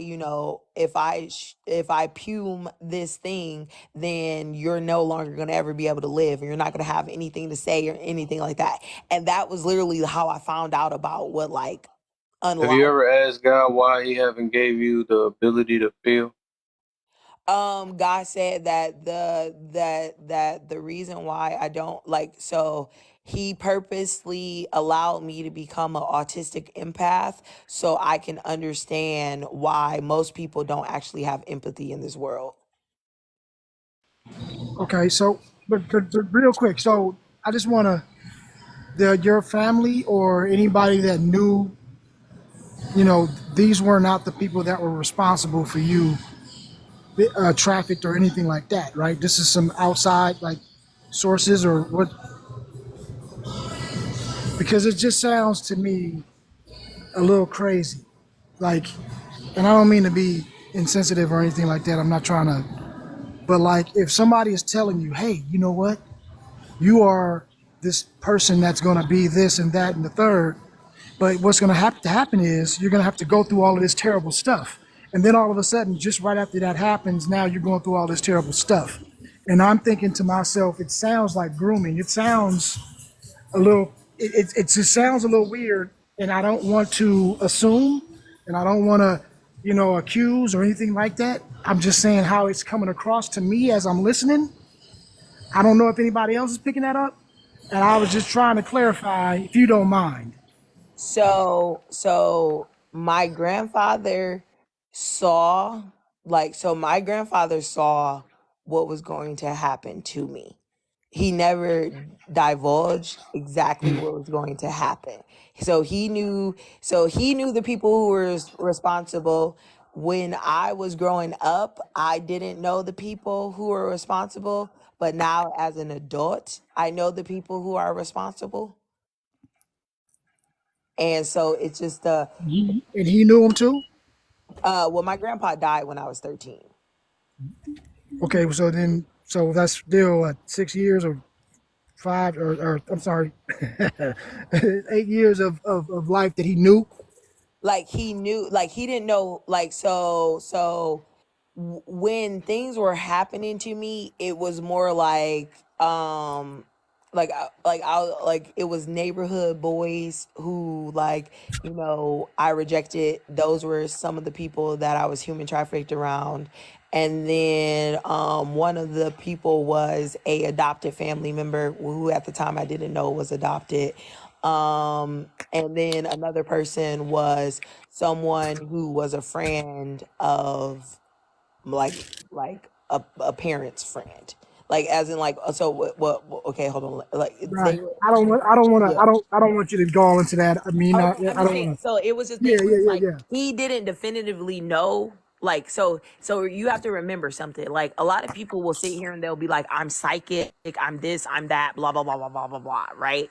And in reality, there's no such thing as psychics. Whatever you get is a gift that was given to you by God, and it allows you to understand, like based off of what certain energies are put together, what is the probable outcome, right?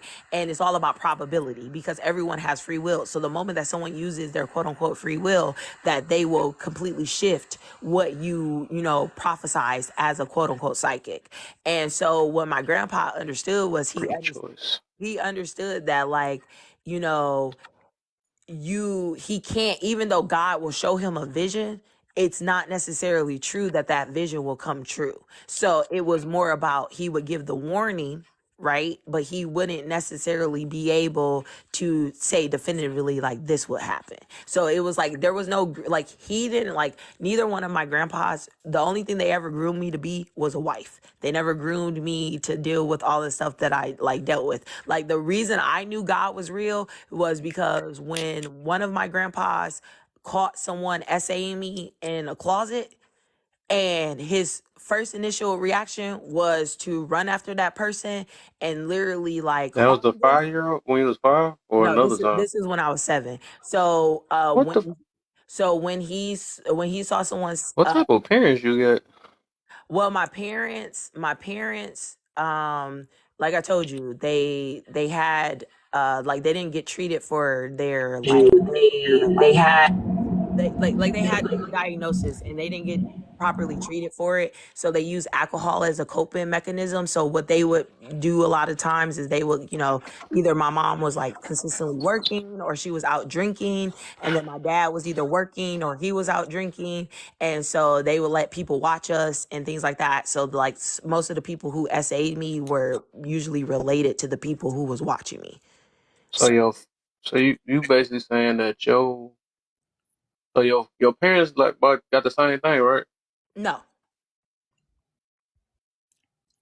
So you said they have something that's going on, a Yes. disability themselves, Yeah, right? they have their own disability. Like they have their own So do disability. you think that's fair for you to have kids with your disability? Yeah, Of because course you do. I just thought about that. the thing is, my disability doesn't take away from the fact that, like, I know, because I, like, my grandpas knew I was autistic. My parents were just the ones that didn't want me to get like formally like labeled as autistic because they didn't want people calling their daughter the R word. Mm. So Yeah, I that's stuff deeper than what you say. Yeah, But it's a thing where it's like I don't judge anybody in the situation whatsoever, because like I said, this is a whole thing where God set it up to be the way that it was. But the way I knew that God existed was because when my grandpa caught that guy SAing me in the closet, and he initially was going to go after him, but then when he looked at me and he saw like the fear and everything in me, like, because that's what he told me. He said he felt like what he saw with me was fear, because he just saw me crying and everything. He said he thought I was more fearful of what he would do than of anything else. I watched my grandpa drop to his knees, and I watched my grandpa just look at God, like as in like look up at the sky and just pray to God. And it was like a thing where it was like I felt whatever it was, I felt the elation. It was one of the most positive, you felt something, huh? like, Finally. it was, yeah, but it was like a thing where it was like how like it wasn't, so like, you know how like you guys talk about feelings and things like that. It wasn't like that. It was like a vibration where it was like I felt this, like this, I don't know, it was like this very warm, like golden glow. Like it's very hard to describe, but it was like a very, like, think about if you like took a heater and you was like blowing it on yourself but inside of yourself, and it was just like you felt all of that warm, and it just like completely warmed up your body and everything. But when I saw him do that and everything like that, I understood the power of God. Like I like, because like it completely changed him. Like that moment changed him, where it was like he realized like the destruction of drinking. He realized the destruction of, what happens when you leave kids alone, all of this stuff, right? To the point where it was like, he was like, whenever you need to come to me, you come to me every weekend. You do all this stuff, where I spent most of my, like, after that time,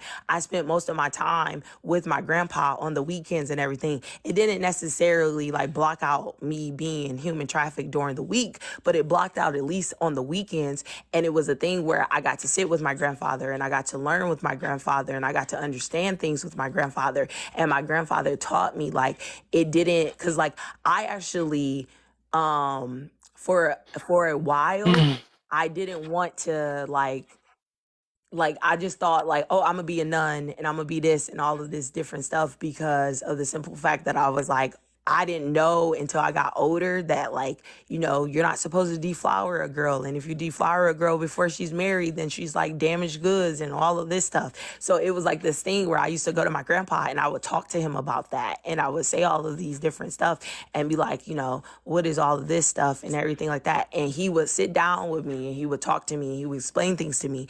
And he would explain to me that a lot of people, when it comes to God, they lean onto their own interpretation. And God literally tells you not to lean onto your own interpretation, or also to be kind to your brothers and sisters, because at the end of the day, we're all brothers and sisters and under God's eyes. And so the thing is, by being brothers and sisters under God's eyes, we have to treat each other with kindness. So I have to speak to you with kindness, because if I say something wrong against you, I don't know what your spiritual ranking is with God. So I could be saying something wrong to you and causing harm to me and the rest of my family. So I speak with kindness and I speak with love no matter what I do. And it was like, but like being autistic made it easier for me to do that, because I don't operate with my feelings. Like I don't operate where it's like, okay, you might have, like people like, oh, you pissed me off, so that's why I did this, or da da da da da. I don't do that. It's like I take myself out of the situation. And it's very easy for me to do that. Where I've learned with typical people, it's not very easy for you guys to take yourselves out the situation.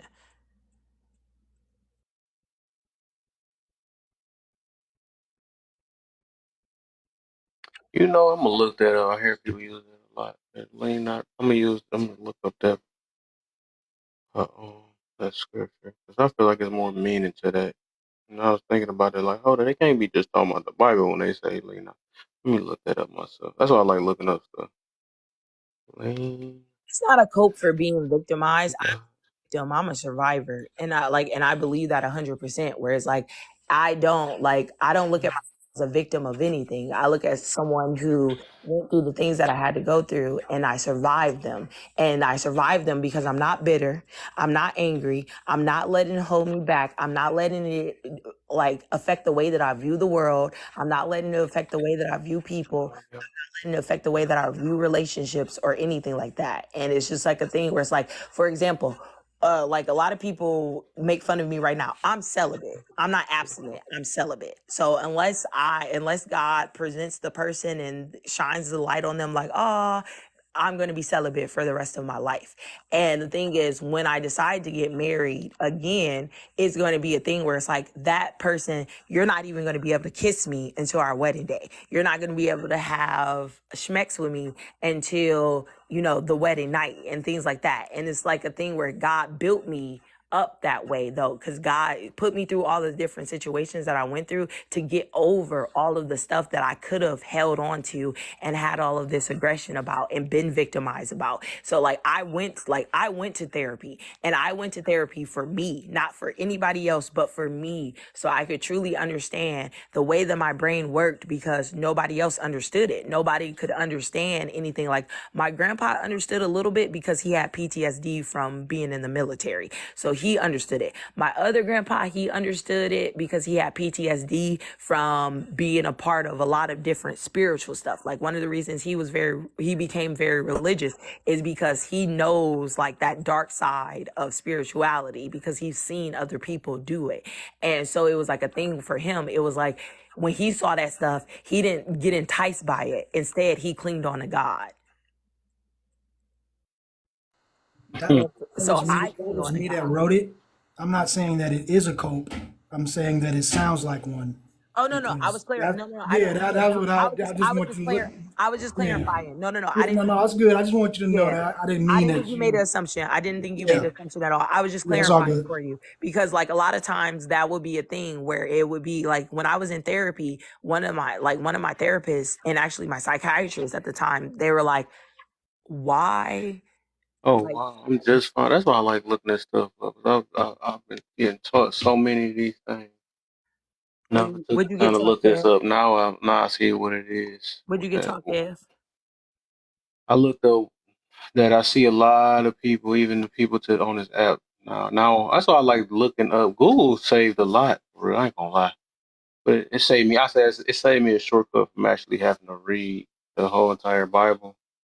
I would say that though, but and I see why it tell us to read, because it was a time where we didn't have Google, but Google give me a shortcut.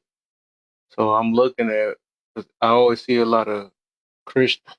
Christians use that lean not to your own understanding, right?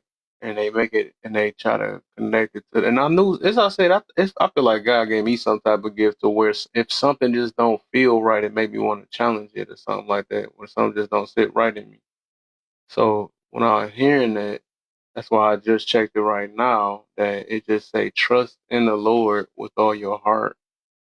Say lean not to your own understanding. But people like to connect it to reading the Bible. So it's like that has nothing to do, because that's why I said people got their own understanding when it comes to the Bible, and then they want to say things like, "Well, if you're leaning to your own understanding, if you don't pray to God, you're not going to understand the Bible." And that's people that just be throwing their own narrative in it. And I knew that just made it official, because I knew I was right. And people, what they do is when I tell people, because I say I notice everybody got their own interpretations of how they see the Bible. They want to say their comeback all the time be like, "Well, that's because you're not connected with God. That's why you don't understand the Bible, or you don't pray to Him because you're leaning to your own understanding." They keep saying it, right? So I realize now this is making a lot of sense. They took that whole verse and put it in where they wanted to fit, so it can be like just basically like how this one thing is like one of them questions up here is like that, where people basically try to make it seem like it's the one way or the highway, which is their way. And people feel like my way of how I interpret it is the only way. And if it don't fit that, I mean you're not of God. So This make a lot of sense, and I just learned something nothing new tonight. You made me look up something else. That's what I do is try to look up all these sayings that people. That's why it's good to look for yourself. Kev, look up the word allegory. Oligarch. Yeah, look up that That word. means in your choice of Now, decision. when people could tell me about that lean not to thy own understanding, I ask them, do they know what the word allegory means? And when they tell me no, I tell them they know nothing. The word allegory, basically, when it comes to the word, it tells you that it's allegory. Stories taken from different parts of different people's culture and their history. I was on a panel with some Bible buffs, and I told them to show me in the Bible where God says anything y'all saying. A story, poem, picture that can be interpreted and reveal a hidden message, typically immoral. Right. Now that's what it says. Now, if you read any other book and it told you that verse, how would you take that book? You see what I'm saying? But So you saying wait? So what was the point of you saying allegory? because now you know it's allegory, you that tells you how to The receive. Bible said it's wait, you saying the Yeah. Bible saying itself is allegory? Yes. It's Where Every Bible says that in the beginning of it. When you first open it, it's on the first page on a lot of them. This is allegory, and it also tells you some other things. hmm, Now, I tell people, you don't need spiritual eyes to know how to read. And let you me don't look need that up. spiritual eyes to know how to comprehend. There's nothing no different than them words in the Bible than any word in every other book. The same words are in there that's in every other book that compiles the sentences we use to this day to make our words in our conversation. All that spiritual stuff, that's the supplication of it. I'll ask one prophet, I don't want to hear nothing but to tell me if you know, if you got that, if you connected like that, what's the 4 digit? I ain't about to play with it. Give me the lotto. You talking to God? But What's that's the not gonna happen, 6-4. They can't No, tell you no. that. It's I not. know they can't. I know just like they can't tell me God got a blessing for me neither. No, that's not true. Because Yeah, sometimes you can't tell me the lotto then. You can't tell me he got a blessing because you can't tell me when God gonna do it. And not one person has ever returned to me and said it came true. This is what those prophets do. See, they keep forgetting that all you got to do is read the book. They use prophecy. The reason why they prophet is because of Jesus at the well with the lady. And guess what? They have never been that exact. I have yet to hear one to be that precise. Yet. They can't tell you the time or date, hour. They give you a window.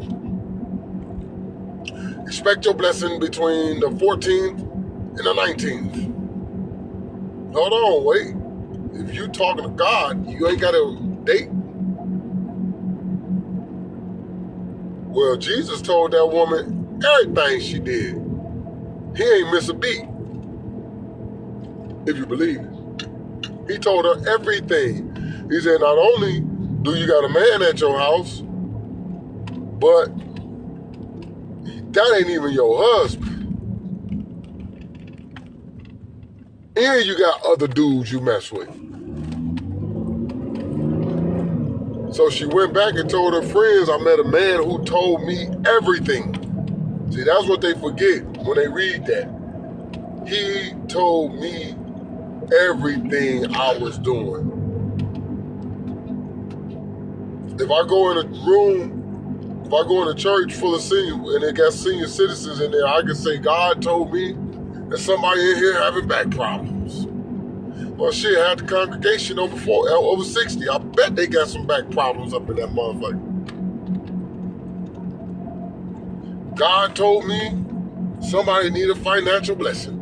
Nigga, we all broke. You goddamn right we need. Everybody in this bitch need a financial blessing. He ain't tell you that. That's obvious. We in a low-income neighborhood. When God gonna tell you the 4 digit? So we can end this thing. I'm not gonna lie, God has told me the digits to be able to win stuff, but like it's I just like me personally, I know like how like I have a problem with people who call themselves, you know, prophets and psychics and everything like that, and then they give all this misinformation and then they're just like, you know, I don't know. It's really weird because like I was literally raised like to be like, there's no such like people can be naturally intuitive, but there's no such thing as a psychic. There's no such thing as a complete prophet in this day and age. Like you are your own prophet. Like if you connect with God, God will show you everything you need to see. So I believe that like God will send us people, like for example, God sends me into spaces with people to be their like literal like spiritual blessing. And like so I always tell people like, you know, sometimes God won't even let me give people my real name. And he won't let me give them my real name because he wants them to understand that what I'm talking to them about is God's discernment. And the thing is, I'm not their crutch. So I can only give you a certain amount of information. And if you want the rest of the information, you need to connect to God to get the message. Because I was just sitting here because you prayed and you believe God's not answering your prayers, and God is answering your prayers. And I'm here to let you know God is answering your prayers, but you need to connect to God to figure out when God is going to answer your prayers. And I think it's really like disingenuous for people to be like, oh, well, I know exactly when you're going to have to do this, this, and this, and this, because they don't. And that's why you have that thing which you're talking about 6'4", where they don't know definitive dates. And the thing is, so if you don't know a definitive date, you're not a prophet or a psychic. Hey, real quick, I don't, before anybody talks, I just want to let y'all know, man, y'all have a good afternoon, good day today. Be safe out there. I got to drop. Kev, I'll holler at you, man. All right. 6'4". Be Yeah, I safe was out there, about to brother. call it in a minute. So, Sure. but all And right. appreciate you for speaking light. And I'll talk to y'all in a minute. All right, for sure. See you later, Hey cousins. guys. What's the deal, Portia? Nothing. I wanted to speak on what you were talking about, if you don't mind, real quick. Yep. But because I came in when you were talking about that Bible verse, lean out onto your own understanding. Mm-hmm. And my thing is, I hate when people just take a scripture, read the whole thing, give context. You know what I'm saying? Lean out onto your own understanding, acknowledge me in all your ways, and I will direct your path. So you don't have to necessarily read the book for him to give you directions to his path. That's him telling you, talk to me, and I will tell you Facts. what to do. Exactly. Not read the book and I will tell you what to do. No, talk to Right. me, Yeah, that's what have a I was saying. conversation like how me and you are having a conversation. Hey, look, God, listen. All right, I got a problem right here in X, Y, and Z. I'm going to need you to such and such and such. And he will give you, you know, the directions of what you need to do. Facts. And then what 6'4" was talking about, that was the other thing is you cannot step in. If God is talking to you, you don't step in a room and go, like he says, somebody's going to be financially blessed. No. God will tell you exactly who to go up to and who to speak to and who to tell X, Y, and Z to. Like he said, it's not going to be like super, if it needs to be vague, yeah, but in most cases, no. He will say to that person, go to X, Y, and Z. For example, this woman in my church, she had a son who was being really out there, right? He would come to church with his mom. He kept doing things and being wild. And the lady, because I have witnessed a actual prophet. The lady went up to her, the lady in our church went up to her and was like, God told me to tell your son he needs to get himself together or he's going to end up losing his life. He needs to stop what he's doing, stop doing the evil things he's doing, or he's going to lose his life. Well, her son didn't listen. And 2 weeks later, he was decapitated on his motorcycle. Mm. Another example, and I remember, again, this one I saw, and like I said, this is how I know there are some people who are prophets. There's not many of them, but there are a few of them. YouTube, watching a video, another young woman, is actually someone famous. I don't remember who they were exactly, but they said their grandmother was doing voodoo, and she was like twisted and contorted and had to go to the church. They prayed for her, and the man told her, if you go back to what you did in 2 weeks, if you go back to what you did within 2 weeks of you going back to voodoo, you will end up in the grave. She was like, nah, I'm not gonna do it. Da, da, da. She went back, and 2 weeks later they had to bury her. That's precise. That's not vague. That is precisely telling you, if you do not stop doing X, Y, and Z, this is exactly what is going to happen. And it comes to fruition. So I'm not saying that I believe there are a lot of people who say that they're prophets who are not prophets in any way, shape, or form. But there are some people, very few and in between, kind of like, I guess you could say, unicorns, who, when they tell you something, they are meaning exactly what they're telling you, and it does come true. And that's true because there's only 144,000 people that were like, and like, people don't understand that when they talk about the 144,000, they're talking about the people that decided to answer the call. 144,000 what? That's making it into There's the kingdom. Wait, no, say it again. Say it again. There's 144,000 chosen people, and those chosen people are the reason they became chosen was because they answered the call. Mm-hmm. And so the thing is, when we talk about when we were talking about lean not onto your own understanding. Yeah. We are talking about, for example, what I was talking about, where I said I consult God in everything that I do, and by consulting God in everything that I do, I don't ever lean onto my own understanding of life. And I Right. know, So I want to go back to that because I read up on that too, and I said people don't have. So somebody said what you said 444 people. That's chosen or that's only gonna make it. no, That's only going to make it. That's That's how only many gonna is going to make make it to it. where. The kingdom. well, That's what people keep forgetting. Only 100. Think about that. There are millions of billions of people. Right. Only 144,000. That's not a lot of people. You're right. That's not a lot of people. And We that's gotta thinking that remember too people. that he said, Yeah, hold on, hold on, I'm about to get somewhere with this. he said It's the all reason. It's the reason why I'm saying this though, because I had to look that up myself though, right? And I even told because I know a few Israelites or whatever they say that they go based off that verse, right?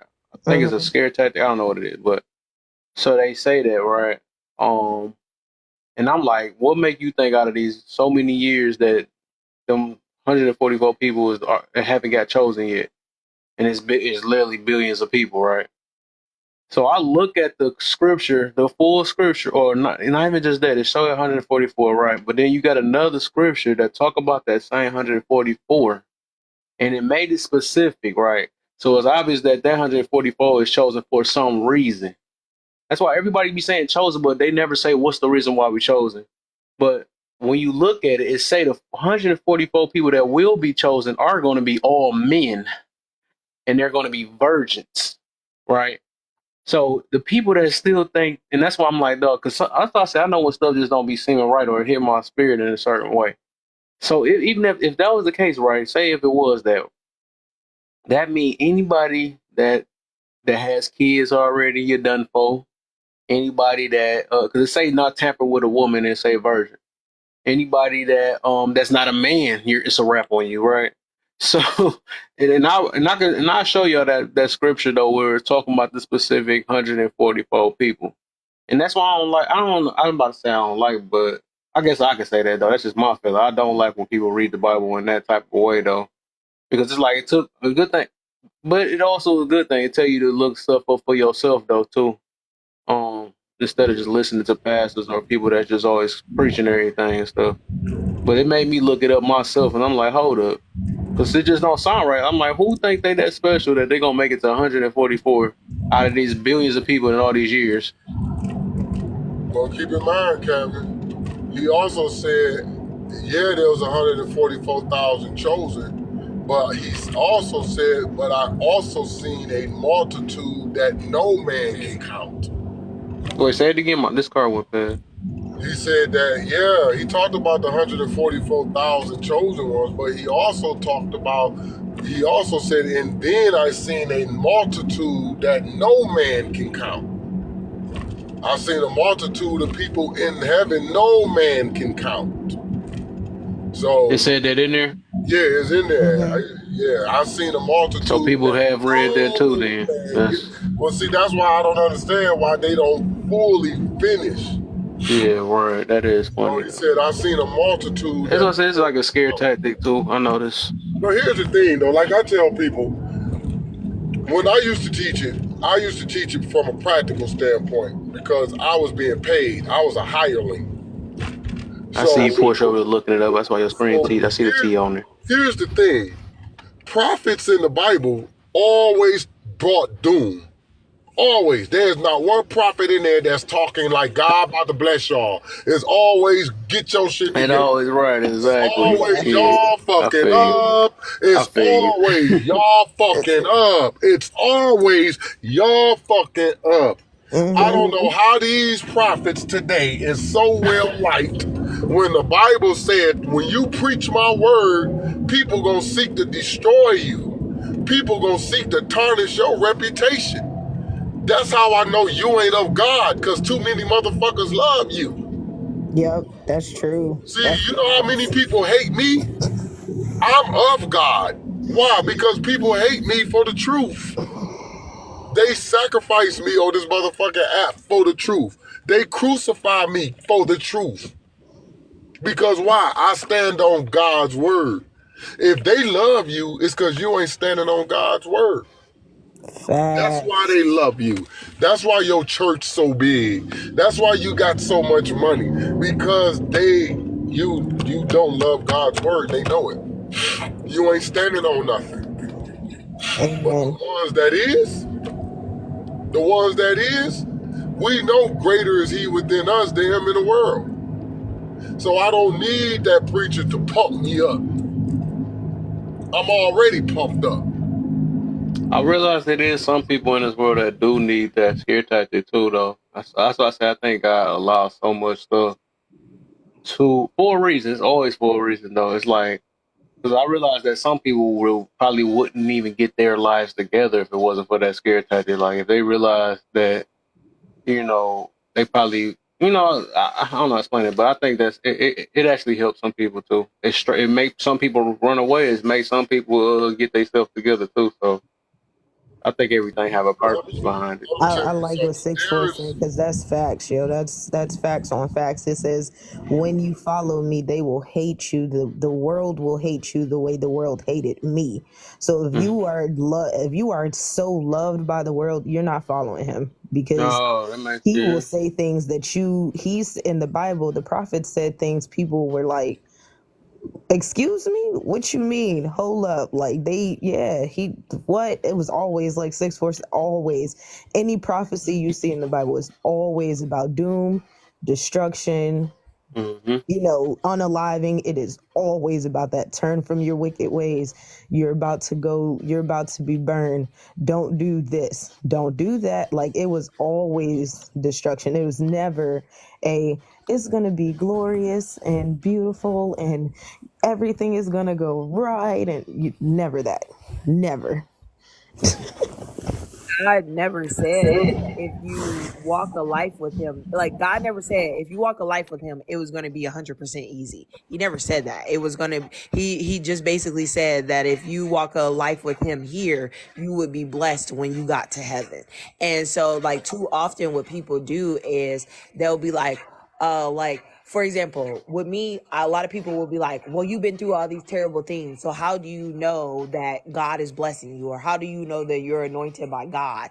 And it's like, I've been through all these terrible things and I'm still standing. Still alive, right? And I don't have any Understand hatred the on my Bible heart. say that the rain fall on the just as well as And the the unjust, Yeah. unjust. right? And I Right. try to break See what down I'm people. saying? I break it down to people all the time. I say, do good things happen to bad people? All the time. Yeah, right. And I say, so then that means that bad things will happen to good people. And the difference The between Bible good, say ain't nobody good but God. but here's the thing: Right. That too. Yep. the difference between good and bad is leading by love. Keep in mind, the Bible say no man is good. No man is Right. good. And That's And what. we and Listen, did. if Well, we was just to here's the stick with thing is, that no no man. man But is here's the thing good. is, no man is good without God. So here's the thing is, if you consult God in everything you're doing, then you're doing everything with God's discernment. So Hold therefore, on, you're wait. moving in We the can't path of add to God. it. He didn't say no man is good without God. He just said no man is good but God. mm-hmm. See, that's But God's different. not a man. No man is good but God. He ain't say you good through God or you good because of God. He said no man is good. If you want a good man, that's God you looking for. God's not a Basically. man. No. If we are to go by the scripture and what it says, no man is good but God. That's what it says in that scripture. And I was Now, going to say what this. we have done over the decades is we have allowed the preachers and the teachers to add supplication to that instead of just straight up reading what it says. No man is good but God. Any more questions? Do that means people have the propensity to do things that will benefit each other in harmony? Of course. But when you talk about good, according to scripture, only God is good. That's why we say God is good God is all the good all the time. We time, never right? say man is good, woman is good. We always say Right. God is good. God is Now, love. also, I tell people this. When it comes to the scriptures, that's kindergarten to me. I know I can tell you some things that will blow your mind. Real talk. So when people are stuck in scripture, I leave them there because I don't want to be the one that have you jump off a cliff because you thought what you believe was really some factual stuff. Amen. Now, I tell people go beyond the pale and really get the gist of what you read and what it is it's trying to convey to you. You saying that makes me think of we have a few shepherds in our a few shepherds, and one of our shepherds was like, when you he was talking about uh reading the Bible. He's like, there are people, he was like, I was talking to this man and I was like, how quickly can you read such and such verse? And the dude was like, oh, I can read it in like 10 minutes. He was like, 10 minutes? You can read it in 10 minutes? He's like, yeah. He said, nah, you're not reading scripture if you can read it in 10 minutes. And he's like, no, I can. I can read it in 10 minutes. And so he reads the thing, and my shepherd was like, you ain't read that. You read it, but you ain't read it. And so then he broke it down. And it's like, no, when you read, like you really read and divulge these words that you're reading, understand each thing that you're reading, comprehend what you're reading. It's going to take some time because as you're reading it, it's hitting you. It's hitting you what it's meaning. It's hitting you what that understanding is. It's like more than just the words on the paper. You know what I'm saying? Kind of like when you put your messages up and it says, can you tell the difference between a hurt message and a healing message? And then you got to break that down again. Can you tell the difference between a you get what I'm saying? So it's Mm-hmm. more than just reading what it says and then, okay, really Meditation come in at. meditate on what you're Yep. reading and comprehend what you're reading and break that down into a better understanding as you're reading it before you say that you understand it, because you don't understand it. You're just understanding the you know what I'm saying, how you've learned words. And then I was going to say the other thing is, no, you can know God and be blessed, but to know God and be blessed is different than other people's understanding of being blessed. For example, I live out in the country, 16 acres, in a camper. You know what I'm saying? So for me, when I'm out there, I feel at peace, I feel blessed, I feel happy, I feel close to God. Other people, like my family, oh, y'all live on a dirt road. Oh, y'all don't have running water. Oh, y'all don't have a house. Oh, so for them, when they see my life, is you're not blessed. If you was blessed, you would have a house. If you was blessed, you'd have running water. If you was blessed, you would have this. If you was but this simplicity, being close to God, being able to walk outside and feel nature under my feet and look at the glory of everything God has created, that's a blessing to me. That it's a blessing. Is it easy? Nah, it'd be way easier to live in the city and have running water and a running toilet that goes to the sewer, and I can walk down the street to the grocery store and have, instead of having to go into my garden, and that would be way easier. But that does He not already mean that you're tells you in blessed. scripture. He tells you in scripture who's blessed. He tell you that. He tell you who's blessed in scripture. Look it up. Look it up. He'll tell you who's blessed. If that ain't you, you ain't blessed. And so I just that's Look just up the something that I scripture. always understood. Look in the Like, scripture. No, listen, I'm gonna learn you something right quick. Look in the scriptures and tell me who are the blessed. It tells you who's blessed. I like the way you said that. Learn you something. No, real shit. When I used to teach it, this is how I used to do them. Go in there and tell me who it says who is blessed. It tell you who's blessed. It gives you specifics on who is blessed. We can do it. At least we got Google now. Make it so much faster and easy. Google And helped I'll change help my you out. life. That's what made me get into the 6'4". Bible even deeper. Oh, sorry. I'll help you out. He But 6'4". said, blessed. Blessed are the meek. Who is blessed in the Bible? Blessed are the meek, for they shall Blessed inherit are the the earth. poor in spirit, for theirs kingdom of heaven. Blessed are Mm. those who mourn, for they will be comforted. Blessed are the meek, for they will inherit the earth. Blessed are those who hunger and thirst for righteousness. Oh, Mm. Now you see who's blessed? Do you fall in those categories? People consider your lifestyle blessed. That if you have all I these don't things, care what you're people blessed. consider based That's on the not, that don't mm-hmm. scripture. mean that you're blessed. That does not mean you Blessed. blessed at all. Listen, Right. based on the word of God, who are the blessed? I fall in those categories. That's what I'm saying. Like that Okay, the but listen, but see what people got to understand. This is what we mess up at, because Blessed is the one that trusts in the Lord, who is confident is in Him. there you hmm go. Not blessed is the one who got a lot of money. Not blessed is the one who got good credit. Not Right. blessed is The the world blessed switched it are the up as meek. usual. You know how many people got money and ain't meek at all? You know how many people got money and it's just as dirty as they come? Blessed are those who what? Love the Lord. Blessed. He tell you who's blessed.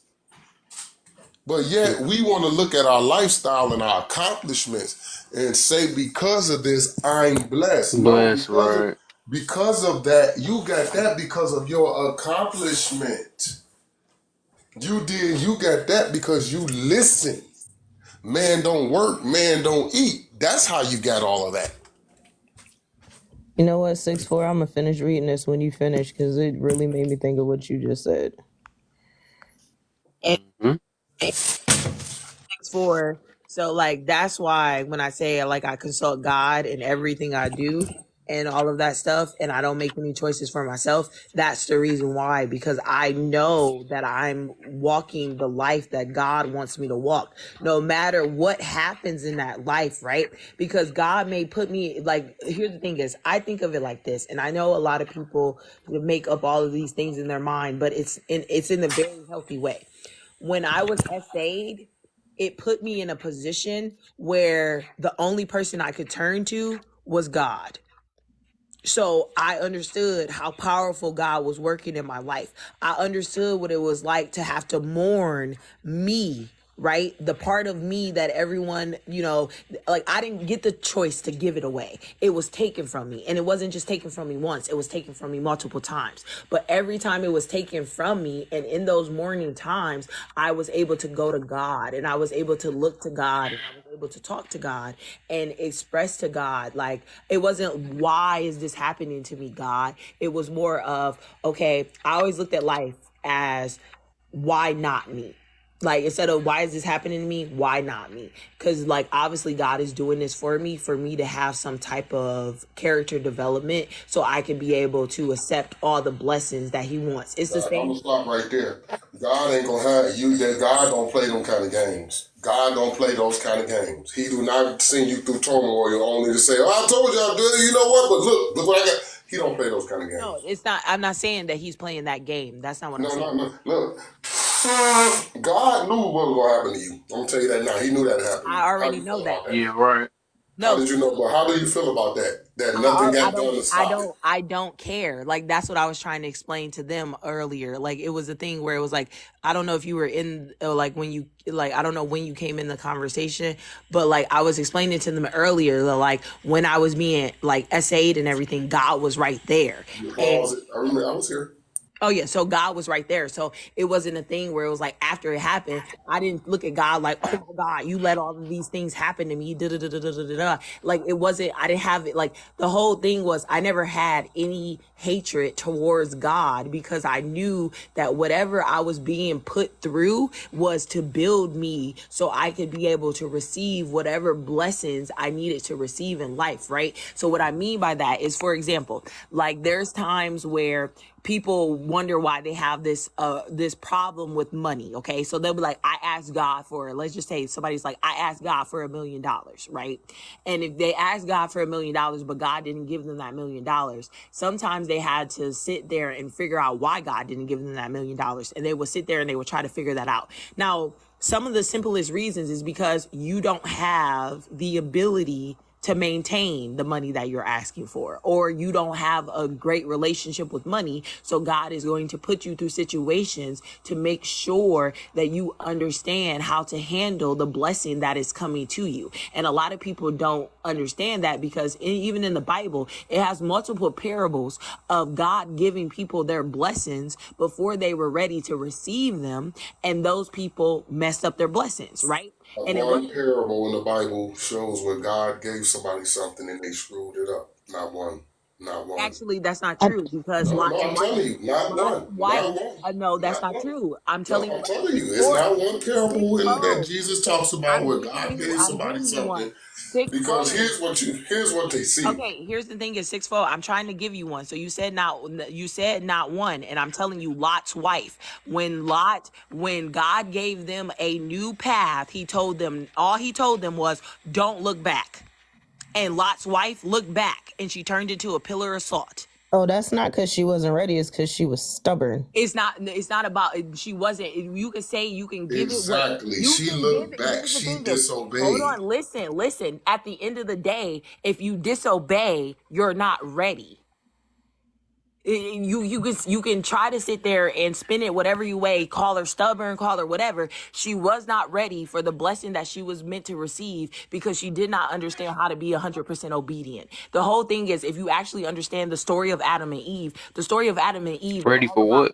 is all about obedience. The only reason they got kicked out because they were disobedient. That was it. The whole point of us all trying to be able to do this whole thing with God is, we have to be obedient. The more that you are obedient to God, the more that you hear God's voice. And God's voice isn't, my child, go left, go right, da da da. No, it is a thing where I, it's a connectivity with God on a level You that can't say ready when they passed away. I And, mean, and Lot's wife is not a parable of somebody who God gave something and they screwed it up. Oh That's yeah, not a nah. parable. She but was. that's like a They were person that only ate that. saved because of Abraham. If Abraham had not pleaded with God, like pleaded with God, they would have just been destroyed. But at he the end of the pleaded. day, but all of the religions are Abrahamic religions. You have to understand that, like Judaism, Islamic faith, and Christianity, they're all Abrahamic religions. So they all stem from an interpretation of And what then, oh, Abraham's society was. Man, you I went don't all the like way that off topic. I word. don't But know where see, that came Abraham, from. then if you I talk don't. I about don't like the Abraham, word you got to talk about religion. the Sumerians because Religion Abraham came from is. Samaria. But here's the thing: is Do y'all ever read Jesus is comments? from Abraham and David's bloodline. Just because So we the read whole it point doesn't was mean Hold we he on, was respond y'all. attached to to Bert it. is in the comments. Bert, Parable. the parable of the talents, that wasn't God giving nobody nothing. That was the Lord of that house. That's like me giving my sons their allowance It and was coming giving an back. And example one of of. them screwed it up, one of them saved it, and one of them invested it. And what that particular portion of scripture was referring to is how we have certain things and our mentality towards them. Just like the one who said, "Hey man, I invested it, but I lost it." And then he said, "Hey man, well at least you tried. At least you tried something." But then the one who didn't do nothing with his, he said, "Man, you wasted my time. You wasted my money. You ain't Yeah. do nothing. How did you expect that I would be happy with the same thing I gave you if I gave it to you to increase and multiply?" Real quick, I want to read this because this was about. What the? Oh wait, Portia, it cut you You off. ain't gonna better. Yeah, you ain't gonna better read it if you You would. can't read and go off at the Yeah, same. you ain't better do that. It says, "Blessed are the pure in heart, for they shall see God. Heard it. Blessed are the Oh, she didn't peacemakers." just come here humming. You say what? Nothing. I was looking at. Blessed are the peacemakers, for they shall be called sons of God. Blessed are those who are persecuted for righteousness' sake, for theirs is the kingdom of heaven. Blessed are you when others revile you and persecute you and utter all kinds of evil against you falsely on my account. Rejoice and be glad, for your reward is great in heaven, for so they persecuted the prophets who were before me. So you just read who's blessed.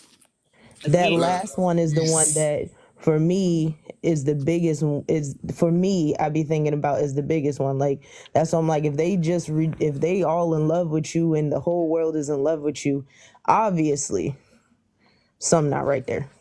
You know how many people of chaos say they blessed? Blessed are the peacemakers. You don't. I know people who always say they blessed and ain't never making peace. Beefed out Mm-hmm. with everybody, talking about everybody. I'm alright. Ain't nobody shit in their book but them. Yeah, but you blessed because you got a car. No, blessed are the peacemakers. Not blessed are those who got in GM and because the drug test dropped marijuana. Not blessed are those who hit the 4 digit. Not blessed are those who found a baddie. Not Mm-hmm. blessed are those who got a mansion. He said, "Blessed are the Yeah, peacemaker." you know what? I'm about to. Yeah, I'm a. That's that. I'm glad we looked that up though. That makes sense though. So the things we put in blessed, we that's funny though, and we I like that. Yeah. I'm He glad we did blesses with that though. materialism. Yeah, we put it Hmm. into things as in like people and stuff. Well, I'm blessed. I'm blessed because of that. I'm blessed because of this or whatever. Like So that I'm song wondering. they Hold up. drop. I'll be I'm saying when I tell blessed. people when people say how do I feel and I say blessed. I'm trying to see, do that tie into what it say to be blessed about? Here's the thing, Kev. Because You I do are say I'm What blessed to wake because up every day. Is but that see is it cool? You class? you blessed, Kev, No. because you are a peacemaker. Okay. But you can say that you're blessed every morning that you wake up because it Wake up. says, "And all things give grace, give glory to God." So if you are Mm-hmm. telling them, "I'm blessed," thank God I woke up this morning. I'm blessed. I got to Mm-hmm. breathe. Thank you, Lord. Yep. That's giving glory to That's Him. blessed, right? That's Okay. blessed. Thank you, Yeah, Lord. I that's all I woke was up wondering. this So I'm morning. just I'm trying to think of the blessed. timing to really say it though. I'm already been up on game without really understanding. We just But learned see, some stuff. I done learned four things today but already. see, blessed and thankful is two different things. You got a lot of people who ain't peacemakers, but they thankful for their life. They thankful for waking up in the morning, but they don't make peace. They go about their business. They do their thing all day, every day. Right. You can't be thankful for the You see wrong what I'm saying? things. Keep it where it's supposed to be. If you are a peacemaker, you are blessed. Now, if you give thanks unto God and for everything, that's what you're supposed to be. Thankful is an attribute. People who Got are you. I got thankful, you. you see what I'm saying? So you wake up in the Grateful. morning, how Yeah. you feel, man? I feel good because I rose. Grand, that's where we get grand rising from. You rose. You don't mourn. Good morning. No. Mourn. That no matter where you go, mourning, even when you crying, that's mourning. It's like a synonym. Same sound, different spelling, different meaning. Good morning. No, I'm not mourning at all. I rose What about every good morning. morning? Every I'm day, like, every day we raise. We go to sleep and then we raise up you when only it's get that time. when I get a wife. I Good tell morning. people when you read the scriptures, you gotta understand. You can't read. You can't think of the movies that we used to see. We can't think of the coloring books. You got to really put on your grown man and grown woman hat so you can get a understanding and understand history too. You know, understand where these things are taking place at, why things were said. One of the things I dealt with on my life was the submission piece.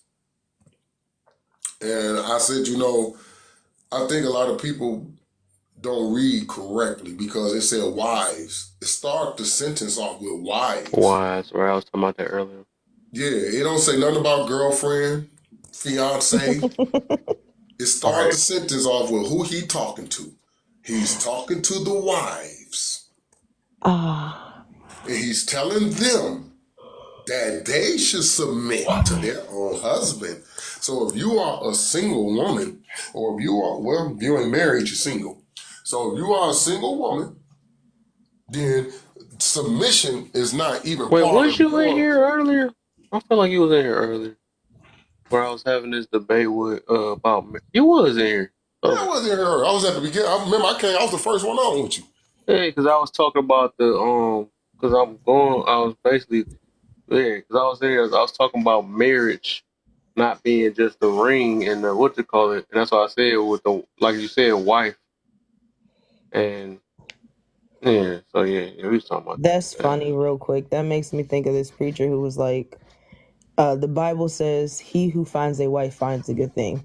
Not he who finds a girlfriend and then turns her Right. into a fiance and then later on lives with her for a couple of years and then eventually makes her wife. No, no, no, no. That's not what it says. That's what I'm saying, right? That's not what it says. It did not He who say finds a who signed wife. that paper is a wife.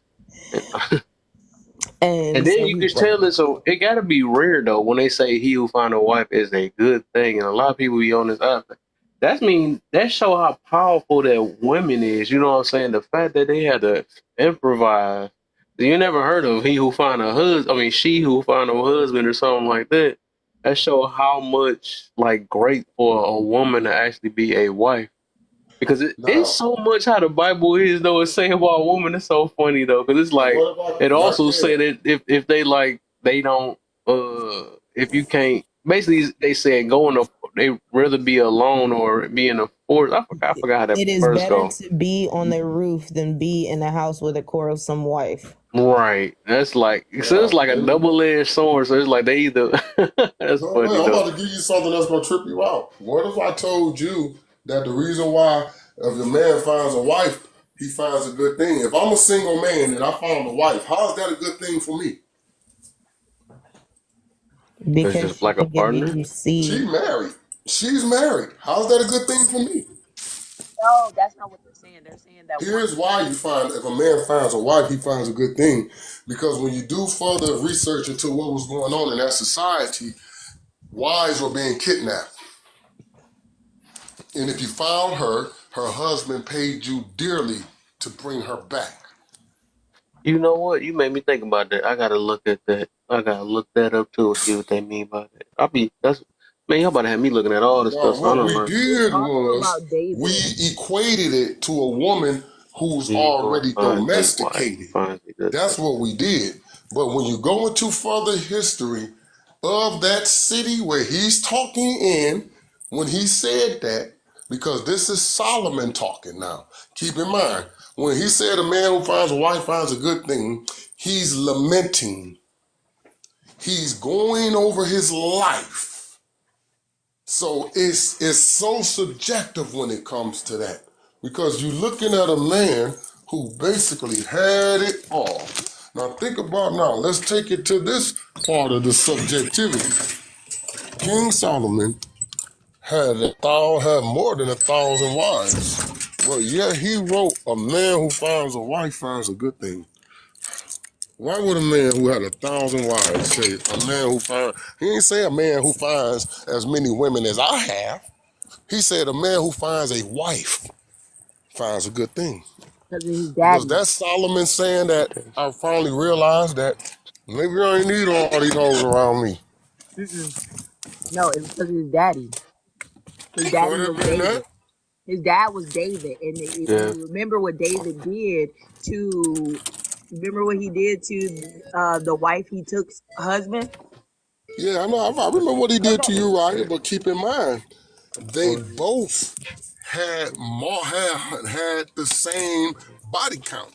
you have to remember though that the Christian. So remember, the Christian Bible is teaching us what happens when we do not live a righteous life led by God. So here's the thing: is the original lamb that was sacrificed by Abraham is why Jesus became the sacrificial lamb, because when he was saying that you are going to be birthing the descendants of nations and all of that stuff, he was referencing Jesus, because Jesus was going to come from Abraham's bloodline. Because a lot of people forget that Abraham did not follow God to a T. God told Abraham to have a child with his wife. And Abraham was like, wait, God, how am I going to do this? We're both old. So they did an alternative way to be able to have that child. And by doing that, they did the same thing that Adam and Eve did with defying God. It's just like the same thing where a lot of people don't realize that the original fruit was not an apple, it was a pomegranate. Okay. All right, I just want to say real quick Okay, let me before just you go go here right six quick. four. Okay, go ahead. It bothers me, and I guess because I've learned to see it different. First off, it's not the Christian Bible. I hate when people say that. And two, Mhm. it's not. People have taken the Bible and said that it's a religious thing, and it's not a religious thing. It's a It's not history book. It is literally a history book that they have right. manipulated us into thinking it is something else. I mean, if it was not a history book, it wouldn't give you literally history, Hmm. literally guidance, literally laws, everything. It gives you everything. It is not a religious book. It is a history book. It is literally your history in your face being presented right in front of you. Hmm. I'm gonna leave that there and go ahead That 6 4. had many religions in it. That's the funny Well, part here's the about it. thing. Here's the thing. Okay, and Adam and Eve, that is, that's unique, and here's why. Because there was somebody here before Adam and Eve, and people always go to Adam and Eve and forget about the two people who was here before them. They always forget about the two people who was here before Adam and Eve, or the one person that was here who was both male and female. They conveniently always forget about that part. And the thing of it is, when we talk about Adam and Eve, Adam wasn't even human. Adam didn't come here by way of a woman. No, Genesis, Adam Adam was created out of dust and so of the was earth. Lilith. No, no, no. Wait a minute. No, Wait a minute. Lilith was the female version. So in Hold Genesis on. Wait, 1 2, wait, wait, wait, wait. Let me finish, because I knew you would say that. Because everybody say that about Lilith. How about this? Let me look that up. How about this? I'll tell you what it specifically said. He said, "Let us make man."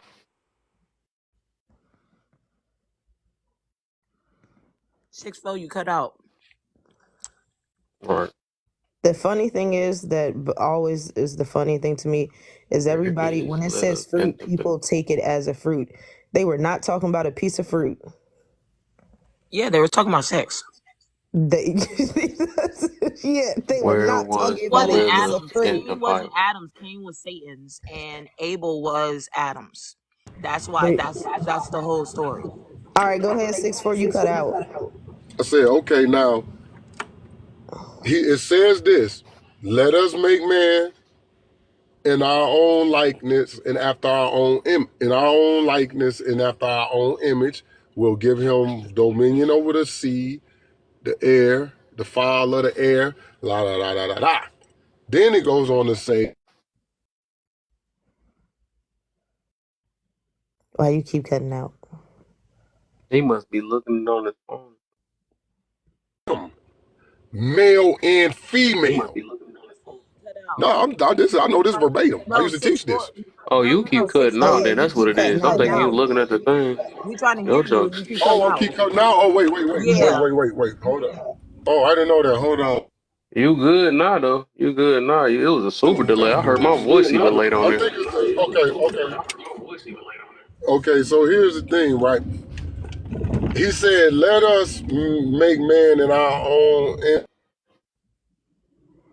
image and Still cutting out. after Again, our right. own."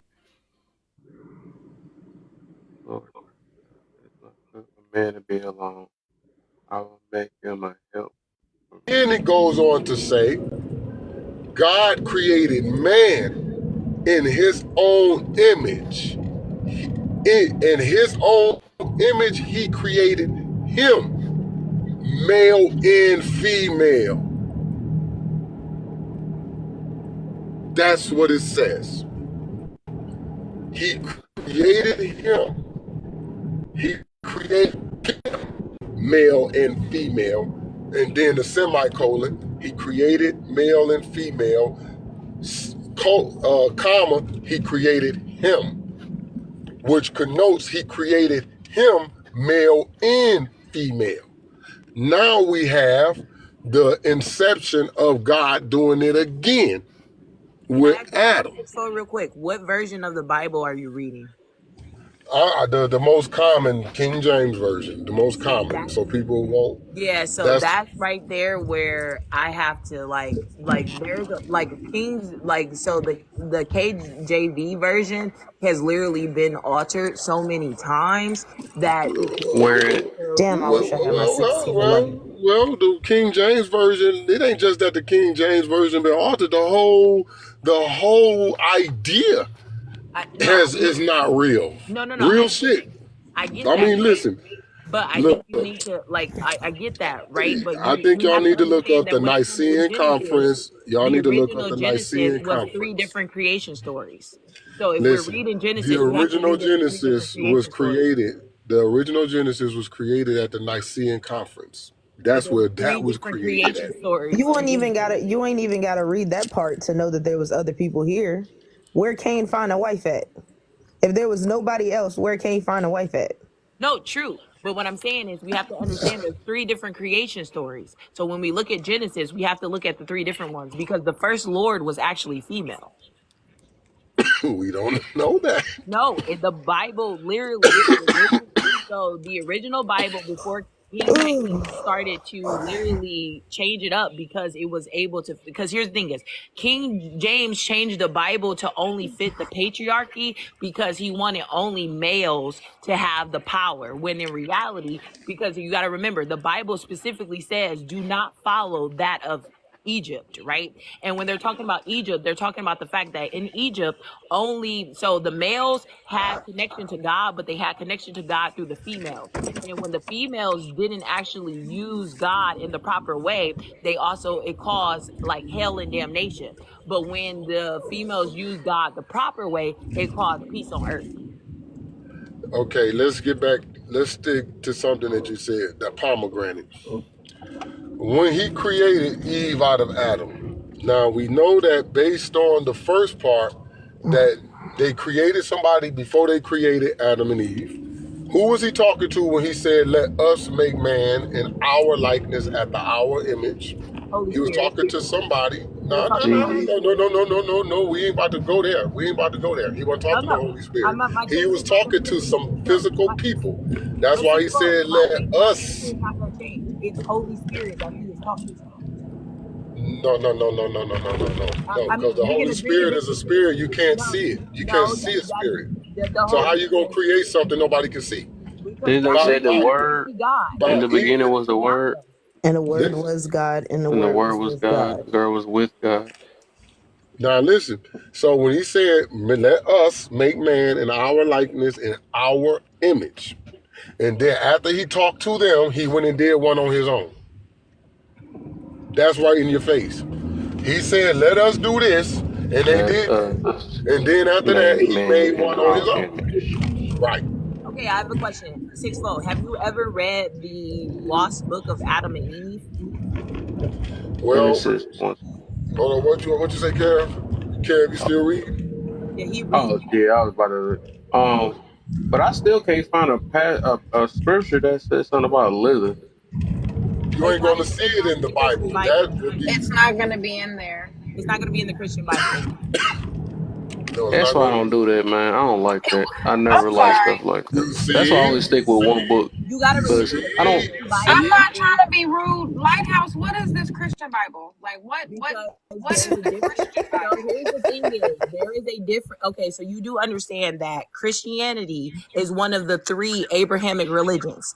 So the Islamic faith, the Judaism faith, and also Christianity, they all share the Old Testament. Okay, and the only difference between the Christian Bible and the other ones is that the names, the numbers, and then also you guys have, as the Christian Bible, have the New Testament. You saying the religion that's Original taught now? Christian Okay, Bible. The original Christian I Bible don't is in believe in the Ethiopia. Bible. The So what's a original Bible. non-Christian Bible then? Well, hold on, man. Listen, the original Christian Bible is from So, Ethiopia. so Look it Kev, up. The if you original look up, Christian Bible is Ethiopian. So the other one less Christian? so the original Christian Bible, as 6-4 said, was Ethiopian, right? But the thing is, the current Christian Bible, the modern Christian Bible, is not the same as the Ethiopian Bible. So what is a whole The, nother the, story? the It's modern not a, Christian it's Bible not a isn't whole even the nother same as story. the 1611 version. So yeah, it's not a whole nother story. It's just a like, I guess I would say like there's different interpretations of certain parables Oh, that have had okay, to. what's the difference Nah. then? There's multiple different like It's like, how didn't that not get caught yet? You know what I'm no, saying? it Like, already, but why here's haven't we just compared the two Bibles and say this It- sound more true than the next? it's it's not not even even just like that. that, Kev. Like The it's more like it has. 1611 version has more books in it than the Bible that you have now. Matter of So, fact, oh, I they cut it looked at my down some. 1611 Yes. Bible the other day and realized that the Bible that you have on your phone, like they have Bible apps, right? Mhm. There, Yep. the Bible app on my phone did not have scriptures in it that are actually in the original 1611 version. The Apocrypha is in the original 1611 version that's not in any Bible that they actually sell today. There is no Apocrypha in Bibles they sell today. I The never original understood name that. of the Most High is in Septuagint. the 1611 version, and it's not in any other Bible at all. They have taken out scriptures. And I You never know what else? understood that You though. know what Why else, did they do Portia? that? You know what else, and Portia? The oh, sorry. Septuagint. The Septuagint is not in the Bible either, and nor is the Book of Enoch. So Nope. that's That don't why make when it sense. comes to, How do that's we why know it came from the Bible then? Well, see, because that's there's a lot why. of lost books, Kev. Because Like A so. that's lost what I'm book saying. The that's 16, found. So all of no, that Kev. Okay, stuff so that's not was how it in the works. original So 1611 you, version. All so of the you stuff they're you know talking about about the is Vatican? 1611. Do you know about the Vatican, Kev? So in the bottom of the Vatican, there's actually the original Bible, and the original Bible before the 1611 So we one. got a fake Bible. No, it's not. It's not that you have a fake Bible. You don't have a complete Bible, and the problem was that during the wars. How So do we during know? hold on, listen. During the Catholicism versus Christianity wars, right? They actually tried to burn the original Bible, and God would not allow them to do so. So a hole got burnt in the Bible, which allows them not to have certain pieces of scripture. So what they could put together to try to like repent to God for causing that harm to that holy sacred text, what they did was they put together the 1611 Bible. And the 1611 Bible was put together based off of the pieces that were actual legible, based off of the non-burnt pieces. Okay. So it's not that you don't get a full like Bible. It's just that there's just so many different interpretations of the Bible. That's why there's so many different versions. So for example, if you were to like look up, let's say you go look up Matthew 12, right? You can click on a website and it'll show you like 50 different versions of the Bible, and you would have to go through it and all of that stuff, right? And you click on the Bible version based off of your religion. So that's where they get this. What? Listen, but here's the thing is that's where they get it What you confused. I can. got so much I gotta say about it because I hear people say that so much. Where You they look make the at Bible that's religion, and the Bible is right. So what Portia was saying, what Six-Fold was saying, they are right. The Yeah. Bible So let is me a let me ask this though, man, representation because of. you going a little too far deep and stuff. I'm I ain't sorry. trying to. Sorry. So, like I said, I've been here this a lot of times though. So the thing is, we call them lost books, right? Except we found them at the same time, right? Well, So they my were. thing is, Okay. right? Why, if they're found right, and they claim that we took these out and we're going to keep them separated for why, I don't know why. And we see that this is part of the so-called full book. Like, why don't they just continue since it's found now? Why they don't continue printing it out full? Manipulation. King That's James why and it's Disney about bought Bible. manipulation. It's about manipulation. Let's not sugarcoat it. It's about Oh no, no, manipulation. Portia, 100%. Point blank But period. also, it's And Manipulation in what form? Disney Like, bought the and Bible. explain it to me. Disney okay, bought the Bible. so things that I've realized, right? Because I decided I'm gonna get the original 1611 version, right? The original 1611 version has the book of Enoch. It has the book of Ruth. No, not Ruth. Esther. Okay, it goes more in depth. It doesn't like it's So like do they the sell it? books in between. Yeah, they sell it. It's books in between the Old Testament and the New Testament. That is all of the history in between those two. And it's just like the stuff that it says makes it if you read it, right? If you read these books, when you read these books, you realize that there are things that they don't want you to know, because if you know it, But your understanding is going to change, and the control that they have over you of teaching you things that you've learned in church your entire life will so now become less relevant, and you'll realize that you it's funny are because it's being like controlled in your y'all life. don't hear this though. This is so funny. It's like it makes sense to y'all, but it's crazy. what you need to So know. okay, Yeah, if you saying that right, let me just say this real quick. If you saying that right, and you saying it's a manipulation, but then they found it, and people know. Hold up. So you saying the manipulation? They got the books, and then they call it these is the full book now, and it's like the cat is out the bag now. And then they continue to sell the other book, the regular book, and then just say, "Oh, this the missing one." So in order to get that, you might have to pay a little extra money to get the fatter book or something like that. I don't It's know, It's all but right. about It's the it's capitalism. equivalent like of who's to believe Let me that? tell you Is these something. really so missing pages, or this Wait, is wait, wait, this wait. is Kev, because somebody told me that? Well, Or nah, Kev, you gotta Kev. understand So this it's one. about Like, hold on, let me tell him capitalistic this right quick. society. Let me tell him this right Okay, quick, sorry, sick like bud. House. Here's the thing, Kev. They're not lost books. Everybody else around the world been had these books, but the black church. Period. Everybody else got it but us. They ain't lost. It's just they coined it that to sell those books. But everybody else have those but the black church. And why the black church don't adopt those sets of books is because that will ruin the flow of money that's coming through those doors. So Amen. they'll just keep it biblical until the day you so how leave y'all it. able to buy them now then? So Because we it's are able to purchase books that we wasn't able to get before. Before the internet, we couldn't talk to those publishers overseas. We couldn't talk to the publishers who was doing that. Like my Arabic friends here, you know, they got stuff that they brought from their country about what we thought we knew. You know, now the new explosion of information is out. You now, like Portia said, you figure it out, you read it, and you begin to say, you know what?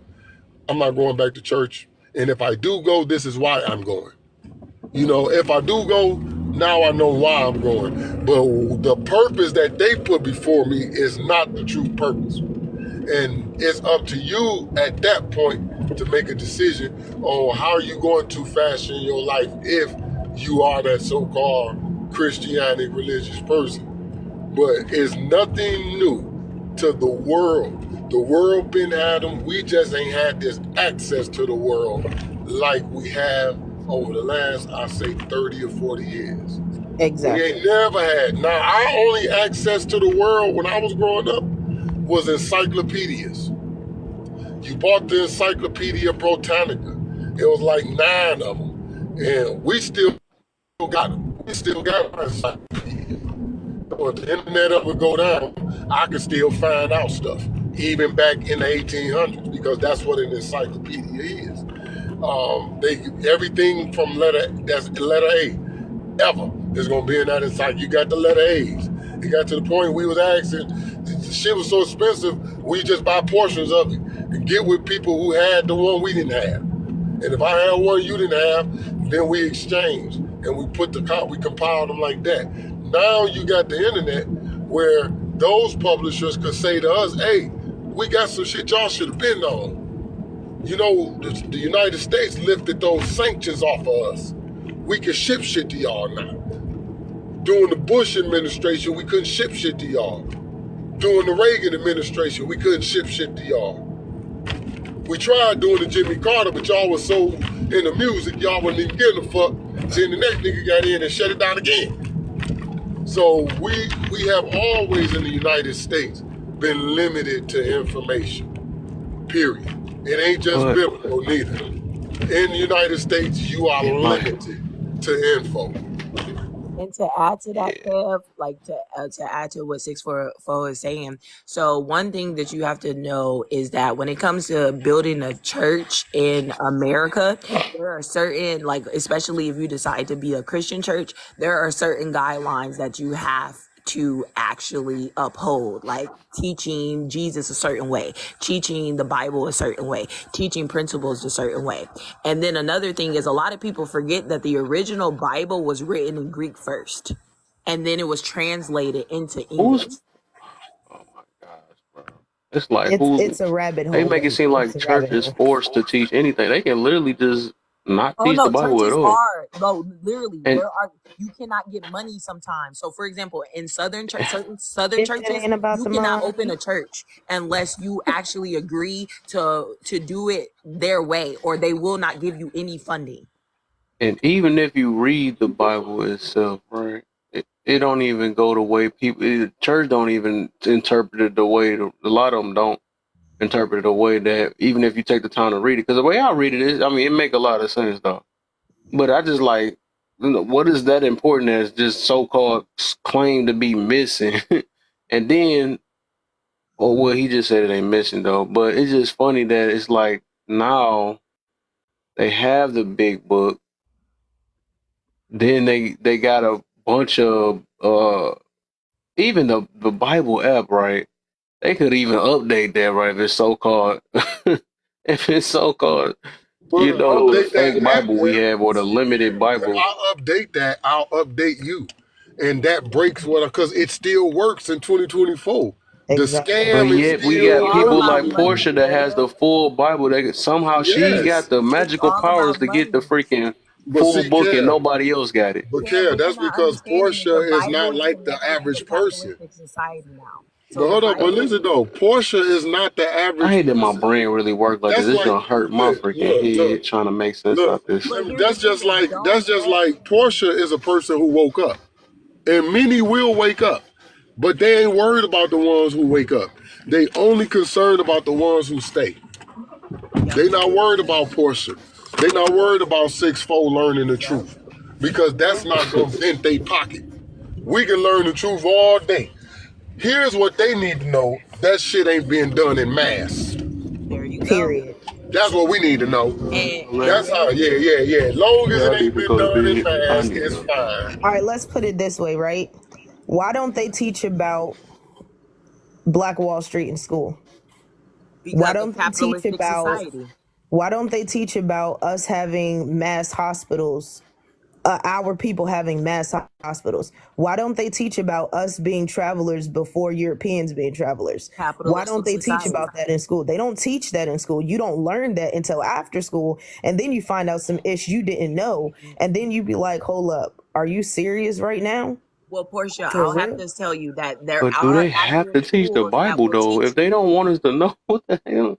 I don't Well, there's know. schools This that looks teach so the Can I freaking Bible. say funny. There something? are schools that teach Yes, the Bible. ma'am. I'm sorry. Sorry. You've been up there So quietly. I'm Sorry, sorry. Brutus. even so, I was, and this is just like a random thing. I was in Starbucks, and I turned around. There was a flyer up for a school, and I noticed that the nonprofit um, was 501c3, and I'm like, well, that's interesting because that's the same as the church. So when you look at it, it's not that you don't have access to it. You do have access to these books, this information. But one thing that you'll find in common, just like in school, they will tell you you're not supposed to read it. They'll tell you to disregard it. They'll tell you that it's, not something that is going to be beneficial for you. So remember when we were talking before, Kevin, I was telling you how I went down the trail of the Israelites and all this stuff, and I noticed that the leader of the Israelite camp was reading books telling us that we weren't supposed to read these books.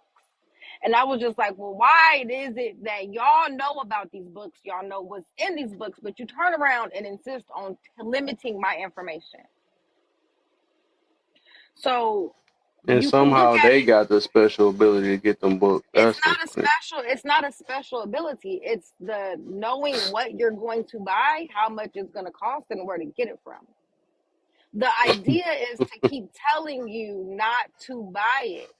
They're telling you this is the only book. So it's not about nobody being special. It's about what you have been You heard programmed about to a reverse believe. psychology? Do you believe in that? I No. mean, I'm just gonna be real with you, Yeah, Kev. this is how I look at things. I really look at that because it could be possibility they telling us that these are missing books and it probably ain't. No, Well, they I ain't don't. really, like I said, they ain't. Because the rest of the world had them. But I would tell you this, man. I'm just gonna be straight up telling you, Kev. How do we? There's a lot of stupid motherfuckers on the planet who ain't intuitive at all. They're not intuitive. They don't have an intuitive bone in their body. What? They ain't trying to find out nothing no more than what they've been knowing. They comfortable with what they know. They don't want to know nothing more. I don't want to hear it. I like what I've been learning all my life. I don't care about that type of stuff. Take that somewhere else, man. That's what we go up against. You got people been in the black church all their life and don't want to know about the book of Enoch. They don't want to know. They ain't What matter of trying to fact, you know. read about it, right? Yeah, oh yeah, I've been knew So about it. what's the big secret that's not in the Oh, original Bible? oh, now with that, because if you read the book of Enoch, then you will know Lucifer ain't responsible solely for all your woes. That's the big secret with that. And because he's the main character in the Bible that makes you fuck up with your life, if we take him out, then we take out you being scared of somebody who gonna be on your ass. So that's all.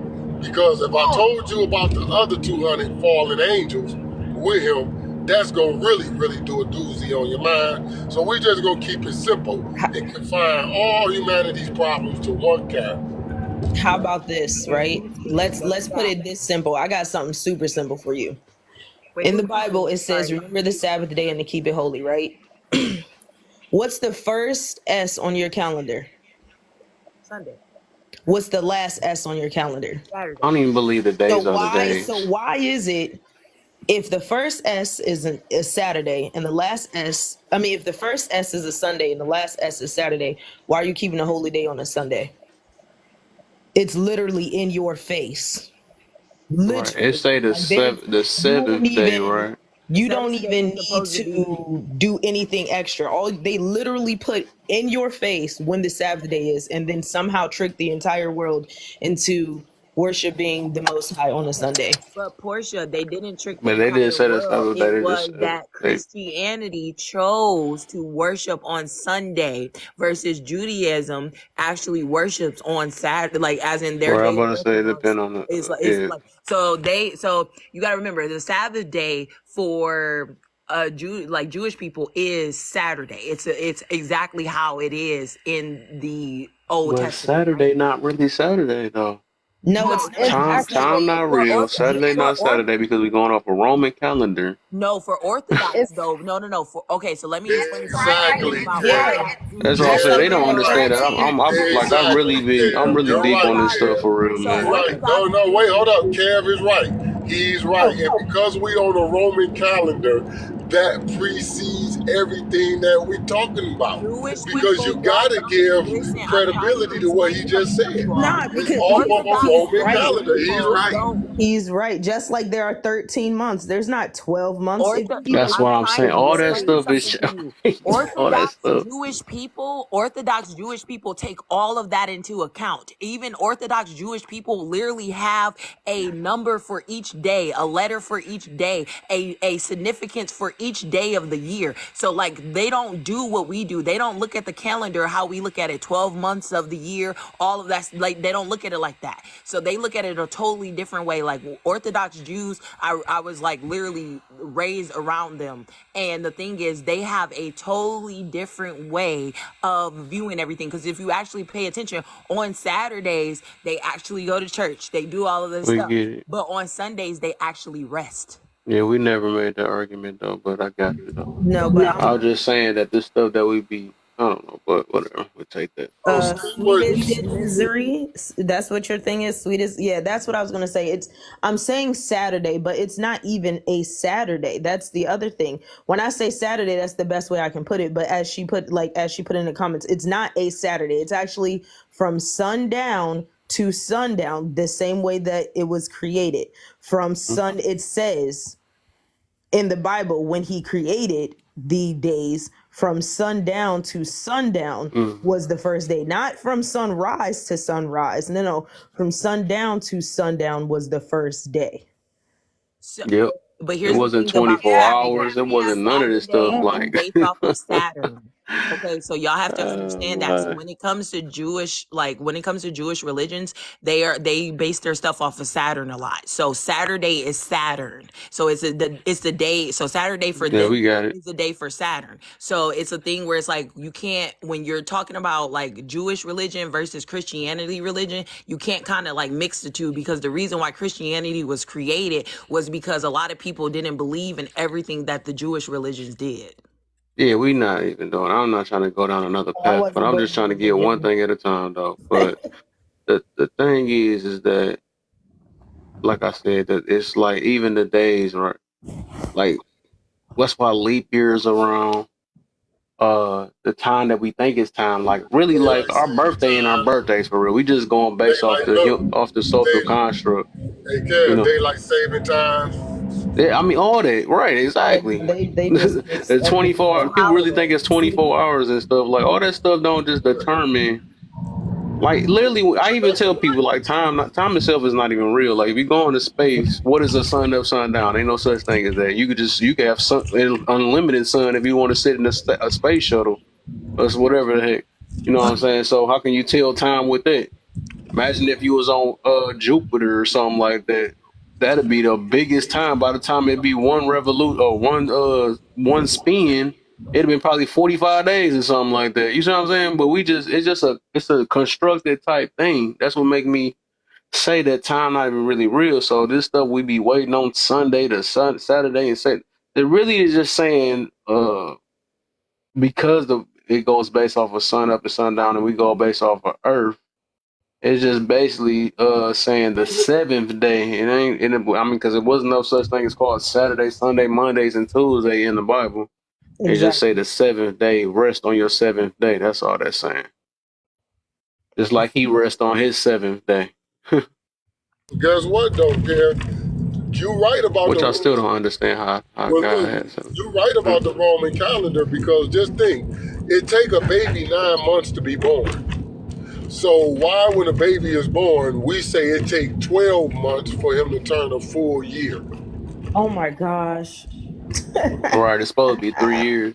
It'll be 3 months. It should be 9 months. Every 9 months, No, your then. birthday is the day that you were born. I've had this conversation Oh, with I the get nurse you though. before. I ain't thinking about Your it that way either. birthday is the day that you are born. Every other thing is an anniversary or celebration of the day that you were born. That is not your birthday. Your birthday is the day that you popped out. That's your birthday. Happy birthday. But yeah, but see, okay, but this is the thing too, because like my born day was just April 1st, right? So if my life started with my heartbeat, then that means I'm closer. I was already 40. I didn't just turn 40. I just y'all or my family, they've been able to see me for 40 years, but I've been alive for longer than that. 9 months longer than what people would acknowledge I've been here because I've been listening, right? So it is it's all a smoke and mirrors thing and things to distract you from what's going on, and that's what I was trying to say too, Kev. Like even when you look at the Book of Job, there's a conversation had. Most people will tell you that Satan was bound to the earth, but when he's having a conversation with the Most High, he was said he was going to and fro.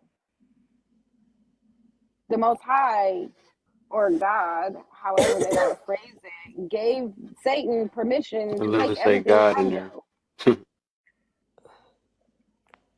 What is Like, it called? Yes. The Most High in the Bible. That's we say God because they changed the original name because they said it was too Oh, holy because it's to supposed to be in speak. Yahweh and yeah. Yeah, And they who knows it literally. was the original? We say that because that's what we get taught. But Well, I assume it's potato to me. That's what I look at it. actually, 'Cause something that I've learned is because of the way that we have learned English, we pronounce it Yahweh. But in actuality, it's every breath you breathe, you we because don't really know reality because we never been the there since the beginning of time. We only going how do I because explain somebody it? told us that. The way someone taught me is the letters of his name is literally the breath that you take. Yeah, You're and that's what uttering they his taught name you, in right? every breath Exactly. that you take. Yep, that's what they taught us, Yeah, right? that's what my That's Arabic why I don't friends take told me everything too. super See, serious. I just that's go what off I'm saying. beliefs though. If I believe it and feel like it's right, that's what I kind of roll with. I think it's what Hold on, everybody Exactly. kind though. of Wait do. a minute, though. But see, y'all don't understand something that I've been looking at, right, and been noticing on the news. So come to find out, the reason why they invaded Iraq was because there is a real Stargate in Iraq. Yes. That's why they What getting is a the National Stargate? Guard. That's why they getting the National Guard and everybody on point for Monday. Because just like that movies, that sitcom Stargate, whatever one, that is real. Like it is a real Stargate over in Iraq. What is And a Stargate? What is that? that is a portal to another world. Like real shit. That's why they did that. Because Saddam was employing British and German excavators to unbury it, uncover it. And in that, they've been uncovering cities. Man, look it up. It's all over the news and the internet. They are literally gearing up for something to jump off on biblical proportions. Oh, that doesn't surprise me. Think about the pyramids. Why are they lined up three in a row? Everything has more than just what they have taught us. But I think I always feel like they haven't either some stuff they don't tell us the truth because they're trying to manipulate us, and some stuff they don't tell us the truth because they're trying not to create complete and utter chaos. And some stuff they put right in your face. Right in your Portia, face. Portia, I don't tell your age, but do you remember a show called V? If you don't, then you're not in my age bracket. But Mm-mm. look up a sitcom in the 80s called V. Look that up. And that's going to tell you a hell of a lot. That's going to also tell you who that was talking to Eve in the garden. I just have an old soul. That's all. I just have an Yeah, old soul. yeah. Now, here's the thing. That biblical stuff is just not even, look, it's stuff jumping off that will literally sit you down. That will literally sit you down. And it all pertains to back then. It all pertains to back then. Now, Mm. yeah, it was a serpent Eve talked to. That it was. It But was was a serpent. It was a serpent. was it though? And the But only it reason I say wasn't the that, snake, but it wasn't the snake that we know today as okay, snakes look. okay, that's what I was gonna You say. I see? don't think Yeah. so Yeah. because it says Yeah. there ain't Yeah. no way that it's the snake we see today when it says No. I curse you to be on your belly. That means you had feet or something else before you was Right. on your belly. You was not on your belly first. You obviously could Exactly. walk or something. To just Exactly. Now, they've been talking about the Anunnaki. I knew about the Anunnaki, but over the last 8 years, that information has been coming out, especially since they've been doing Ancient Aliens on the History Channel. When they mm, talk about house now, when I was a child, before I even got into the conscious movement,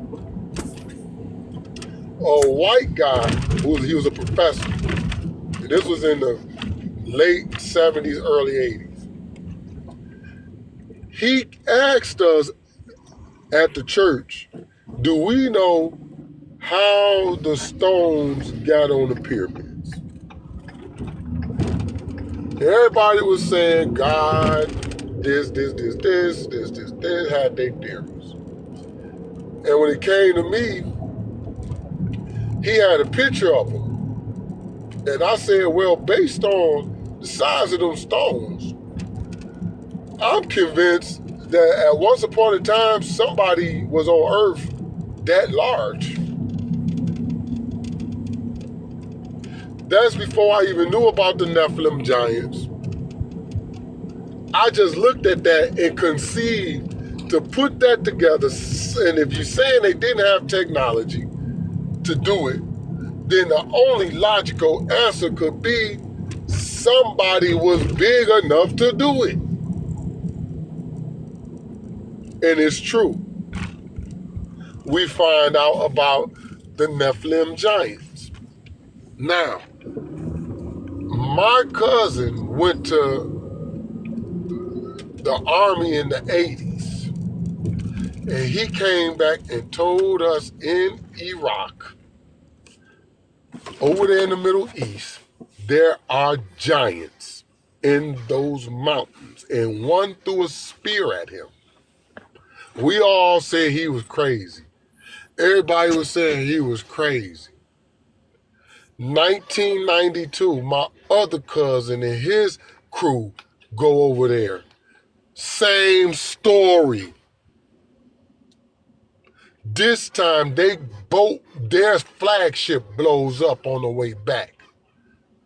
All of the soldiers who seen this giant, that flagship blew up. And that rarely happens that a flagship blows up. This was the Gulf War. 2008, I meet a service member. Went to the same place, told me the same thing.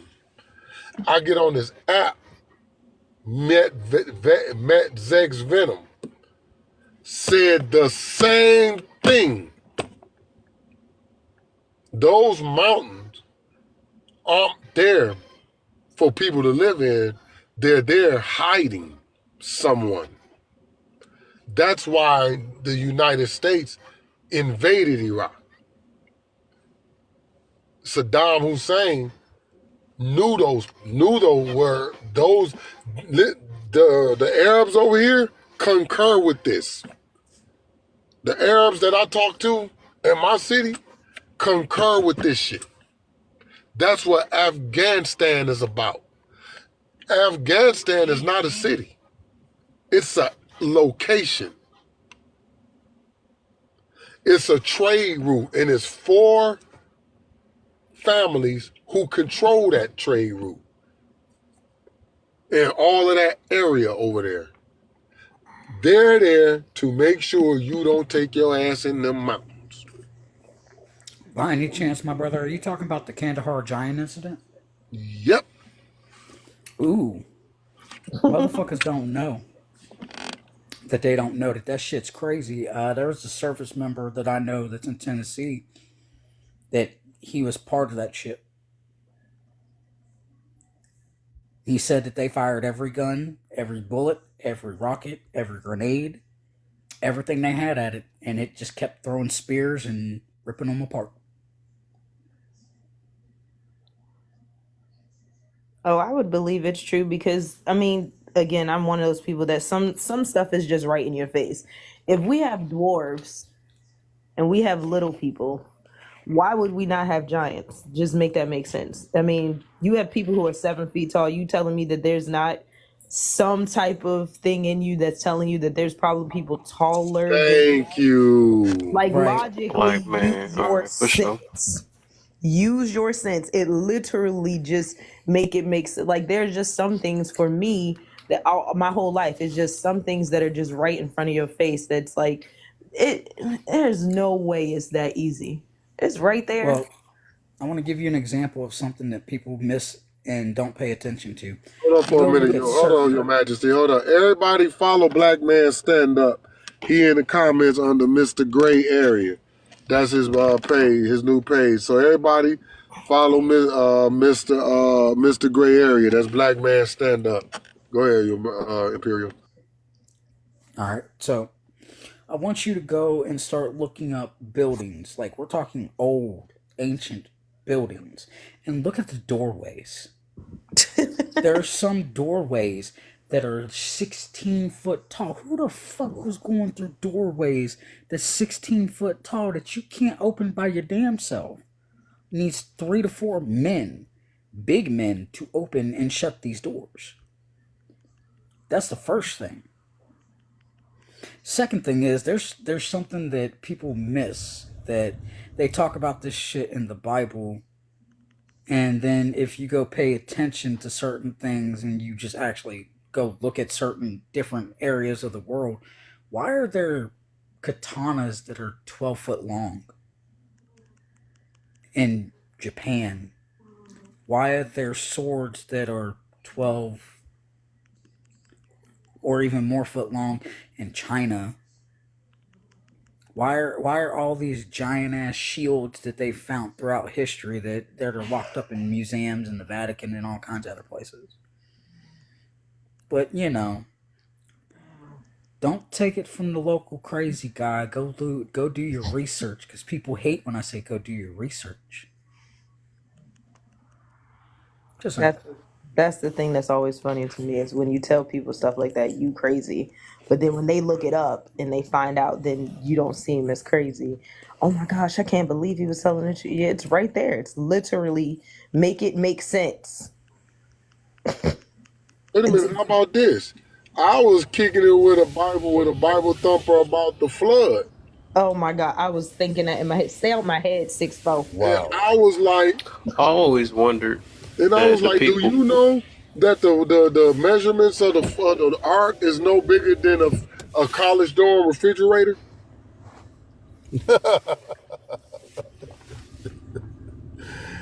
Wow. What is 30 cubic feet? Damn, that's not big. And not at all. Where do you get gopher wood from? Florida. Yep. Don't you would think like, okay, the people that be they got this Kevin, you just research missed right? something. You just missed something really important that 6'4" said. Yeah, that's cool. The Bible is based in America. That's What what a I lot was of about people to don't know. say, yeah, I was about to say real quick though with My the brother, research don't thing. don't don't tell the truth. So, Reese, Go ahead, Kev. I was about to say, so we all talking about the research thing, right? Um, I think my only problem, like I always be saying, is that everybody say this, right?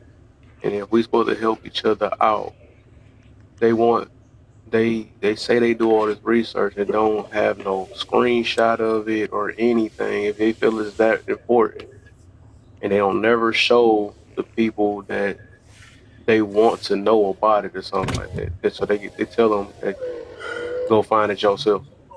I think that'd be our Because problem. when I Hey, gave resource, hold on, when I give sources, well, that's not a credible source, Not motherfucker. you. If it ain't, Oh, I already know hold on, your reason though. hold I'm on, talking. hold on, Kev, hold on. I'm I'm gonna talking give about this to Portia. you. Yeah, no, I'm giving you a verbatim something I've already said.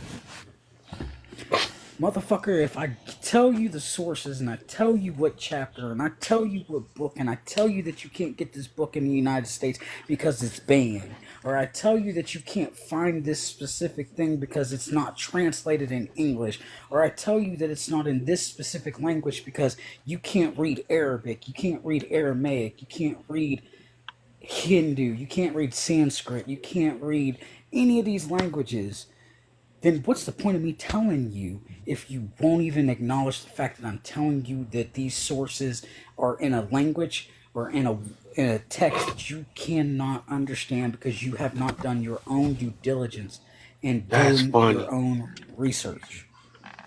Because Doc, I'm telling that's you right funny. now, It's hold like you on. did not hear what you just said. That's funny. So Not Right. you just that, said you gonna but tell somebody can that they not gonna be able to understand it, right? Or whatever. Or they ain't gonna be able to find it. They ain't gonna be able to go out of state with it. And then you tell them to go do their research. That means, what's the point of saying it if you know that they're not gonna go through the same thing you went through, right? let me What's the give you Because point? they're lazy. let me give you an example, No, right? they don't.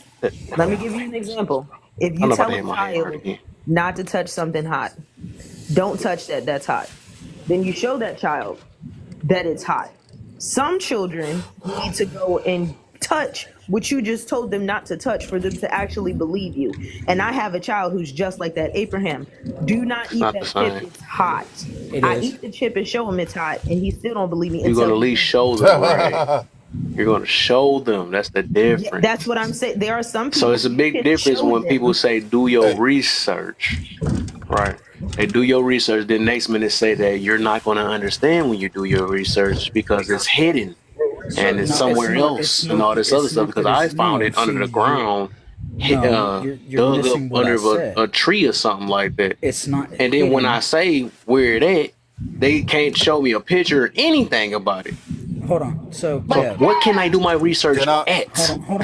hold on, everybody. I gotta ask this simple question. Kevin, I told you to read the book of Jubilees, the book of Enoch, the book of the Giants, right? Those are all parts of the Bible that were removed. You said, "Nah, I'm good on that," I'm right? not talking about that. I'm not No, no, talking no, about no. that. We like to put Gabriel on blast. Well, guess what, Gabriel? You You get ready to threw put every. yourself in there. I never No, no, said no, no, anything no, about no, you. no, no, no. Because we like to put me on blast on a lot of shit when we're on your live. So Okay.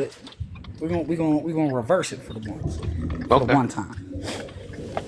Everything that I have ever said until somebody used a Chat GBT paid account told me I was on bullshit. When I told y'all to go look up what a sec generator was, that man got up and pulled his Chat GBT and started. He typed it in, and then all of a sudden, everybody in the room got quiet. Was like, "Wow, that I don't understand that." I was like, "Yeah, it's physics on a different level that most people don't understand." And dude said point blank, "That's too much information. Nobody's going to understand or get that. It's too boring and too dry." Shit ain't gonna get banned. So I want you for the one time to acknowledge the fact that when I say something, it's brought with hostility and resentment until somebody else proves that I've said it and it was correct. Yo, oh, what is wrong? I agree with you, bro. Can I say something? I just want to say Run something it. real quick about the Run it. Giants. All right, the Giants, right?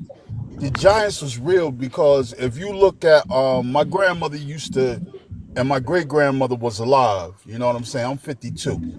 They got pictures of men, like they lie about the world records about how the tallest man is, because they used to have World's Fair, especially the one in New York way back in the day, and they would have a meeting of what they called the Warrior Kings, and they called them Warrior Gods. It was white, it was black men, giant motherfuckers from ancient nomad tribes that they eventually wiped out.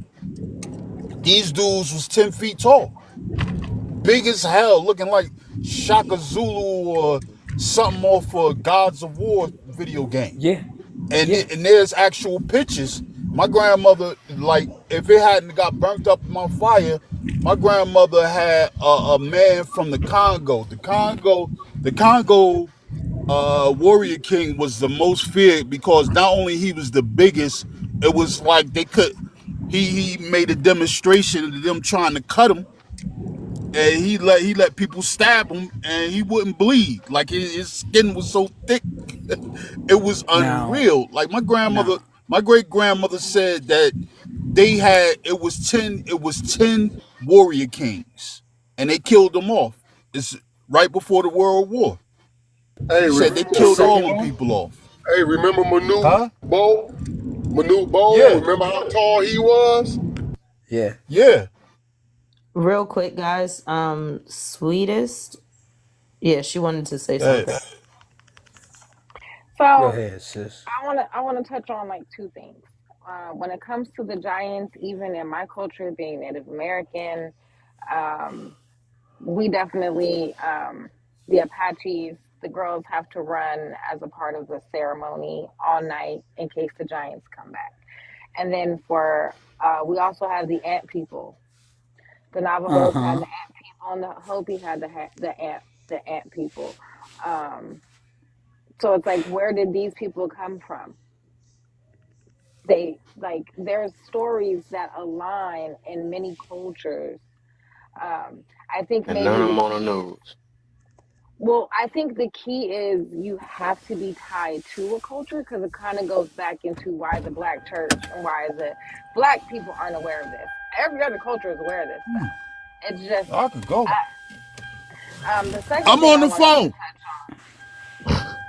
touch was Y'all can when leave. you when you when you were asking like if you're asking us to do this research but then like you're not showing us, right? The way that the mind works, like how she was saying, you can tell a child don't drop the cup. They're gonna drop the cup because their mind doesn't understand do not, or you can't.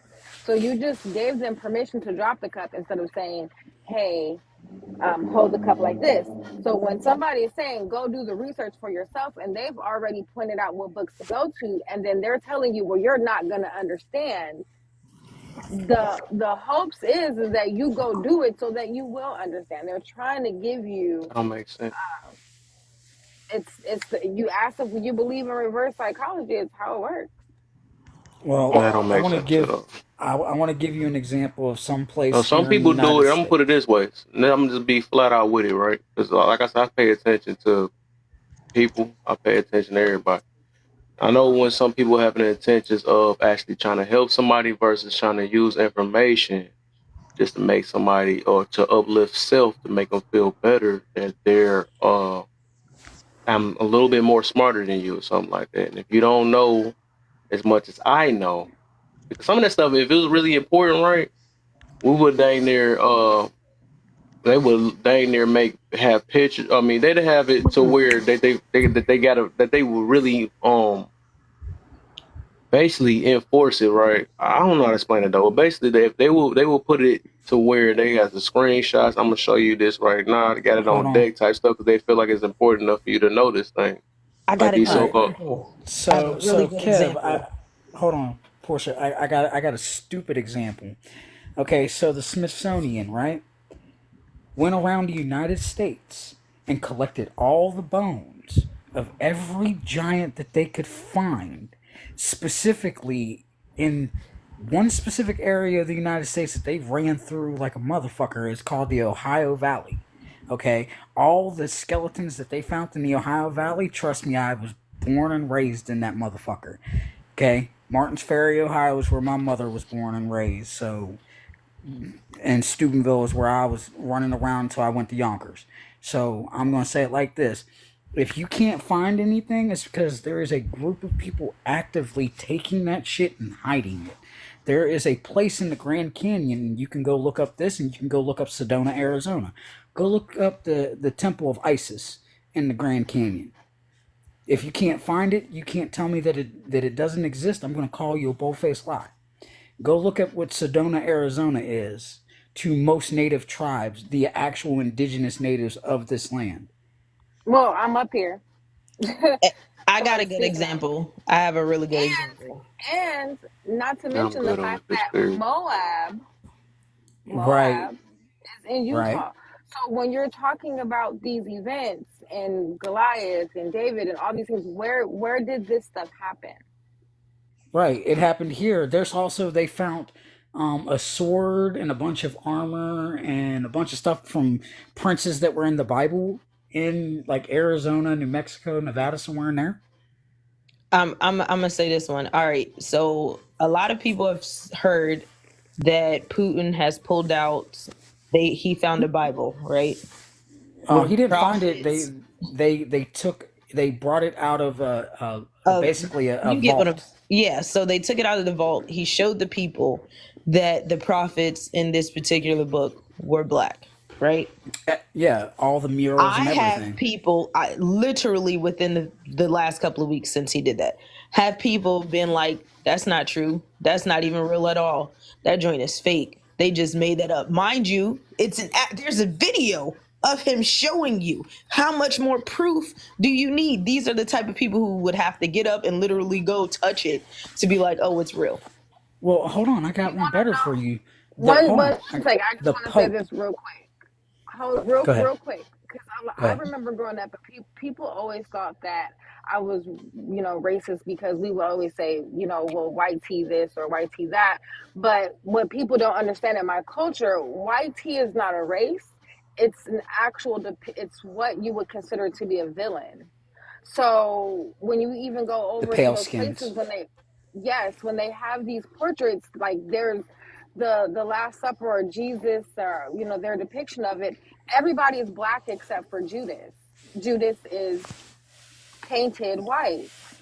So if you don't understand the angle of things, when we talk about in my family, when we talk about white tea, when we say that like, oh, the white tea man or the white tea people, we're not talking about what people think is the Caucasian race. We're speaking on the villains that came and terrorized. It's not the Correct. same thing. So Correct. you have to know, and then if it's not what you know and it's something that's being introduced to you, you can't just you have to be open to know it. I want to say Well, this thing too is maybe you in I got lucky particular and got a squad might that just specially chosen to find this lost information. It's so it's but my funny to thing not. me. is It's not. maybe It's it's not I'm just lost. so It's hidden. lucky. you are the It's hidden type in of plain sight. person I'm who lucky. you are the type of person who someone might be able to present something to. There are, like I said, there are people who, once you present the truth to them, they accept the truth. There are other people, however, as my grandma says, a hard head makes a soft butt. There are some people that no matter how many times I could literally tell you this, show you a picture of it, and you still not believe me until you go find it yourself. You Do you may believe not some be people that person. naive? Yes, Because there's extremes on both ends, right? I believe some people are naive, and I feel some people are just, they choose to be naive. They don't want to know. It is easier for me Which to means stay in the mindset that I'm in and believe what I believe than to break through that barrier and believe something else, which could be more true than what is already presented to me, because I'm not ready to face that reality. Some people are not ready to face that reality. It's kind I'll of give you. a good example I can give is I try to explain to my family I don't participate in pagan holidays. I don't do Christmas because it's Saturnalia. I don't do Easter because it's actually about fertility.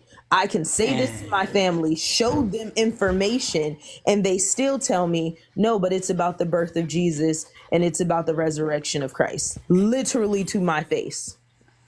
Well, let me add into that. The whole thing on Easter was actually a giant ritual for orgy and then turn around, sacrifice the children. So, yeah, miss me. That's also. Yeah, I be hearing that too, though. Easter, Hold the on, hold, math, the math ain't mathing. hold It ain't on, no hold 3 on. days between Saturday and Sunday. Right, nah. Okay, so let me do some more breaking down some shit that people be And it's trying to never on the talk. same day. Go Right, ahead. never. All right, so let's break this down. There are 13 months based off of the original calendar that all ancient uh, people used, right? 28 days in each month, right? So if that is the case, the first day of the year is the first day of spring, which would be the new year, I'm which a would New Year's not be baby. right. My older brother is a New Year's as far as April 1st. That's why they call it April Fool's Day, because that was the I ain't even say original. April 1st. He wasn't even up here. So it's not. It's so funny. Yeah, no, my older brother is April 1st, like dead ass. So the point that I'm making is, if me being somebody that has been shown all this stuff and shown all these old Bibles and all these old texts and everything like that, who can sit and say this and then it gets proven by somebody else, am I wrong? Or am I just being given information and I'm just trying to pass it along? Because as far as the stuff that they're talking about over in Russia, the crazy part is, nobody listened to me when I said the Pope bowed to the Black Madonna. Kev, What you had to say I'm about being dead ass serious. I said this a year ago, and I've been saying it almost every time something like this comes up. That the Pope How you himself figure that out? literally bows to what is called the statue of the Black Madonna. You can pull that up right now. Badass. That's in a book somewhere. No, my boy, Pull it it's up on literally pull it up. there are videos of it. They said, oh, so you found a video, then it came true at No, later down the line. no, No. bro. See, Stop with Kev, your this is the difference. sarcasm. Pull it I'm up. Kev, asking. Pull it up. the Pope difference, bows down to the Black Madonna. It'll come up. No, right. what I'm See, saying is, he said that he found out.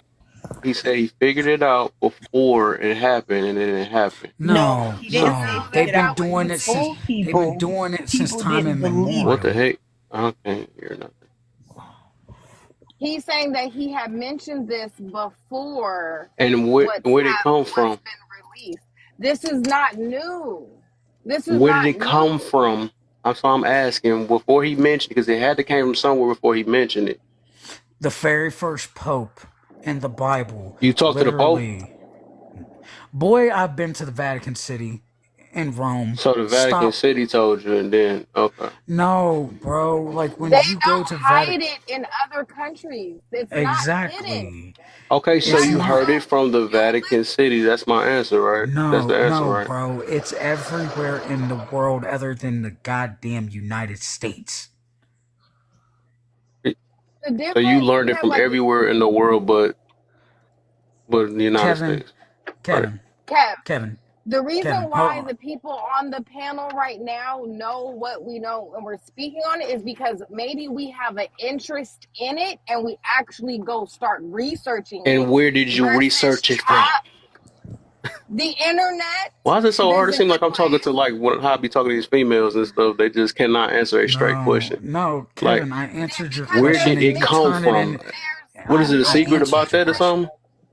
No, no, we're Kevin. trying to Listen. explain to you that it's practiced all over the world, so you can use many Where different. did you get it from? Let me be specific. Then, where did you get it from, Gabe, and where you get it from, Sweet? Where did y'all get y'all information from?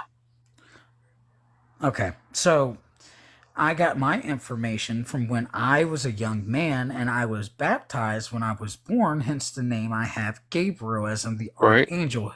His So you got it message. in baptism. Listen, boy. Okay? I was given the information because I was going into a specific type of schooling and education that had nothing to do with the indoctrination schools here in the United States. I was granted and given permission to read countless textbooks that were not in the United States because I have family members that, by the grace of God, were able to give me this information because they are scholars, scribes, lawyers, barristers, you name it, anything that has to do with education. Okay, my knowledge base is based on the fact that I was granted the ability as a small child to go and learn things that the common man would never want to learn because they are indoctrinated to be a slave, Okay, mentally, so an physically, and uncommon man. Okay, spiritually. it makes sense now. An uncommon man gave it to you when you was a younger child, so that's where you got your information from. You're So, you're you're sweeties, where you belittling get yours from? you're belittling what I'm saying, and I'm not. Why you it's keep telling me what irritating I'm doing? I'm just trying to get because simple information. You already know how I am. So, sweeties, where So did you get your for information from? me, I got bits and pieces from starting with my great grandmother who was born in Wait, the ma. mid Okay. 1800s. Yes, talking to my family, and then I also studied under the Israelites. So this is I study religion. Okay, Like you Israelites have told you. Okay, I got you. And grandma, grandma, no, no, no, no, Israelites no, told no, you. Okay. no, no, no. I never said the Israelites told me. I said I studied with the Israelites and I started studying religion and it verified what was already told to me. So I think you What have did to you be study with the Israelites then? interested. Um, Basically everything, the food, language, There's a book. the no, it's many books. It's there are not one hundreds of So it's a bunch of yes, books. books. Okay, I got you. So you study a with the bunch of books. Israelites, a bunch of books with them, and okay, I got you. So grandma And then and study with a and bunch of then books. my father's side, my great grandmother went to Egypt. She had a tour, and then she also had books and brought back books. So in my family, we had to read, and we had to read encyclopedias, and we had to read the Bible, and we had to read a bunch of other things that correlated. So even with Judaism or Judaism, like I've had friends that taught me their religion, and I still went and did research on it to compare and contrast. Basically, on my own investigation, not just trying to listen to what other people are telling me. But this is because I also have a liking or an extreme interest for this. It's not just because I'm curious to know what you want to know. This is my interest. And I think that is the difference. You have to have a passion for it maybe. Mm. Well, So you that know everything you need to know, or you still looking for searching for more stuff? No, I find and discover things every day. Every Okay, single day I'm learning something new. And then you have to gotcha. remember too, I work in the international terminal of the international airport at SFO.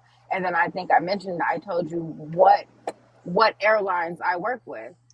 And these people talk to me because they don't believe that I'm an American, a black American. They think or assume that I have to be from another country because of the knowledge that I have.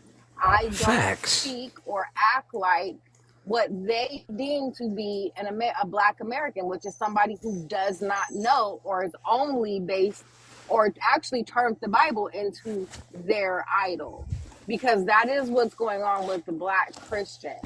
They turn the Bible into the idol. That's why you can't question the Bible. Right. And here's the That biggest kicker. I'm going to say it like this.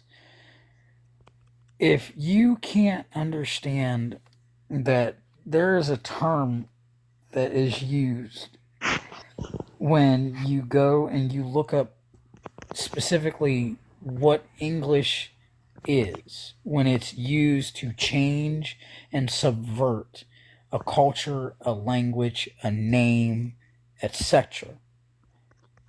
Okay? That's what's wrong with 90% of everybody in this country when it comes to our people, whether you're classified as Cherokee, whether you're classified as Blackfoot, whether you're classified as Sioux, whether you're classified as Apache. All of those people still come from the Hebrew Israelites of the Bible, because all of that shit took place here in the Americas. This is the old world. That is the new world over there. Specifically speaking, when the land got split in the Great Flood. You have to know that this shit isn't exactly the way it's told, because if you actually knew the one thing I'm about to tell you, North and South are not actually North and South. You have to flip that map upside down. East and West is not East and West. But you're going to tell me that, oh, that doesn't make any sense because of what I was educated with. Then go re-educate yourself. You know what? Go look. You saying that makes me think of a thing I saw the other day. I kind of consider myself a nerd in the sense of I love learning new things, but they were telling me that the map that we see, the size of the continents, I Are guess, completely, they're are completely not fucked the up. correct sizes. Africa is actually way bigger than what it looks like. The Africa's the sizes, some of biggest. them, some of them are smaller than what they look like, but they put it on the globe that way to make it look like that. But in actuality, the sizing of it is not the way that we've been taught or the way that we see it. That is correct, and that is also because of imperialism. Basically, the Caucasus Mountain people decided that they wanted all the stuff that is theirs to be bigger and all the stuff that was ours to be smaller.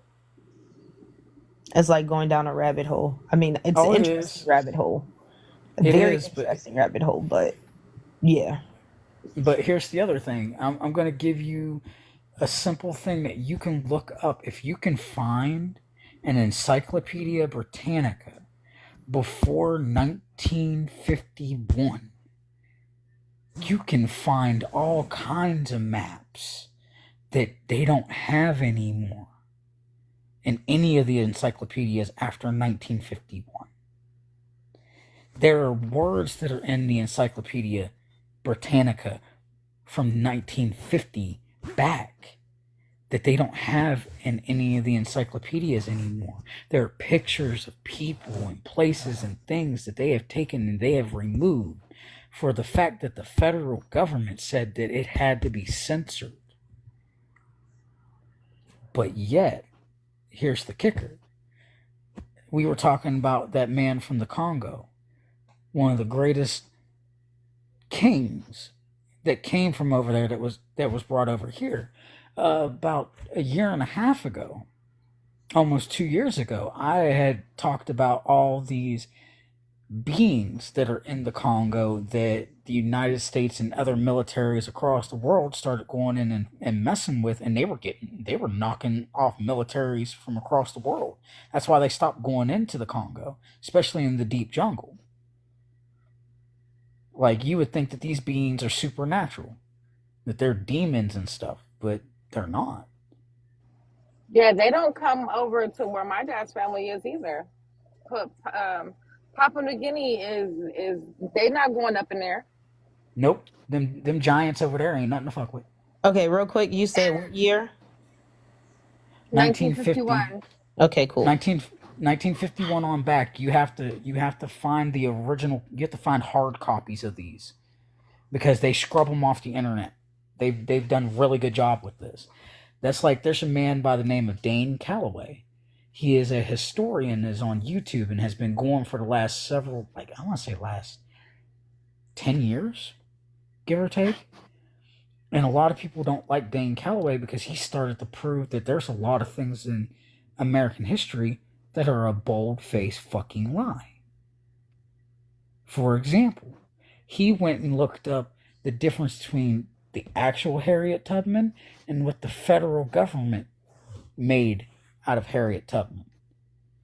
He's proven that one of those two things is not true and that the other one is. But nobody pays attention to that because it goes against the grain of people wanting to be right and want to live a sheltered delusion life. All this goes back to the one reverb. This whole conversation started about giants.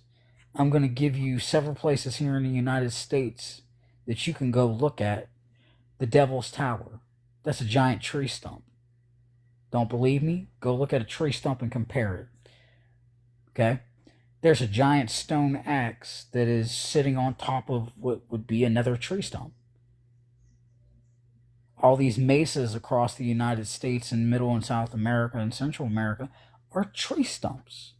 Who would have been able to cut down them big-ass trees that they talk about in the Bible if it wasn't for giants that were miles tall? Or what about the Mississippians? And I'm not talking Ooh. about the people that are in Mississippi currently and how they built those mounds.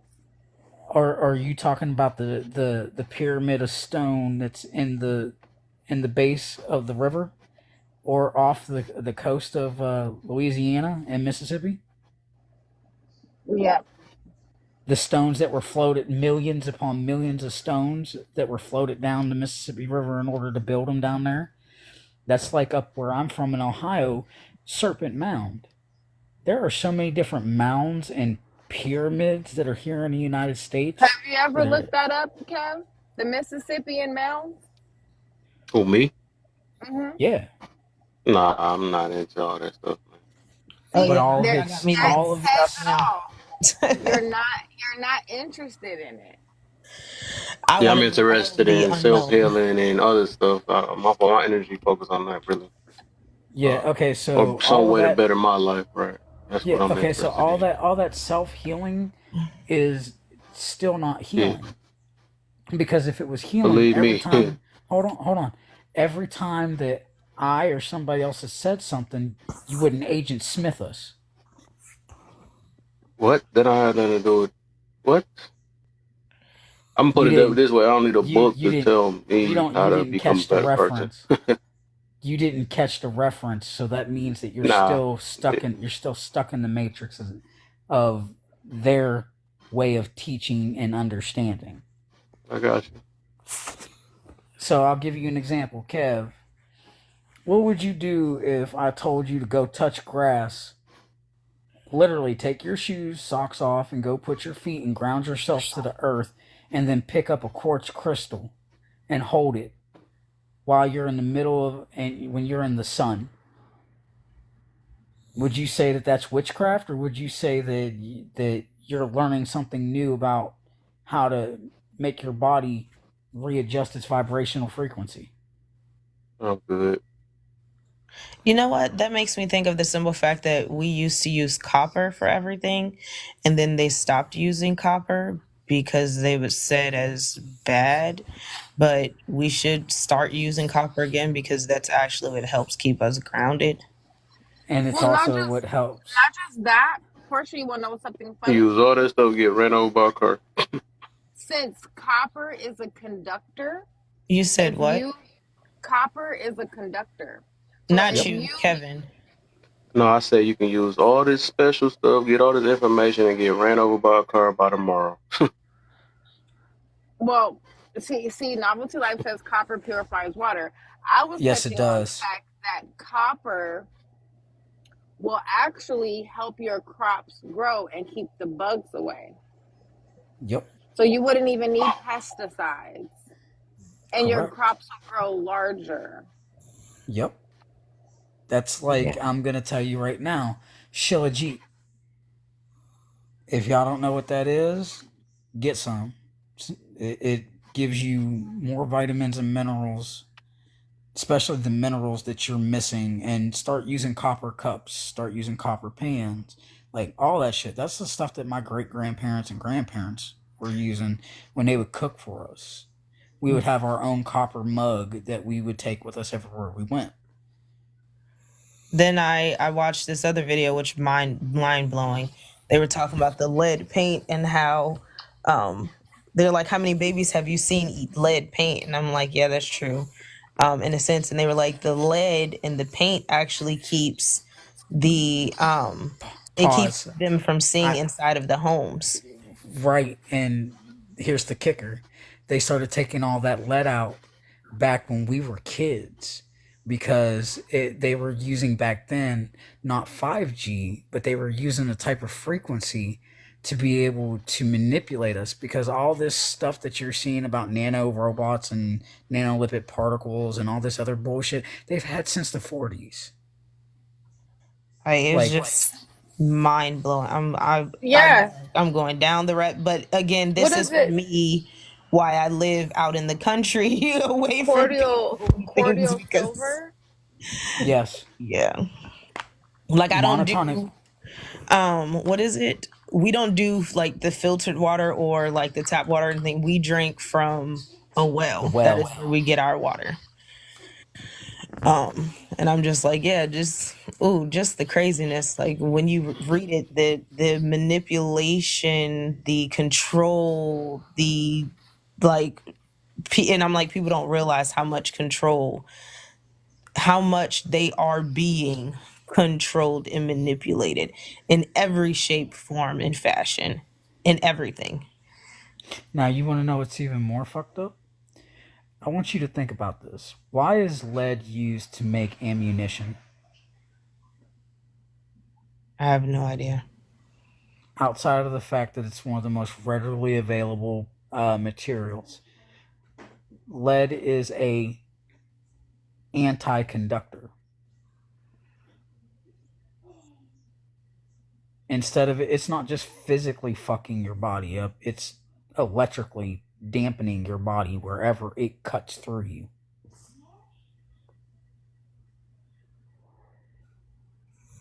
Why do you think back in the day they used to take and when they would execute somebody, they would one bullet to the pineal gland, severed your connection to your energy immediately. I mean, that also goes into our clothes because like back to Ooh. biblical, it says that you're not supposed to mix fabric. You're not supposed to mix fabric because it messes with your frequency. Yes, that's like Nike. Specifically, Nike clothing has the lowest vibrational frequency and it makes you sick because it's Yeah. polyester, not cotton, not linen. Cotton, And linen, you're and not supposed to wool. mix those. Right. That's the thing. That's one of the reasons why when I tell people that there's just certain things that I don't wear, they're like, "Oh, you're cheap." I'm like, "No. I just don't like being sick." The other crazy one is 6'4". How many times have you personally met somebody in the military that was in the military that has a certain illness that they don't talk about anymore? I don't think he's there right now. You might not be. But yeah, that's stuff that I've learned, like your clothing and like just everything. It's literally like it makes me think of in the Bible it says things that are unseen will be seen. And so like when 6'4" was like, I'm one of those people who I woke up and I'm like, I am like, I can tell when when I talk about things with people, like, no, I've definitely woken up. It is definitely like the Matrix, which is funny because the movies that they make, such as the Matrix, are literally like, it's like a depiction of what is exactly happening in front of your face, and they put it out for the public to see how in tuned people are with the understanding and the meaning behind what the movie actually means, or if they're just going to see it as entertainment. Do Right, you and that's guys why. have Go you ahead. guys seen they don't air it anymore, but there was a show on Netflix called Sense 8.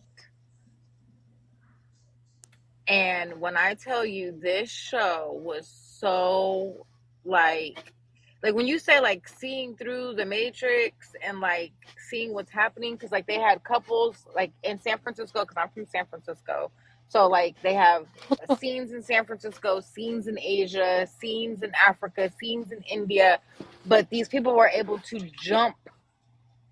Like if like say his imperial, like say you were in trouble, I would be able to sense that you were in trouble, and I would be able to leap to where you were in that moment in time to help you by choice. Or switch bodies. So it's like being connected but also being separated at the same Right. time. Now there's another one. The reason why I keep saying Agent Smith is because anybody that is still in the system that isn't actually ready to be woke up is going to go against everything that you say and it has to do with the truth because they're not comfortable with it. So when I say Agent Smith, that's not just a reference to the Matrix movies, that's a reference to everything that goes on in real life. When somebody that is telling the truth gets snatched up and put in jail, and then a whole bunch of charges come up on them for some odd reason. Why did that happen? Because they were telling the truth and they got too close to being able to wake up a bunch of people that needed to be woke up. So they had to stop them. For me, I always make references to like the Men in Black because I'm big on parasites and Yeah. diet.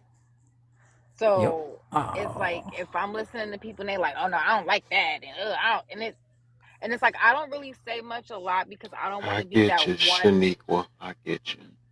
You know that one friend that's like gluten free, dairy free. I don't want to be that friend. So I try not to say much, but I'm always very mindful of like foods that I know for a fact heal your body.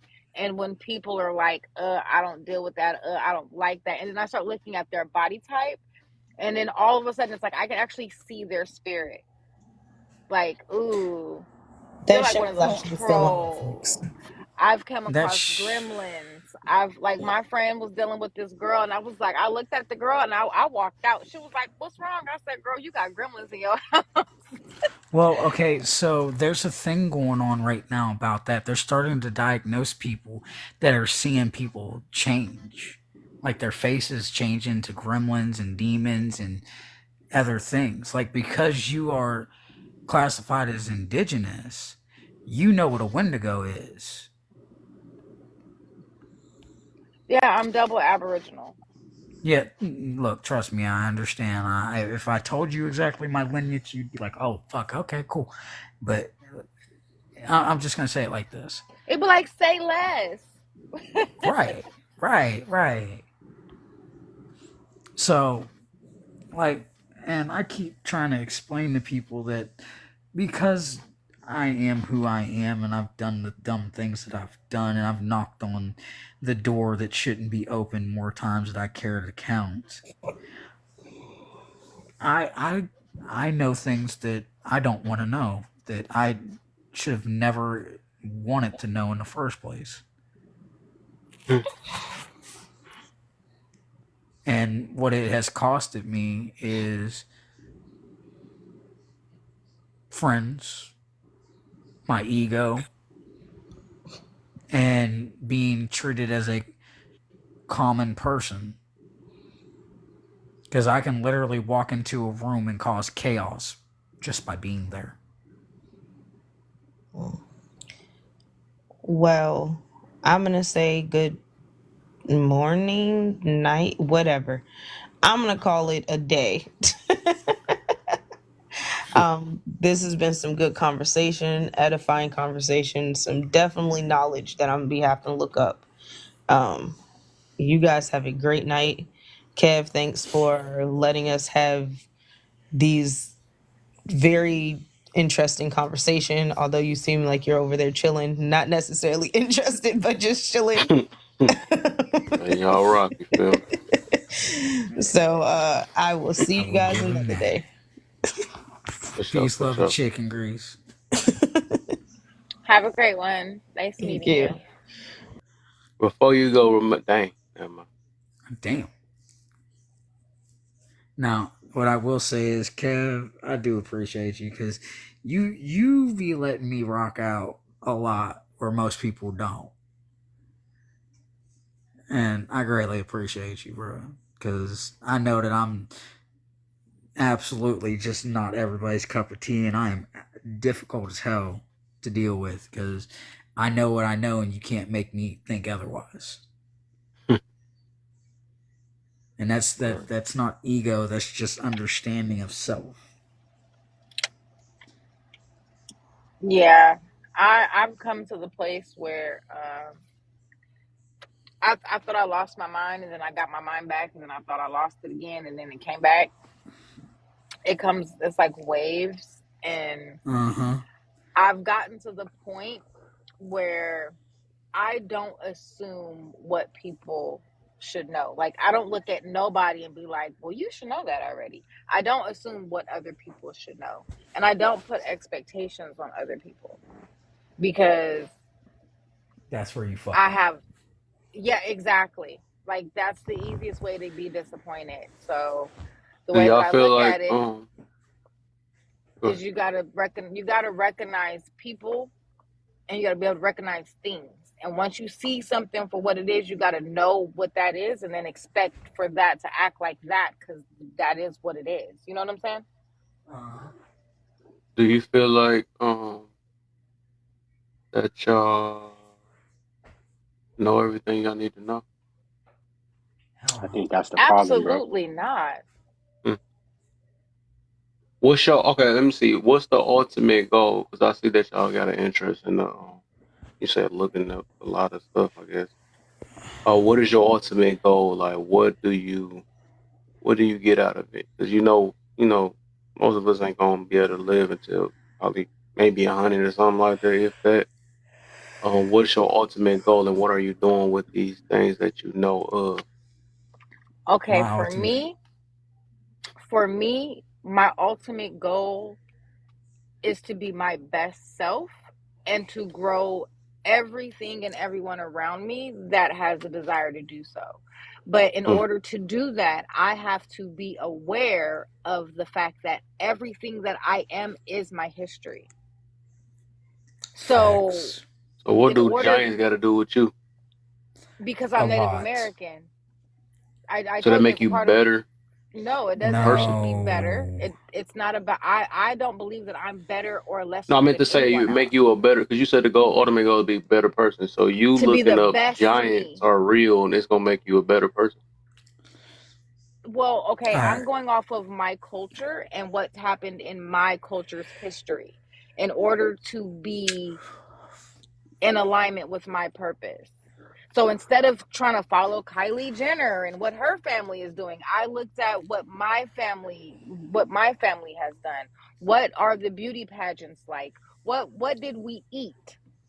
Because I've noticed a pattern. My family does not process vitamin A, vitamin C, or vitamin K appropriately. Vitamin A is retinol. You don't have your or beta carotene. And if you wear glasses, that means that you're not processing vitamin A appropriately. So, what would you be taking in that will be replacing or absorbing into your body as vitamin A versus what it is that you're taking? So, in order to do that, you have to retrace your steps. So, when you talk about shadow work and you talk about being able to heal your bloodline, you got to know their mistakes and be aware of it because history repeats itself. That is the one thing that is true because if nothing is new under the sun, then that means that this is history. It goes back to what you were saying that the concept of time doesn't exist. So, what do you do with your time? If time is equity, I would rather spend my time studying where I come from versus being a part of what's trendy right now. Because my friends come More to Facts. me. selfish. I mean, more for self. Right? I No, get you.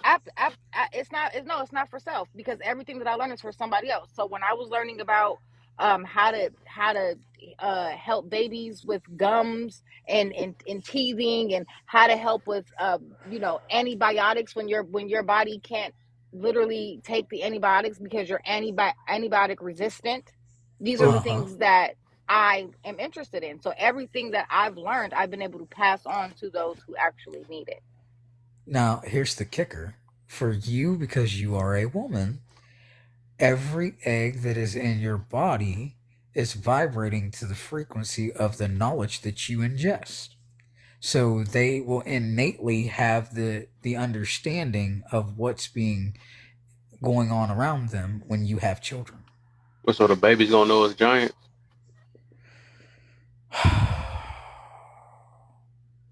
I think that you're just being facetious on purpose, just to anger the living No, he's shit out of me. the whole point is to trigger you. No, you anger yourself. Put that on me. It's teaching me patience to get him to not be so freaking. Anyway, But see, the same way that he wants to invest in his video games and spend his time on video games is the same way that I invest into the books and knowledge. I mean, you're him playing that video game doesn't help anybody but himself. Mhm. He might be able to connect and network and be able to decrease anxiety, but in reality, it's a distraction. Like Mhm. me, right. the job that I picked, it might not be much, but the whole objective is I help people get from A to B where they're going, Mhm. and I keep their anxiety down. I work in the airport.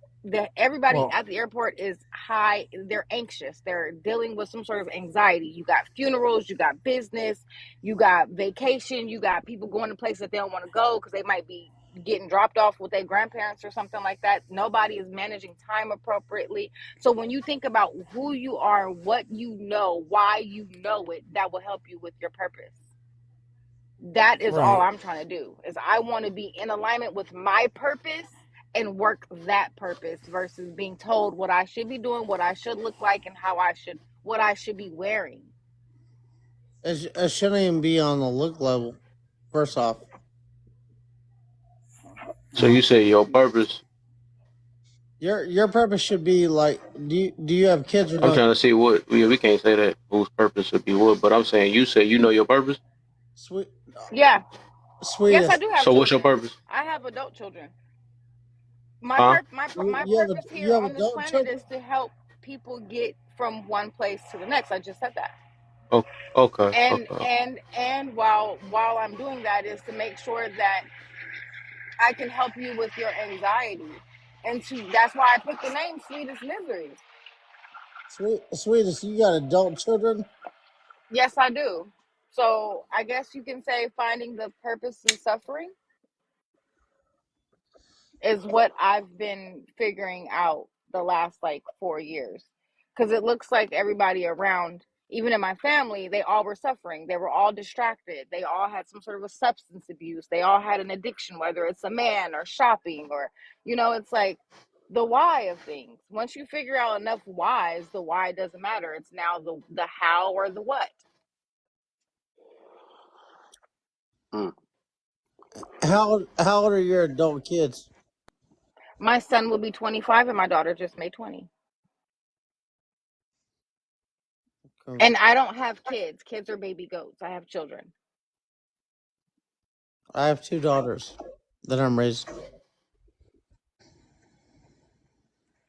Good morning, Kev. Good morning, everybody. What's good, man? Just wanted to get that out. Good morning, Bags. I'm What done. up, Bags? What up, Terry? All right. So to answer your question, Kel, this is what I'm gonna say: that it's either you get it or you don't. You either will or you won't. The whole reason why I do the things that I do is because I'm fixing things in my generation that have been left to me to solve as far as family history, like Sweetest is doing. My whole purpose is to get the knowledge, to confer with The I think she people said that are hers a little different though. She was comparing. She said hers just well, for fun, basically. It was like it's a video game. I think yours. well, You said yours a little different. right. But I'm saying that my reason for all the things that have been given to me, information, energy, training, my understanding of all the things that I have going on in my life down to the very second that I'm talking on this stupid app is for the benefit of other people, not myself. Because long after I'm gone, what I have done will be benefiting other people. Simple as that. No matter how many Agent Smiths I go up against, I'm not gonna lose. So far, I'm Agent Smith 0, Gabriel fucking a million. Same thing with Sweetest. She's got Agent Smiths throughout her fucking life, and they're still on the ground trying to figure out how we keep getting back up, and they can't.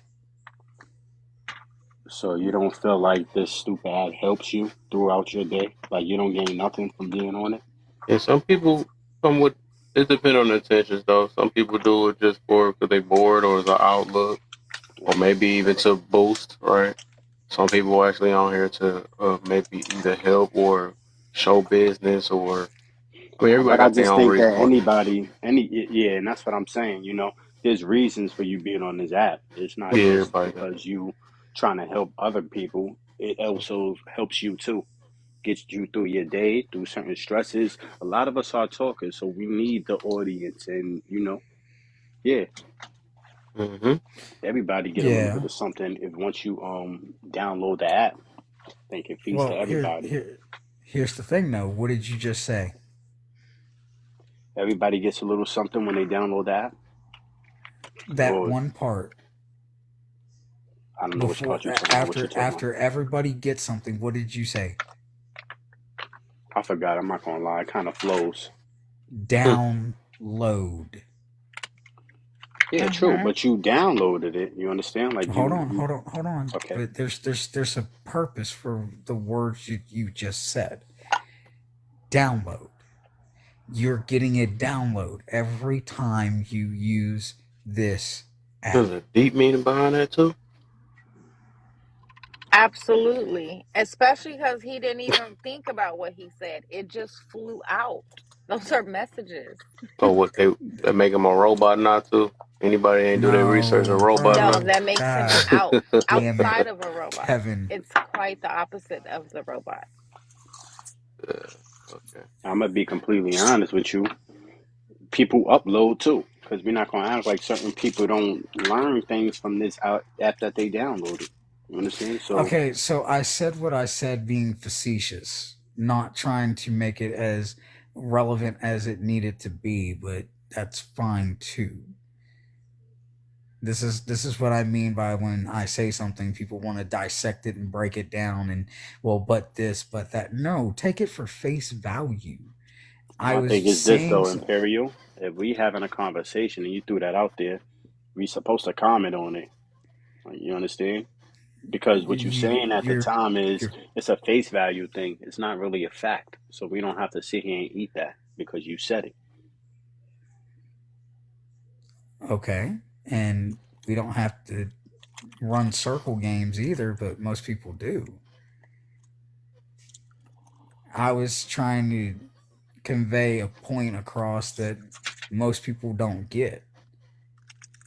Mm. And Bags, like I know you're very intelligent, so you understand the difference between somebody that's being facetious and somebody that's just ignorant. Yeah, I got you. I know what you mean. So that's kind of the point. Like when I said earlier that there are things that I've been shown, things that I've studied, and things that I've lived through, and places that if I took you or anybody else that is not spiritually aware or connected to that part of the world where the dirt where your feet meets the dirt and you go into these places, you will have altering experiences of your consciousness and your body that you most people don't recover from. Mm. You know what I'm saying? So that's why Sound I like a tell Diddy people, situation. man, look, if I took you into the if I took you into the Appalachian Mountains in the Ohio Valley area, you will see and hear things that you will not understand. You lost me at mountains. I'm a city boy, Right. respectfully. Now, this is what I'm saying. Have you ever heard of the Mothman? Yeah, but only in movies. I didn't know that was a real thing. The Mothman is a native spirit in the Ohio Valley that was when the Silvertown Bridge disaster happened. And they made a huge thing about it. They put it in a bunch of video games and all kinds of shit, like Fallout 76. Yeah. Okay, that's actual real shit that they turned into a video game to make it seem less scary and to make it to where it's a joke. Mm. You're messing with entities that are not just on the physical plane of existence, they vibrate in a different frequency. The So, of astro course, we don't plane. see it. No, no, no. Just there are multiple layers of other realities that are literally we walk through on a daily basis, but we can't see, touch, feel, or hear them because our vibration's so low. Mm. But that's again, that's esoteric knowledge because to me, people are going to go, "Well, I'm a Christian and God didn't tell me to believe that, so therefore it is the devil's work." I mean, anybody Hold that's on. a Christian should know that God didn't tell him shit. Man wrote the book, but continue. Right, right, but I mean, this right, but this is the reason Man why I'm also saying, wrote all that stuff that they looked up. Yeah, you nope. understand the definitions and everything. None of this came from God. All this is man made. Yeah, nah. See, the stuff that I'm talking about didn't come from men. The stuff that I'm talking about, you can't just pick up and get a book of it. The You talking Akashic about census? records. Yeah, we're talking about census, but we're also talking about the Akashic records. The Akashic record is not a physical thing. The Akashic record is an energy wavelength that only can be accessed by people that have attained a certain level of vibration. Facts. Let me And ask you. Can I ask a question? Because you had run it. mentioned like getting on this app and downloading and uploading and and then I think I was trying to say this to Kev, like do you believe that there are certain people that you will come across that may give you some information or share something with you that you may not have seen anywhere else, but like something that only like you had these thoughts where it's like I was thinking about that, and now that I met you, you gave me a missing piece and I'm going to go do some research. Have you Well, ever came across people like that? actually, I was the person yesterday. Yesterday, somebody See, had up they had up a post, a background, and it was like, "Is anything in the world free?" And he was like, "Only thing in the world is free is air." And I'm like, no, you can get air at $20 starting, $28 a pop and up." And he looked it up, and he was like, "Oh my God, I never knew." Like, so it goes into what you're saying right there. so when I see stuff like that, it's almost like activating someone. That's Like, the upload part to me. yes, You understand? exactly. So, and what you learned about that error being $28, you learned that for that person. So basically, you basically saying God sent me to drop that info into that man's brain Hey, so he could you process it. you can say God, you can say destiny, you can say however you want, but I mean the law of attraction, magnetism, however you want to phrase it. Yeah. I strongly believe that we are meant to run into each other, especially the people that you touch randomly when you're trying not to touch them, right? Like, there are certain people you will come in contact with that will activate or unlock certain things within you. I believe What we that. missing in this chat now is different. Lord, I'm gonna have a party in here. Did you see how the paint matches with the thing? You don't this know is his about that, this do is his you? thing. Do This you know about see, that paint? Kev, when I tell When you, red is red and green is do you pink. know how long it took me to not be like that?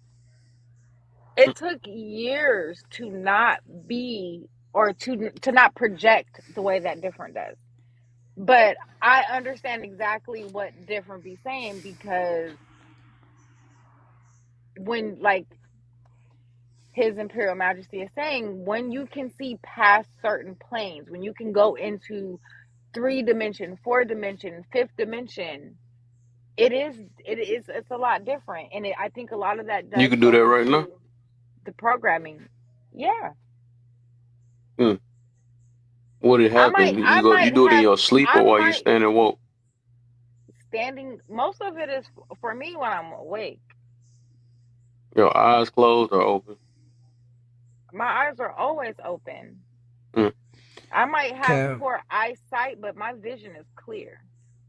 Hmm. I have a question. Have you So watched Doctor Strange, the Multiverse of Madness? I think did I see? I seen part of it. No, I ain't watched that movie by itself. I watched just the Spider Mm, Man version and the yeah. and So the I'm gonna Avengers. need you to do me a favor. I'm gonna need you to go look up, because when he's going through and he's looking for the Book of Ashanti and the Dark Hold and all these other things, like, you got to understand that there is an actual reason why they're putting these things in these movies. These things are not just irrelevant things. They had to go to a different universe. And I'm not talking about as in not your universe that you're in. I'm talking about a different wavelength through to get to this information. And they were Ooh. awake. All they did was alter their vibration to be able to walk into the other form of the universe that they're already in, that they just can't see, touch, feel, and hear and taste because their vibration is low. And it's all Who relevant. determines high vibration and low vibration? Say that again. So who determines? Because I hear people say that a lot too. We make a judgment, or we just tell somebody that you are low vibration and high vibration, or something like that. Okay, Who so determines that? for the fact that you asked her what can she do if her eyes are awake, if they're shut, if she's awake or she's asleep, that determines your own validity of what you're saying. You determined that you were low vibration because you're not wanting to learn. That's why I said go Ain't look that at. why you ask questions, folks? Right? No, hold on. That's why I said go watch Doctor Strange. Go watch all the Doctor Strange movies. Doctor Strange So went and you found. said. Hold So you on, gave me my let me definition of me. finish. No, no, no. I'm gonna say that you just basically said that I determined that I was low vibration because I asked her a question of how her experience is. That's what make it low vibration. I guess I'm learning something new now. And what No, makes her experience more valid to me is the fact that she says she does it with her eyes open. The fact that we look to the side certain times when we have to think or do certain things like at a narrow slant, I think those are the dimensions that help us reach the heights that y'all talking about. That second right. thought, like you understand that Something. second decision. I'm gonna tell you, brother, something right now, and I might have to delete my account after I say this. Oh man, out No, of all the shit, six. out of all the shit you said, you're gonna have to delete it off of this. 6'4", 6'4". I'm gonna tell you I Take something. it, think I'm take it, take it following to the other Discord. accounts. How many accounts you got, bro? Go, I'm gonna take it to tell you right Discord. now. I do music. I used to do music, and one of my specialties in music was bass music. And man, we used to play with megahertz. So fucking dangerous, dog. I could literally cut you with some. Yes. I'm talking about real shit. We had to. My Yes. music was so. My music. My niggas Two Line Crew had to put parental advisory stickers on their music because how nasty it was.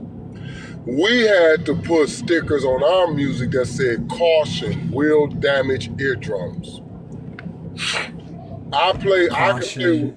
will damage eardrums. Yes, but you it's also called yes, but megalow bass. you also had the background caution may cause heart attacks.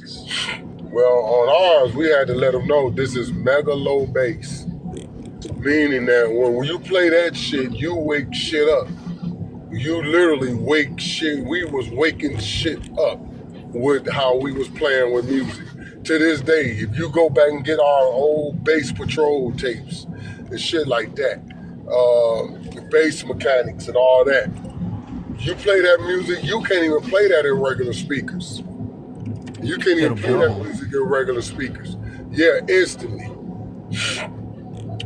I could play with frequencies, man, that will fuck you up so bad that you would never be able to put together a single thought ever again. And Six. guess what? Real talk. Remember remember when we was well, I was on your well, what is that one block of time that you're on from like to like 3 in the morning or something like that, and we were going over all of the old school hip hop, and you were talking about, oh, the modern day people are talking about we didn't take accountability as men, and I was like, six. You notice how each time they bring on a new artist, they literally add more instruments and then take away the instruments to make you listen harder. Up, yup. So even though I'm not a musician, I know how frequency works and I know how wordplay works. So even with six and a lot of the men, like with them being writers, that is scripting. That is an Correct. ancient form of manifestation. So when people are Yes, like, yes well, it is. how, oh, Tupac and Biggie and all this stuff, it's like, no. Once you put the power of the pen to the paper, which is why they're taking away hand cursive writing, big reason why they're taking away cursive writing, um, because that's a higher level. But six is correct. The frequency scale and how they use the music and beats. A lot of people do not know this. The more instruments they start adding to a song, the harder your ear listens. You don't Mm-hmm. know that you're doing it, but once they add a new instrument or change the frequency slightly, you're tuned in a lot harder subconsciously and you don't even know it. Now, to add to that, because you and Six are talking about this, I said this a long time ago, and Miga was in the room when I said this. You know what an orchestra is, right? Say that again. Yes. An orchestra. Okay, yeah, yeah. Okay, so when the conductor of the orchestra is raising and lowering and stopping certain instrument groups, and then he has all of them rev up at one time, that changes the frequency in the entirety of the building, which causes people to have altered experiences because of the vibration of the instruments. It's not just a physical, you're hearing it, your body is feeling it. That's why when 6-4 said they had to put warning on their music, some of the music that 6-4 had helped make was also used to cause heart attacks, to cause your lungs to stop working, to cause your kidneys to shut down, to cause your brain to stop functioning because of the way that the music was being used, especially when you go into mega and gigahertz frequencies. That shit will it can open up portals, and most people are like, oh, there goes Gabriel being crazy. No, it's a vibration, so it opens up. You can take sand and you can play any type of music you want as long as the frequency is there on and the sand's on a proper thing. It'll make a pattern. So everything that I'm talking about, everything that Six is talking about and Sweet's talking about, is all stuff that if you actually know what that stuff represents, you know that there's a reason for them to not show it. That's like Sometime in the last 2 3 months that they did was the opposite of fusion or fission. It's the one that instead of it exploding and making a bang, it brings it together. And they were using sound frequency and water. Have So you cold fusion is what it's called. said the portal. You have you ever tried it out or you just seen it? Kev, The portals? go to Sedona, Arizona, and crank up the frequency on it, and use a 6847 gigahertz frequency, and then you tell me what the fuck you see. No, I was asking, did you see it? I'm Did good on I that. I'm not did interested. did did I did I just tell I you where did. to go? I seen things when we would be messing with those megahertz. Hmm. Man, when we would be messing with them megahertz right in the studio. You I said was you seen it. I would see stuff that was so strange I had to cut it off. Really, Oh, like so you because never it tried was. it out? 'Cause No, that's what I'm about to get to next. I tried it Yes, to you the tried point. it. I tried it to the point where I had to stop it because it was disorienting me, and shit was happening that I I can couldn't. believe that though. Yeah, I couldn't explain that shit. Like, Yeah, and I can get the that too though. engineers Like would no waves and literally stuff to do something to they your. stop you. They look. The engineers will stop. That's what the soundproof walls is for. That foam and that, all of that is to observe a lot of that, so you don't get into opening shit up. Because if you do, Exactly. you will. I know that for a fact. I seen it with my own eyes. That shit is fucking possible. It's just I we want to. don't. I want to see the first person that actually went But through the see, portal. I want to know what's in them portals. our No, you don't. ears, we would die. We were unalive if it went to full because we couldn't handle it. We would our human minds couldn't handle that frequency. It would literally we would drop. We would drop. It's like I them would be black holes sick. they be saying Like, in space. well, you know what? I don't know because I think we would drop. I don't think no one would see it. Because man, I would leave them sessions and be so sick. I'm talking about sick like I had the flu or something. No sweat, no nothing. And that shit is vibrational. Like And it was I could touch my dog, my boys, and they would even feel it. Like they even stop going to the studio sometimes because they take that shit home. Like dog, I go in my house, man, and like dude, no shit. My dog told me I went in my house, man, and shit start coming on, and I ain't even touch it. I was like, exactly. yeah. I was like, yeah, man, we was fucking with that bass. That's how when we fucking with that mega low shit, dog, you carry that shit with you. Well, it's not just the And mega low; it's the mega high. It's Janae, everything in between. Janae Aiko, right? We all know Janae Aiko's been around for extremely long. She might have had some features. Yes, she was a pretty face, but her top album that she did, she's using sound bowls. Yeah. Like right, so when they like right after everybody was calling her crazy because she was acting out and she was like losing herself, losing her mind, she was operating on frequencies that were not correct for her. So she had to go and find herself, and when she started literally mastering the frequencies that worked for her, that's when her album started selling. So your Mm-hmm. frequency is tied to your success. Your frequency is tied to the people that you talk to. So to give an example, like I got friends that when I don't hear from them, I automatically know that they do things that I don't do. Like they in the club every weekend, they getting drunk, they twerking, they probably done lost their job, they probably maybe sleeping with a couple dudes. But as soon as they get them a job and they trying to get their diet right, I'm talking to them on a regular basis. And then I realized that it's not that we're not friends or they're being weird or fake. It's certain people can't keep up with my frequency. It's not them personally or me personally. It's literally the frequencies in alignment. Me and this one person, we don't even listen to the same type of music. And I Facts. notice these Now, things. Now I can palette her music. I can palette her lifestyle. She can't palette mine. and you want to know what's funny about that? This is this type of things that I be talking about with people that I can literally walk into the room and cause utter chaos. or I can bring complete peace. And I don't say that to sound like I'm that guy, but at the same time, though, if I can do that to people that I've never met in my life, and this is not just a one off random occurrence, this is an everyday thing for me.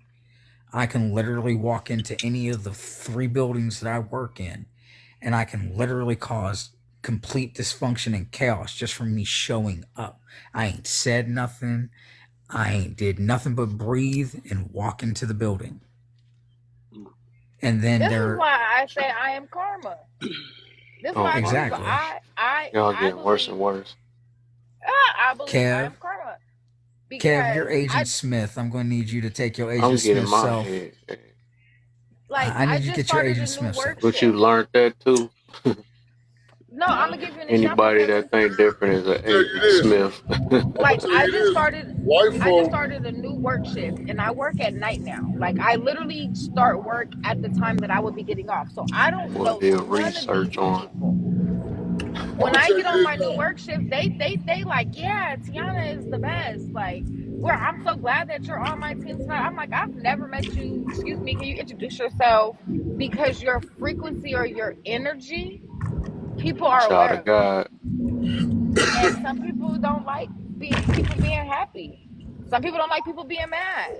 The polarities matter. Yeah, I'm gonna tell you.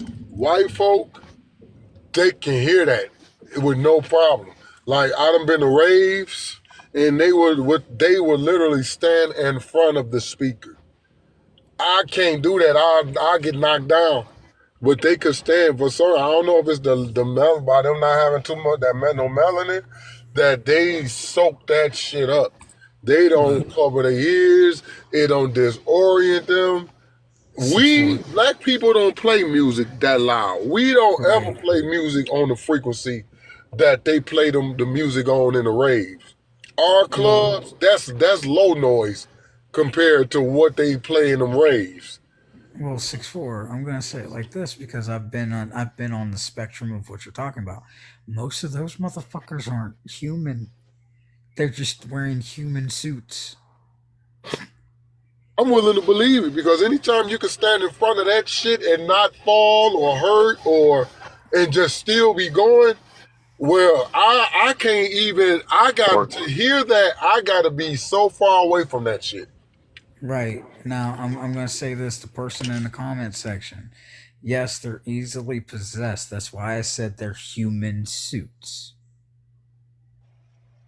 My one of my cousins, Okay. her I think grandma that's is an easy. Albion, and she calls her grandma a mutant to her face. And I'd be like, "Girl, you can't do that." She'd be like, "What? She's a mutant." And I'm like, "Do not do that." Look, I'm going to say this again, and this is something that Kev and everybody got mad at me and tried to poke fun at me. I literally have told people that my one of my favorite characters in Marvel Comics is Wolverine. Everybody's like, "Oh, why?" I was like, "We're the same fucking height. We have the same fucking outlook on things. Leave me alone, and I won't pull a claw out of you." But everybody's like, "You're not Wolverine." I'm like, "I don't have to be Wolverine. You're missing the reference of the metaphor. I don't think that's who I I am." can't do it. Y'all some real G's, It's right, but the point being man. is I'm good. Kev, everything that I say, you I take with a mean, grain of salt. You I'm I take with just a think the grain listening of to y'all, humor salt. in man. It's that, just, I think the it's humor in amazing. that is out of all the descriptions of Wolverine you could have gave, you gave the most feminine. Like you understand? Like, oh, I'll pull my claw out on you. Like Wolverine was more claw than that. He was rage, claw he was out regeneration, of Regenerated. you. he was No, speed, I he was said you. agility. You meant I said claw out of you. Okay, but I'm just saying, She Karma, you women usually Wolverine. say, Oh my God. don't make What's me next? Y'all about take to my put capes claws out. on? And bags. I'm gonna say it like this: the fact that you have the caucasity to say that that was some feminine shit, I'm gonna have to take and revoke your card for the day. Hey, listen, man. I'm just telling you why they turned the shit into the joke that day. If I'm a grown man sitting on the panel, I'm not gonna say the reason why I move It was a Wolverine joke because is he was because of random our with it that father. time. It was so Oh, funny. I'm okay. Wolverine. I'm like, what the? I'm like, what the heck? We talking about some other stuff. Y'all turned into superheroes on that panel. Yeah, nah, I think if bro. I Look, start seeing y'all coming here with some capes on, I'm done with y'all, man. fuck a cape. That's how people get killed. Right. You're Unalive. not supposed to be outside loud with it. I'm Like Karma what? Girl. I'm Wolverine. No. And no, like when I say karma, And you like end up in a propeller. I'm very positive. But at the same time, I don't I'm like you. Like I'm not finna play around with you and all these mind games. Like, okay, you miserable, you take no accountability. Okay, fine, I see that. I'm out the door. Hmm. So people do get mad at that. Like people be mad because it's they to them it's like, oh, you're never bothered. It's like, no, I be bothered. I just handle my stuff differently. Yeah. Oh, So if you a good person, then you're gonna off top get good from me. You know what I mean? But if you're a bad person and you want to be my friend, We all you're not bad. gonna get nowhere. well, I'm Yeah. going to say it like this. Kev, do you know what a honey badger is? And do Yeah. you know what an actual Wolverine is? Mm, I They're ain't seen a two of Don't the they Wolverine look though, the but same? I they know what a yeah honey badger is. they kind of look similar, but they are two of the most terrifying little things on the planet. They will destroy anything in their And path. they all can get ran over by a car and Hmm. me gone. Well, the Wolverine tends to survive those run-ins with cars, so Yeah. I Okay. want you to think about what you're saying. I think Let me about it put a Let's wolf. seriously. Look, see it heal like Wolverine then. let me put a honey badger or a Wolverine in your house with you and see how long you last. It Don't shit in wouldn't my last house. too I can't long. run them over at my house. Put them on the It'll road. get blew away with a shot. Oops. But it get blew Don't away. do it. If it can regenerate like Wolverine, then we'll see. That'd be some scary shit. And then I'm I'll just be gonna like, say it for like sure, this. right? I'm like, I'm gonna I'm say it like this. sorry. That is,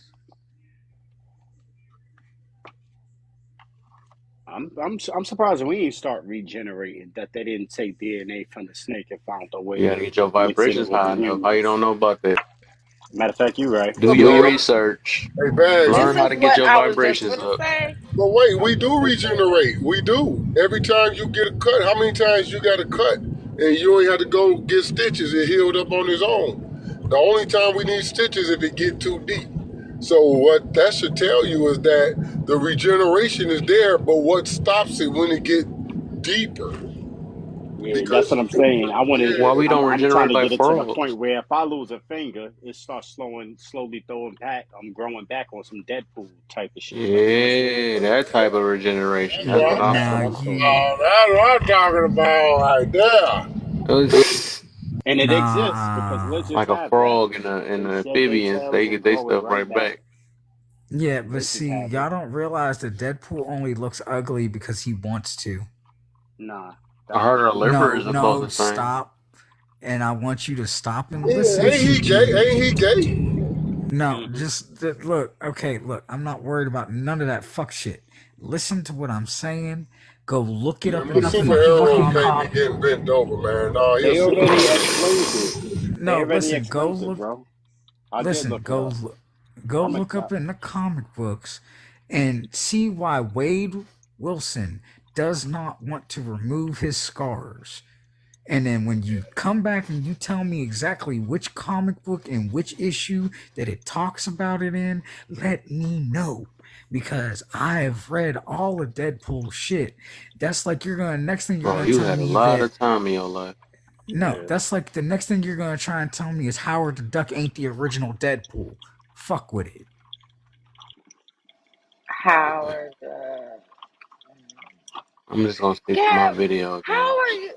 I'm sorry, sir. I have to hold you accountable while you talking about and going in on people's hobbies and interests while you playing the video game and TikTok trying to hold people accountable. Wait, say it again. You just threw some shade on his interest. It was like, oh, you read No, I that. didn't. I said You that must you, to have a know lot all of that, that's a time. lot. That's a lot of But time. you I sat actually here have, on you on the video game and on TikTok at the same time. It's yeah, multitasking, though. right. That's what I'm saying. Right. Clicking buttons, talking shit at the Right. That's same what I'm damn sitting here time. Ain't you on saying. TikTok too? I mean, I get it. You understand this a No, talent The because Flashing heck, we ain't what you? like lights, Oh, you? somebody watching to games repeat Oh, at you the doing themselves one same research right time. damn now? As time. you playing that or something right now? Or something?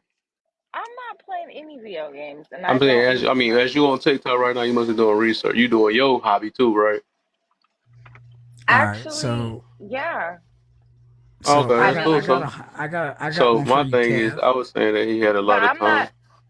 I'm not calling out nobody else for their hobbies or interests. I never said anything about that. I just said you know a lot. All right, You've so been There's Kev, a talking I to lot got a of question. time to there's some comments. I don't know what the heck. It's a lot. That's deep. All right, Kev, so I got a question. Have you ever played any Final Fantasy game before? I'm playing it right now. Literally playing that right now. 15 or 16? The remake came out. Oh, you're playing Final Fantasy 7 remake. That's Yeah, are you playing the first game or Rebirth? I'm, I haven't made it to Rebirth yet. I'm doing remake. All right, I'm on so chapter 17 right now. when you get the Rebirth, all that shit that you're doing in this game ain't gonna mean diddly. There is no game save, transfer, none of that shit. It starts from ground zero all over again. That's the first thing. Second thing is because did you ever play the original Final Fantasy 7? No, I never did. I'm only played it. My All friend right, bought it. all right, all right. So this is what I'm gonna tell you. I want you to download a game called Final Fantasy 7 Ever Crisis. Hmm. You can play it on Steam. You can play it on PC. I play it on mobile. And then I want you to go through and play the original. It gives you the original Final Fantasy 7 story. It gives you Crisis Core and it gives you Ever Crisis, which is a mobile game that was exclusive to Japan. Now, the point that I'm bringing up Final Fantasy 7 because I had a feeling that's what you were fucking playing. Vibration. Is no, just because like I'm a Square Enix fucking junkie. Like when it comes to Square Onyx, Square Enix, whatever you want to call it, um, like their video games have been like some of my top tier games, like just in general. Um, I want you to go and look up what each individual Final Fantasy game represents because they all came together in one game called Final Fantasy Duodecim Dissidia or Destiny Odyssey Final Fantasy. Okay? And when you The figure deep out what the meaning out behind this game too. Misery is getting a when you kick out of you talking it's about these video games. no, the point that I'm making is it's an allegory. The Final Fantasy games are an allegory story. But Mm. you're just going to look at it from oh it's just a video game. It could just be a Boy, y'all video might game to make some. suck the fun out of everything. It's not What's suck the the fun meaning out of of a everything. such the reason why we tie our shoes? There's something deep behind that, though. All right, so I'm gonna ask you this question because you sitting here talking about sucking the fun out of it. Sephiroth is like my favorite character of any video game of ever forever, and then my Mm-hmm. second favorite is Virgil from Devil May Cry. What do they have in common? Virgil. Oh, I get you. I like Virgil. Yeah, but what does Sephiroth and Virgil have in They both common? got twins, right? Well, Or brothers. out outside of that, I they don't they know that both much about this game though. For real. I know more about they Devil May they Cry. they both carry katanas that can split the fabric of reality. Mm. They both are aimed have one wing. What the? This dude just blew up. Press the wrong Yep. button. Yeah, you're probably messing with one of the remnants. Good luck. My vibrations was too low. I pressed the wrong button. I should have did some research Nah, on that. See that's that fuck shit I be talking about. Stop! Literally, I can't. Kev, you got me hollering. I just want you to know. That's like Kev. I guarantee you, you're gonna when I say this, you're gonna try to find some way to make fun of it. But you want to know the difference between what they call materia in Final Fantasy and Yeah. what it looks like in real life.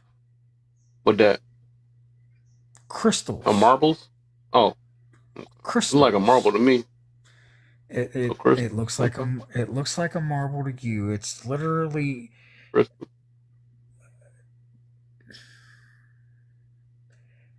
materia is literally the essence of the planet into that was condensed into a physical form. Mm.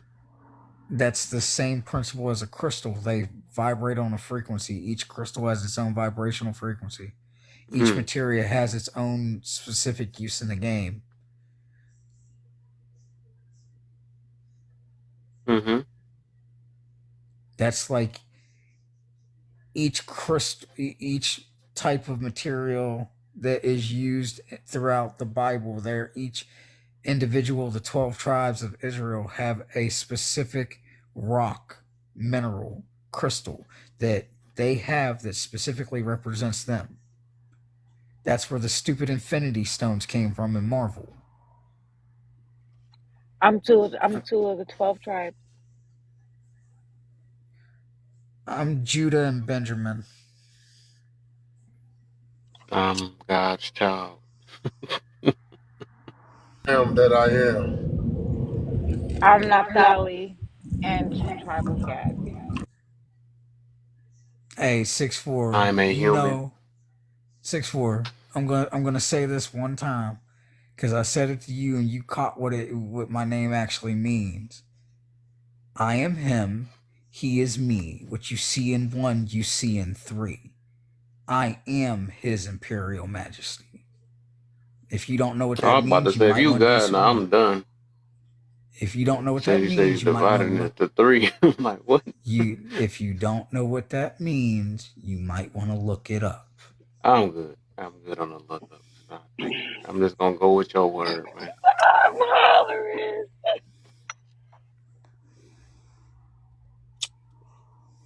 My head hurt enough tonight. Mm. Y'all lost me with all the Final Fantasy shit. Boy, I'm just trying to have Do fun. do I am not, do I tried to play. That is not my thing. That's not my thing. I'm more of like first person, pure. Like You I play the like game? playing race car games. Yes, I'm a gamer, but What? I'm just do you into play certain Destiny? games. You ain't supposed to do that. You better stick in your And I lane. Better look up some stuff. and I watch anime, and it's funny because I look at the Bible from She an probably anime sucked the anime perspective. fun out too. Do you know that the meaning of the way you do Sweetest. that? Nah, No, no, no, hold no, up. no, no. Like I be sitting there just rolling with it, but like when I be looking at, like when I look at, like when I kid you not, like when you guys were talking about like all these books and stuff, I was getting kind of irritated, honestly, about the Bible. But I was like, dang, the Bible is lightweight like anime, It and like is. like it's really like in it. So because when you were talking about like all these different like oh you got to be a special person, it's like no, like each person that's mentioned in the Bible has like a whole backstory, And just like anime. they also have some type of power that was granted to them. What was their Yeah, vibration levels? they was high and low. That's the kind of Right, whole but point. Kev, Mm, you talking shit right now, but you literally don't even realize what you're saying. I was about to see if y'all know that. That's all I'm saying. Like you're talking shit, but you don't realize you just spit a bar. Four. Because for some of them their vibrational frequency was low and they were using it to do great things, and some of them their vibrational frequency was high and they were using it to do horrible things. Or did they have to Give you call upon God to get those vibrations up? Well, let me give you an example. Lot's wife. Lot's wife was a horrible person. She had And a high so, vibration. Well, I'm just saying she had a high vibrational frequency because she was blessed and highly favored because of her husband. And she decided to turn back and look at Sodom and Gomorrah. And what happened? Pillar of salt, dummy. disobedient. Let's talk about this pillar of salt. Now, Lot's wife, all we know about her is that she turned around. Now, if something explode and you turn around and go toward the blast, you'll turn into a pillar of salt too. Not arguing that. But was she But instructed?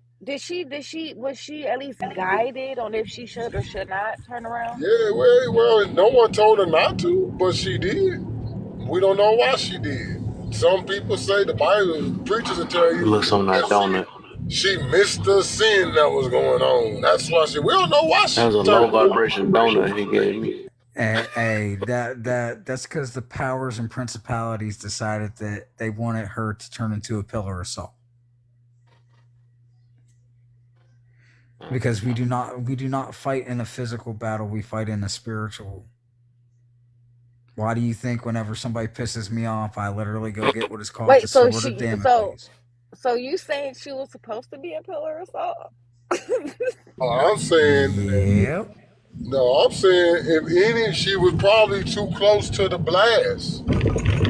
And that would happen to anybody standing that close to the blast. Last that got that That's ass. why they always depicted in the picture Lot being so far away from her when she turned into a pillar. If they were together, how come he ain't a pillar neither? Because What? they Wait, both wait. that Because close. She couldn't hold keep Cause on. up. he ain't They were on vibrate the out of No, there. same no, no, no. Hold frequency. up. Hold on. No, so I can explain this one. Okay, so when she stopped and turned around, her husband was being guided and moved by angels, by beings of a higher vibration and Hey. okay. So they were moving at a different vibration and speed from Lot's wife. When she stopped and turned around, she lost the connection between her husband, her children, and the angels, and she went back to her low standard of vibration as a human being and got turned into a pillar of salt. There I you So think go. the what happened. That's the part magnetism. we was missing. I think what happened So was the something got in her magnetism that eye. made I think magnetic. something got.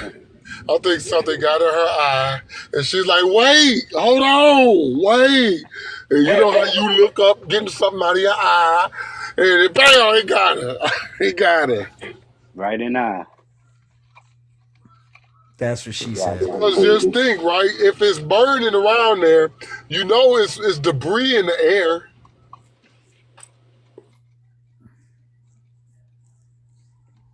Yeah, nah, See, I'm just think gonna still about it. stick with Sodom the. and Gomorrah is on fire, burning. You don't think there's debris all over the countryside? Smoke every damn where if it's burning and it's raining sulfur and shit. And Well, then no, she, but I look. yeah, you got to look at it for Yeah, what it yeah, is. It six said it four. But was what I'm gonna, raining. yeah, but 6'4", what Yeah, I'm you gonna feel me tell you back? You is, feel me back? You feel me eye. back? Most definitely. I'm listening. Yeah, I'm man, listening to you, bro. I'm with it. But take I'm it gonna out of say that, take the this. allegory, take the No, allegory off of it. It makes sense. If you running from an explosion and it explode, and one of y'all look back at it, you may catch the aftermath for that. This is true. So it's Wait, that's why I nope. say Hold on, that's nope. true. Jagger in the comments says she disobeyed. I said it. I called it disobedient. She was instructed by the angels to Yeah, I run heard and that. They never said not to look turn it back. around, and she turned around. I remember somebody said that. Yeah, that's that's why I said because she Well, was that's what she he disobedient. said. was. Don't turn around Yeah, because she was. this Yeah, but motherfucker she about to was. blow. Don't turn Yeah, but around because you're gonna she get was hit by the doing shrapnel. But look at what's right. happening today. Look at what's Look, I'm just happening gonna say she was today. doing. These She women is wanted to do 304 disobedient. activity. And they turning into pillars of salt. Look, I'm just gonna say I this. don't know if she Three wanted oh. to do 304 activities because half of the men in the city was And rainbow it had warriors. to see the 3 or 4 activity is the end result. Because they It's was not. instructed. They was instructed to not do no. These girls was instructed to not do certain things, but they were shown how to do these things by their mama. So they knew they see. I'm not see. No. We're not gonna go there. They I were don't think 304s instructed. is the end result. The destruction of our people is the end result. You understand? If an angel is telling you this ain't got nothing to do with man, if the angel is telling you don't look back and run, and you do it anyway, you turn into a pillar of salt. That's your karma. That's your consequence. So it don't matter about who it's the message. Okay? It's So the message. I'm wondering, now you say that, then why wouldn't the angels also tell Lot, be careful because your daughter's going to get you drunk and fuck you and give you some babies? Hey. Um I was on look. Would think that would have put, if I was God, I think I would have put that in the message too. Like, oh But yeah, if he tell drinking, them to he watch dealing those with daughters different ahead. spirits. Tell them to watch those daughters ahead because they watch what he drank from them because they gonna get him drunk in the mountain and trying to give us an offspring of ancestral children around here. Put that in that message too. I guess Was the he angels. alcoholic? It don't say he was. It just say his daughters fixed him a strong drink. Cause Yeah. see, So They can I fix. They say hold they up, let's hold up, fix him a hold up. strong drink that Let would me knock answer. him out. Let me answer this. Let me answer this. Because I had this whole conversation when I was doing time, and motherfuckers don't understand. Like when that happened, that created one of the off branches of the tribes of Israel, because they his descendants ended up mingling with the tribes of Israel. I think, if I remember correctly, they were Adamites or some shit like that. I'll have to go back and look it up. But Sodomites. no, they were not the Sodomites. It started with an the A. Edomites. No, not the Hermaphrodites. Edomites. Hermaphrodites. No, that's what these things trying to be in modern times. Trans. I didn't say it. You did. I did. I said hermaphrodite. Yeah, that part. Right. Now, you want to know what's interesting for all these people that keep saying that there's something that they're not? Did y'all know that the the pelvis bones are the only bones on male or female that is identified as male or female, no matter what you do? End of story. So why don't you go get an X-ray done and see what you are? Nah, that's some information. They're gonna end up banning the X-ray machine because the X-ray machine tell the truth. They'll be like, you won't need no X-ray. Hey, look, we're gonna go to Mari. Just like that. That is not. You are not the pappy. That is not a lady.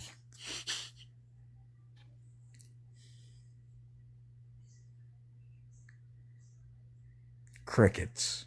Damn. Ouch. Well, Oh, I guess I better be hitting the old dusty trail then.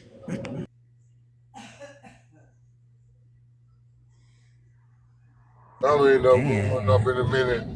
I've been on this, what we talking about. I've been on that on my live for the last 2 weeks. I've been talking about the fallen angels and taking. I've been in that.